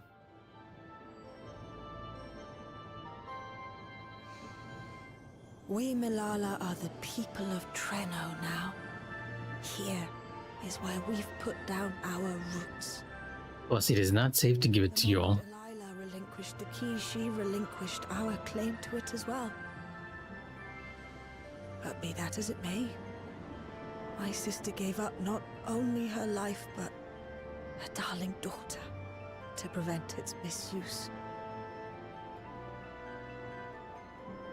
It is my duty to ensure that its new bearer is worthy. So, Will I be found wanting? should it answer your call as it never did ours? How would you use the key's power? There's only one way I would use it. To explore worlds yet unknown to us, because that is what I find most fun about MMOs, is exploring, even though it's not a great component of many MMOs. To explore worlds yet unknown to us. For some, that might be a self-serving end. But your deeds are proof that I needn't worry.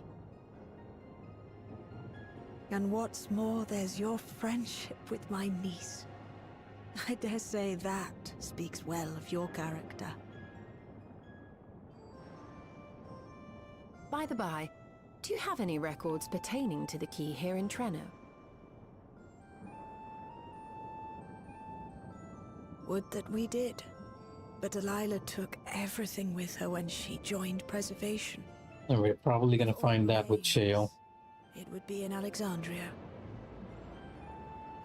And so we find ourselves returned to our original course. Shale may have made some progress. Perhaps it's time to bring our visit to an end.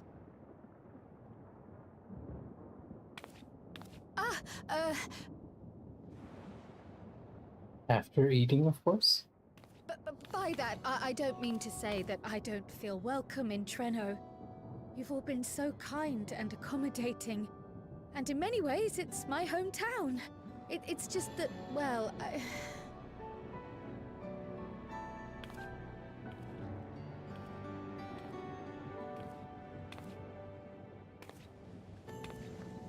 It's all right, my dear. It is true that some feel bound by blood or birthplace, but I don't believe that your parents would have wanted that for you. They devoted their lives to understanding the key so that future generations would not be burdened by it.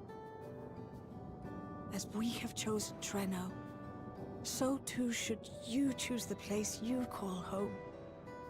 A place where you can bloom and grow with fearless joy.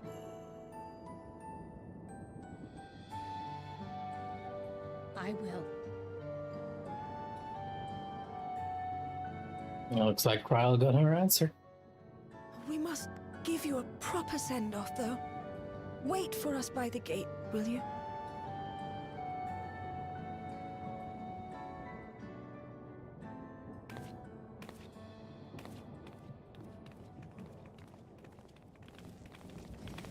A word of caution, Keeper of the Key. Keeper of the Key.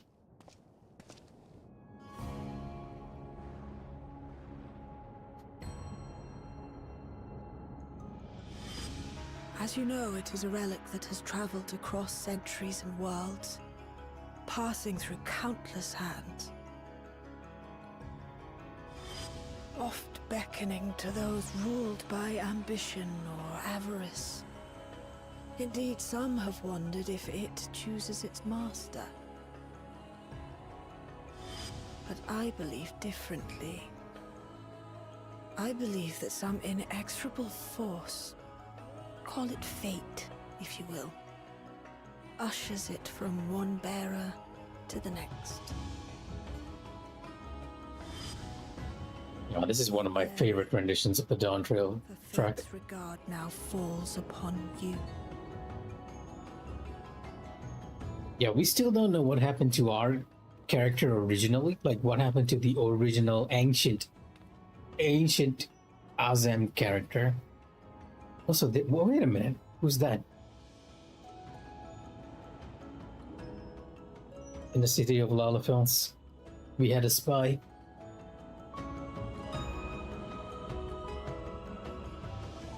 So there's much about our character we don't know yet. We got a lot of reveal during Endwalker. At the same time, there is a lot we do not know about our character.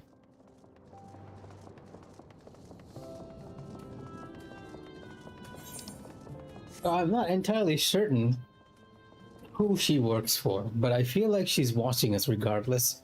And that moment of timing when they were talking about the key.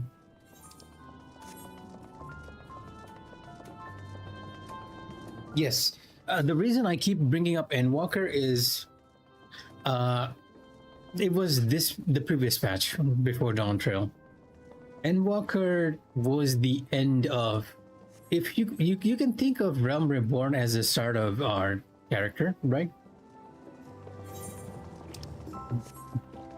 The start of our character's journey. Endwalker, and that story that started in Realm Reborn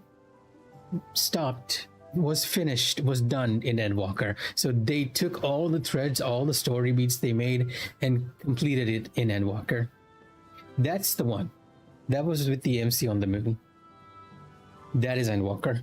And that was this previous expansion, not the one before, not the patch before this, but the previous expansion. So Dawn Trail after that has sort of been a reboot of the storyline. It started off as like a vacation for our character, and we sort of got caught up in the events over here. And now we're kind of finding our way onto the 9th parallel world and everything. And they're slowly setting it up. It's been around 1.5 years, so yes, it was a long time ago.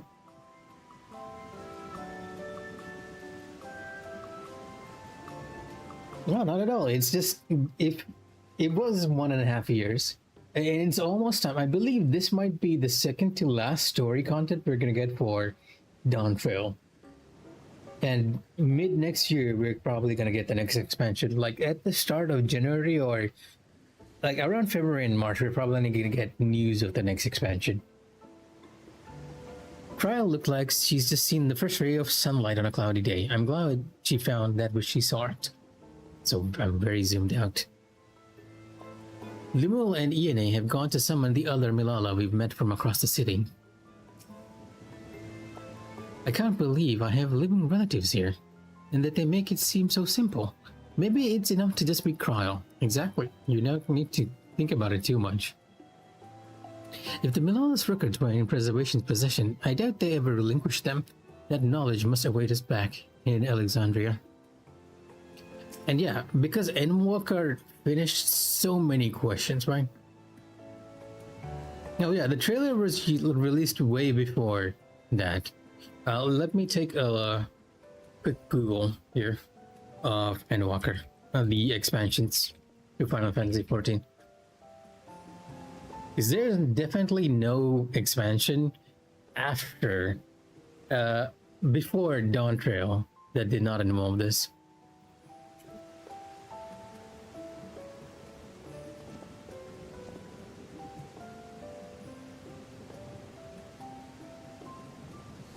Here's an article by Destructoid. Heavensward, Stormblood, Shadowbringers, Endwalker. Yes, Endwalker was released on May 2021. No, the release date revealed was May 2021. It released near December, with the official launch date being December 7, 2021. So technically we started this like around 2022 January, right? So it's been like 2 years. No, it's been like 3 years. Wow, okay. It's been that long? No way.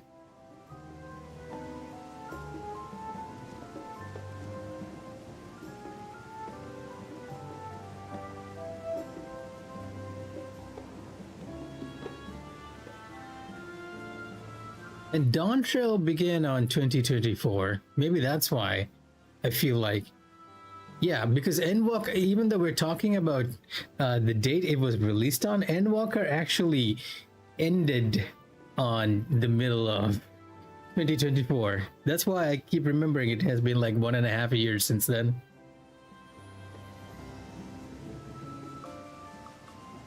Yeah, the December 2021 was just the beginning of Endwalker, and it kept going. That's basically how the story of Final Fantasy expansions goes, right?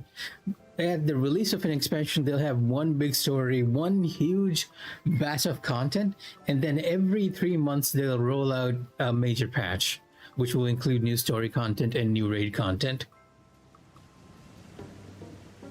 It's more accurate to say that Genshin is taking a book from MMOs rather than the other way around, because both Final Fantasy and Genshin follow the WoW model. The WoW takes a lot longer in their content updates, and Final Fantasy has been like very consistent. They used to do a 2-month schedule, but then they later changed it after, I think,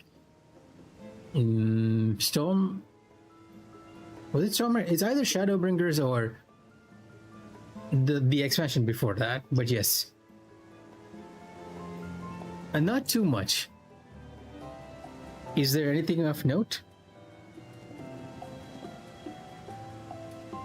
I haven't heard of WoW since everyone started hating on Shadowlands. Oh, I did see the new trailer for their new content, but I haven't kept up with the news, so I do not quite know what's happening over there. Mainly because I haven't played WoW since BFA content. Yeah, I think there's a more recent trailer this show, but other than that trailer, I have not seen anything. So let me end the story here. For WoW Classic, right?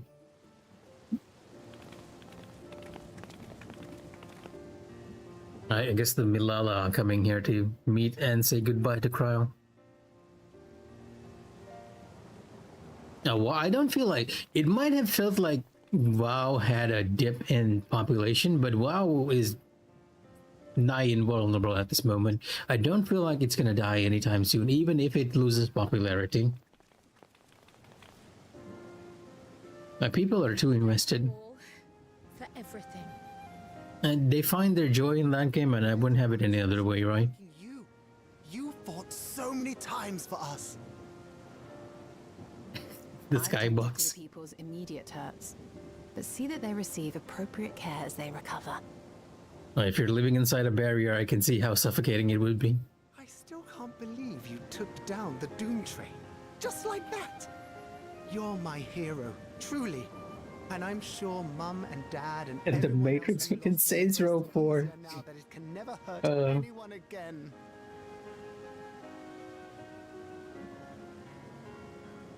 For my part, I cannot thank you enough for supporting my plan for the barrier. Not to mention that we wouldn't even have the electrope to restore it without your aid. I can't wait to see what else we can do now that the mine is back in service.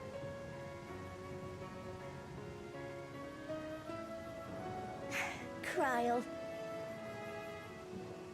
O life, flourish on this faraway shore. Unfurl your fragile petals with fearless joy. Let this sky grant shelter from darkest storm, and here bloom, hand in hand, forevermore. Remember that, will you? Whatever shore you choose. Of course. Those words and our people will always be in my heart. After so long without her, I had begun to forget what my sister was like. Her face, her voice, fading like the mist. All I could remember clearly was her resolve. Just a poem, not a haiku itself. It might have read like a haiku in Japanese, but in English it just sounds like a poem. In you. And this is one of the topics that Dawn Trail touches quite a bit, that I like quite a bit, about passing on the torch and about how to deal with death and loss quite a bit. Like, I've seen it through the entirety of Dawn Trail, and a lot of people, I feel like not enough people talk about how much they do a good job of touching those topics. Thank you for bringing her back to me. It is a joy to have met you, Kryl. You too, Aunt Mihaly. I know your home lies far from here, but to us you'll always be family. Come and see us once in a while, won't you?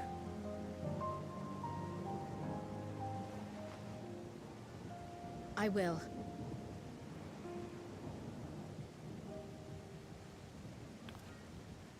My comrades have found a treatment for Levin's sickness, so I'll bring it to Treno as soon as I can. My, you certainly have no shortage of accomplished friends. We'll await your return, my dear. See, the funny thing is, they actually do this in some cutscenes, especially where your character has no interaction. Like, they'll have a better, like, just the text appearing in white and a gradient background. But I guess it's a stylistic choice. It's gonna be very interesting to see what they're gonna do this expansion, this coming expansion.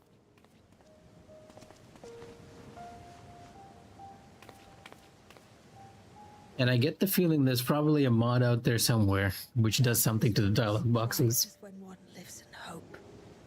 Isn't that right, Delilah?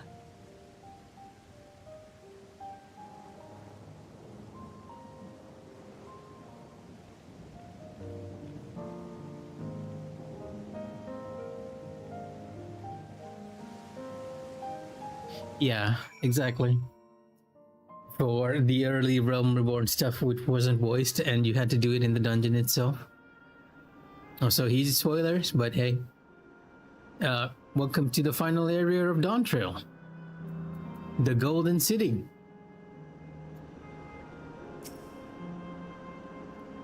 Though we are still in the 9th, it hardly feels like it up here. What a wonder.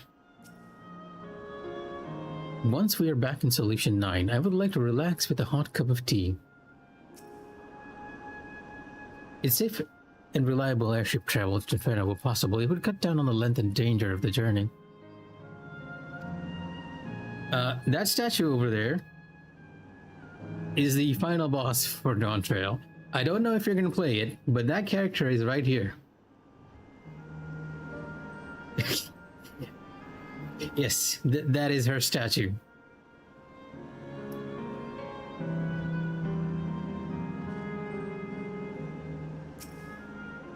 Yeah, you know what? I don't know if you're gonna play it in the future, Kaylee, so I'm not gonna spoil that anymore.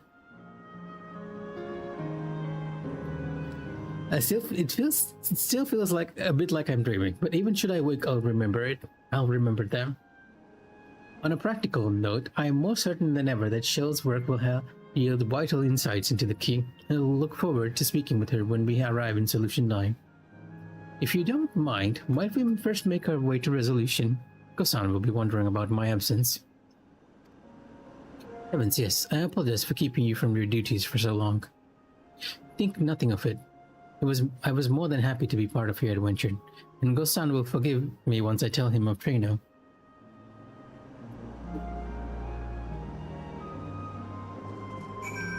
There's a lot happening with the character of Speen that I don't even know where to begin.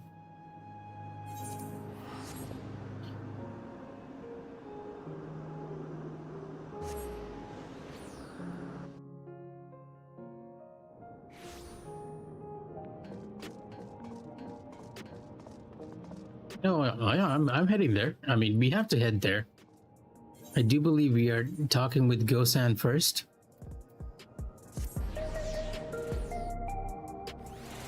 But as you can imagine, even though we start off in like a medieval setting, at the end of the day, oh, spoilers, right? It's a very long story. I will tell you in one of these days. But the thing you need to understand is that city we were in is technically just a city made of, well, the residents were made of data, more or less, like the collective memories of people. So the Speen herself was like an undying simulacrum. An undying simulacrum that was sort of the master control program to oversee those memories of the people on the ninth. It will take me a lot longer than this stream to explain that, but yes, that's more or less it. But you have to also understand that there are actually two Speens. I remember you coming in sometime before, and the Speen that you met, the villainous Speen, was actually the one who was overseeing those memories. The Speen we have now is actually the real Speen from way back, who was kept in cold stasis because she was about to die. So since we are here, I don't think I have a casual outfit just yet, right? Maybe I'll just change to my goldsmith glamour and hide our weapons for now. So we have a bit of a casual look here.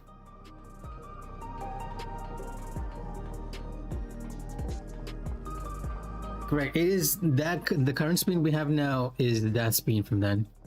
And originally the other Speen wasn't villainous either. There's actually three Speens in terms of the story.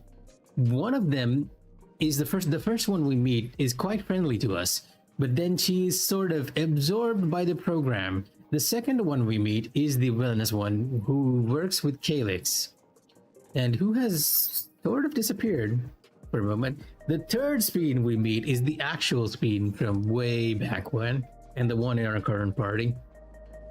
But yes, in order to, because of the imminent death of the lightning that was in their parallel world, what the Alexandrians had as an idea was that they would surpass death by uploading their memories to the cloud, and Speen was sort of the master control program to oversee that process. But the process needed a lot of energy, so they were sort of siphoning energy from this world, and that was when we intervened. And that energy, then the reason we intervened was because that energy was essentially the souls of people living here. But yes, I'm simplifying immensely. Yes, because Calyx was not, we got a little stinger at the end. Calyx was not dead. He managed to escape. And he's in play with our longtime enemy, the Asians. We're probably gonna get a stinger here too, because this is the end of this story, I believe, for this expansion, this patch. I still have the raid story, which I'll do either today or tomorrow. It might not be tomorrow, because some friends have been telling me to join them for a game of Baldur's Gate 3. According to the people of Treno, there are yet other settlements in the night. We shall have to seek them out one day.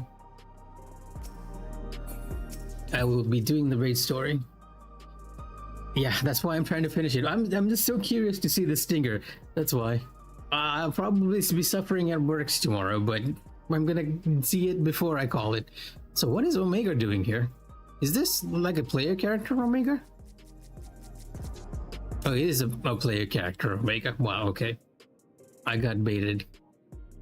Though we learned a little about these Ascians, our sojourn was more than worthwhile. In case you don't know, Omega and Alpha can actually appear in certain spots, new spots. And for a moment I thought that was not Omega, but it was just a player character. Correct. It is that exact same Omega you're thinking of. Gusan hasn't worn his regulator since his memory was restored. The experience must have affected him deeply.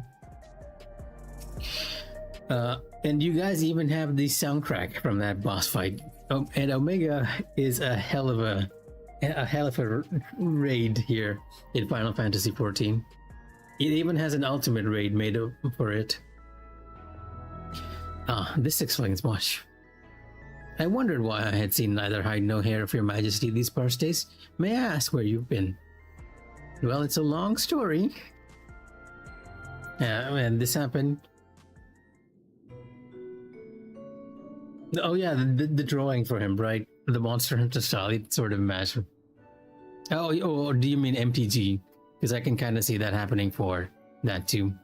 However, stalwart your companions, traversing the Mist Continent with no knowledge of what awaited was extraordinary. Reckless. I have not seen the Omega card, so I don't quite know. Nice B-Mart. You know what, let me take a quick look at this. Because I have a general idea of how the other cards look, but I didn't even know Omega was a card. I have this one friend who's very into MTG, and he always tells me about it, but he did not mention Omega. Omega Heartless Evolution. Wave Cannon. When Omega enters, for each opponent, tap up to one target non-land permanent that opponent controls. Put X stun counters on each of those permanents and you gain X life, where X is the number of non-basic lands you control. Excuse me?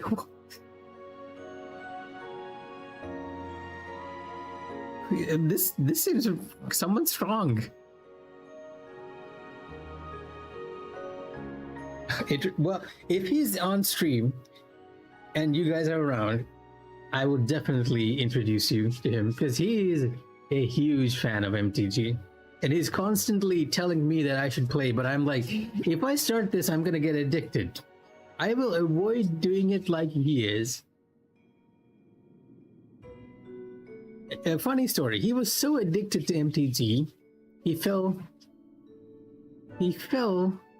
for a scam on Discord, and he lost his Discord account. So yes, that's how addicted he is. Oh, you know what? I'm not entirely sure which group they play it, because his friend circle is very, very large.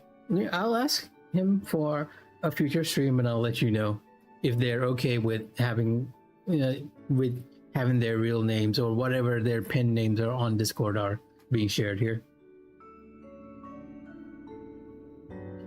I believe they are also looking for players, because they just love it. Whenever I talk to him, or whenever I even head to his house, I'll look at his computer, and most likely he has Amazon open looking for cards. So yes, he loves MTG.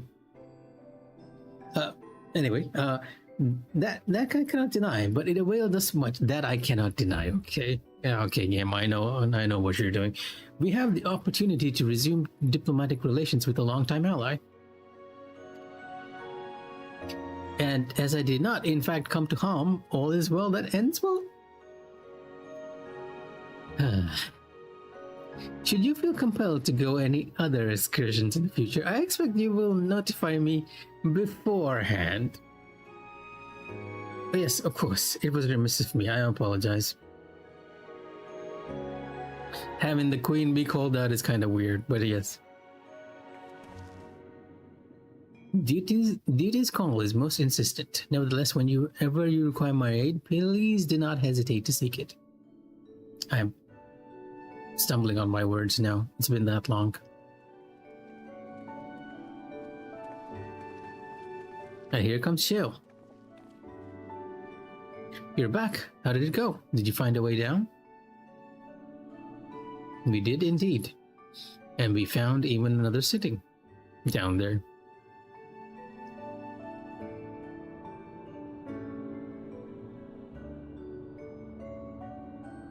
You know, I've heard the name. Incredible that it's sheltered the Milala all this time. What's more, the mayor was able to share the story of the key from her perspective. She believes that the historical documents pertaining to it are stored in preservation's archives. They could be, though our work isn't done yet. We've made progress on the decryption. I was on my way to the containment complex to review the data in situ. In that case, allow me to accompany you. Though it may be incomplete, I should like to review the information available. We'll contact you as soon as you've made some sense of it. Yeah, that's the next story hook for now. Oh, but we're gonna get one more scene, I guess, of Cryo. And a bit of stinger from the villain side. In the meantime, might I suggest that a warrior of light get a good night's sleep or two? You never know what manner of hellish technology will be after us next. And Cryo, I assume you'll be wanting to familiarize yourself with the care and feeding of proxies. Indeed. While I'm aware of the principles, I was needed elsewhere when the others were treating the Levin affected. I shall have to ask Y'shtola to instruct me. It is the least I can do for my family.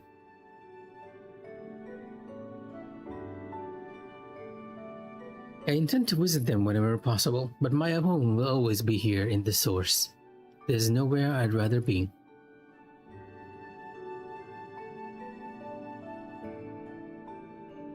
Yeah, considering where she came from, how she was tossed into this shard, how she lost her grandfather due to a magical experiment in an island and everything.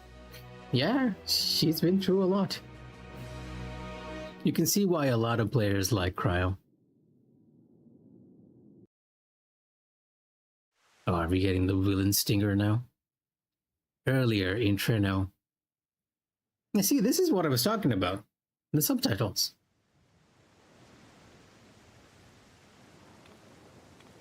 Now, there is much to be done. With access to the mine restored, I'd like to explore methods to expand our food production systems. I look forward to your insights.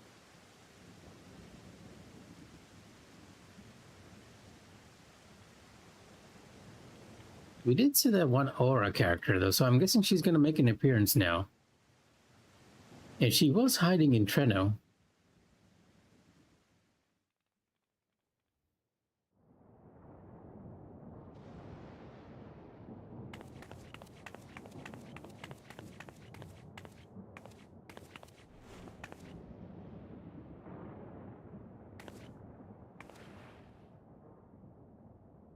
Oh, my poor heart.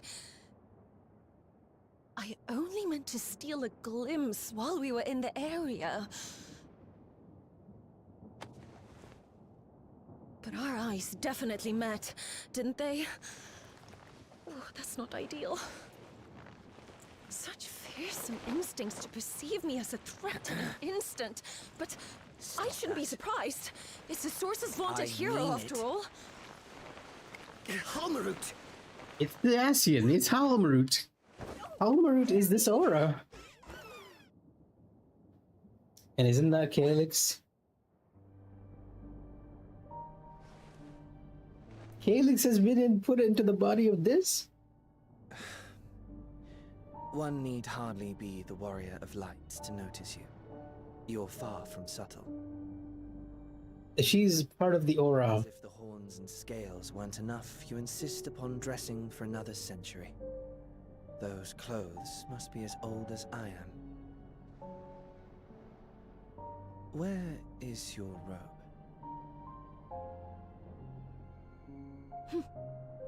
You mean the robe that practically announces me as an Ascian? Not that I don't intend to reveal that detail, but it will be at a time of my choosing.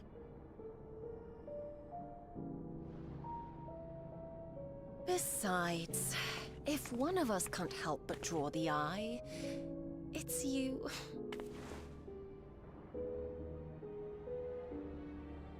Oh, Calyx, how you've grown. Smaller, that is. And surprisingly cute-ish. Put me down.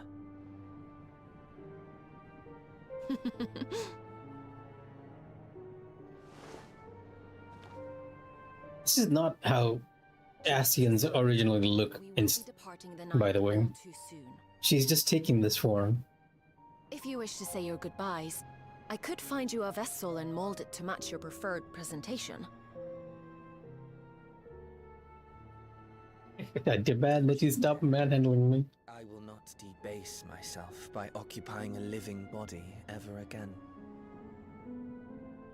And in any case, to travel the rift as you do requires the shedding of one's flesh, does it not?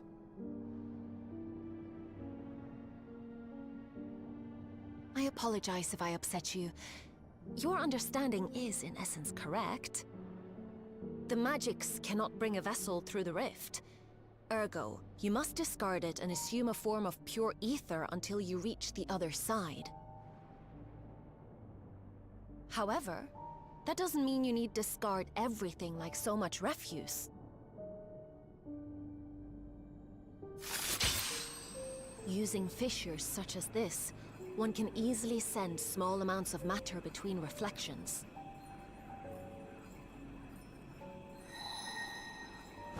Matter such as your archived memories.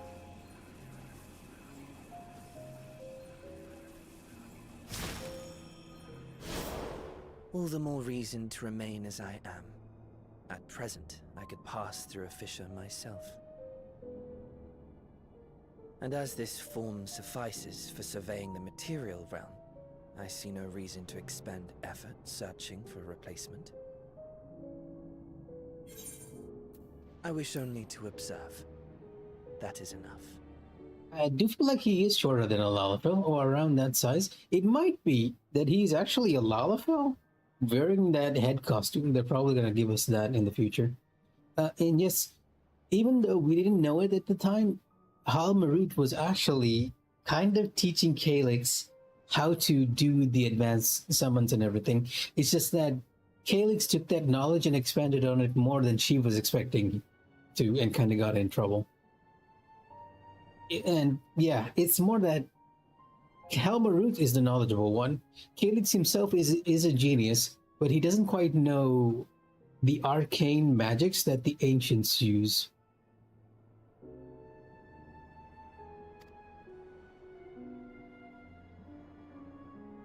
Very well.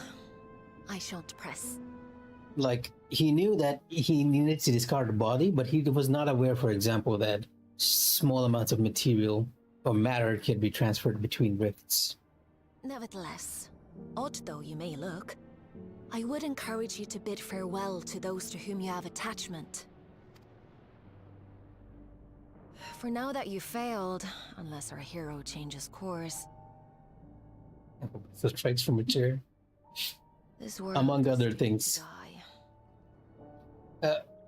Because the entirety of the preservation system that we talked about before, where people's memories are uploaded to the cloud so that they become immortal, that was essentially Calyx's plan. He was handling the back end of all those things.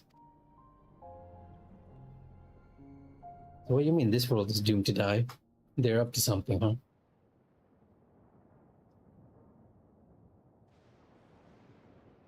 I don't think Calyx has much of a connection with anyone, though.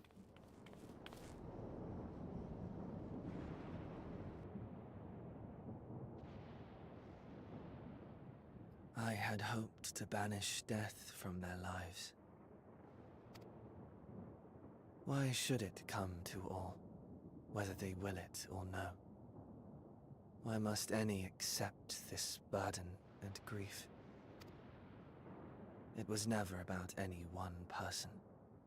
So no, there are none with whom I would exchange fond farewells.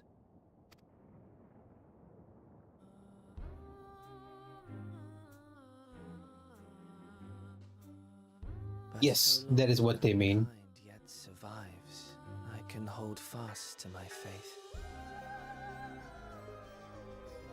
Because each of the parallel world, they're referring to each of the parallel dimensions as the world, right? Because right now we're on the 9th, and by world, Calyx is referring to the 9th, which is where he is originally from. But he's not very connected to the rest of the community, as you can sort of guess. And we actually went from the 9th back to our own parallel world, the source. Or rather, you can sort of think of the other parallel worlds as a reflection of our world, the source. Originally, it was all one, but then it was split into 14 equal parts.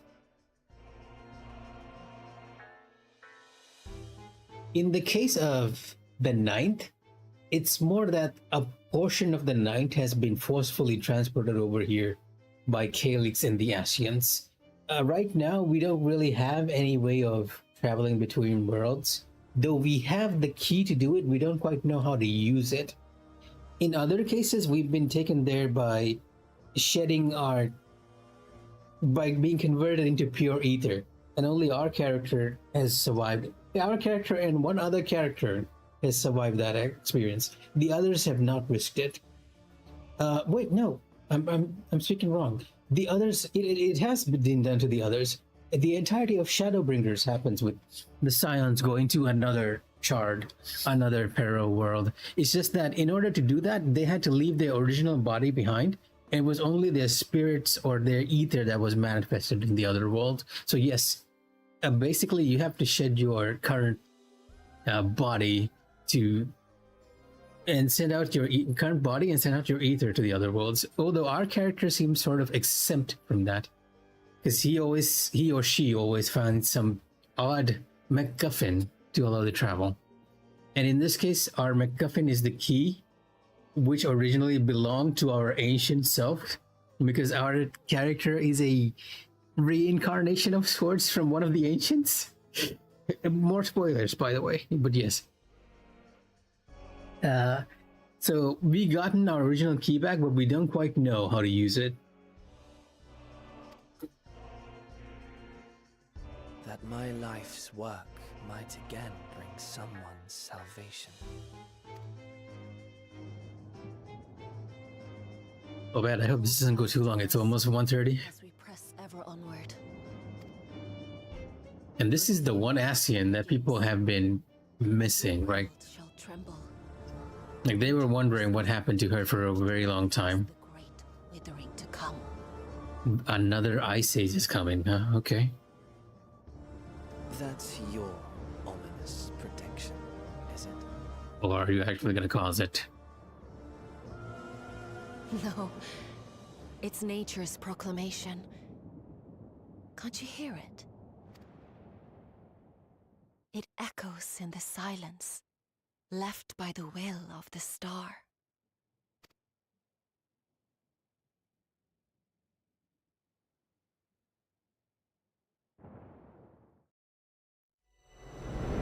There blows fate's wandering will. The gray clouds presage winter still. Oh, it is an ice calamity that's happening next. Again.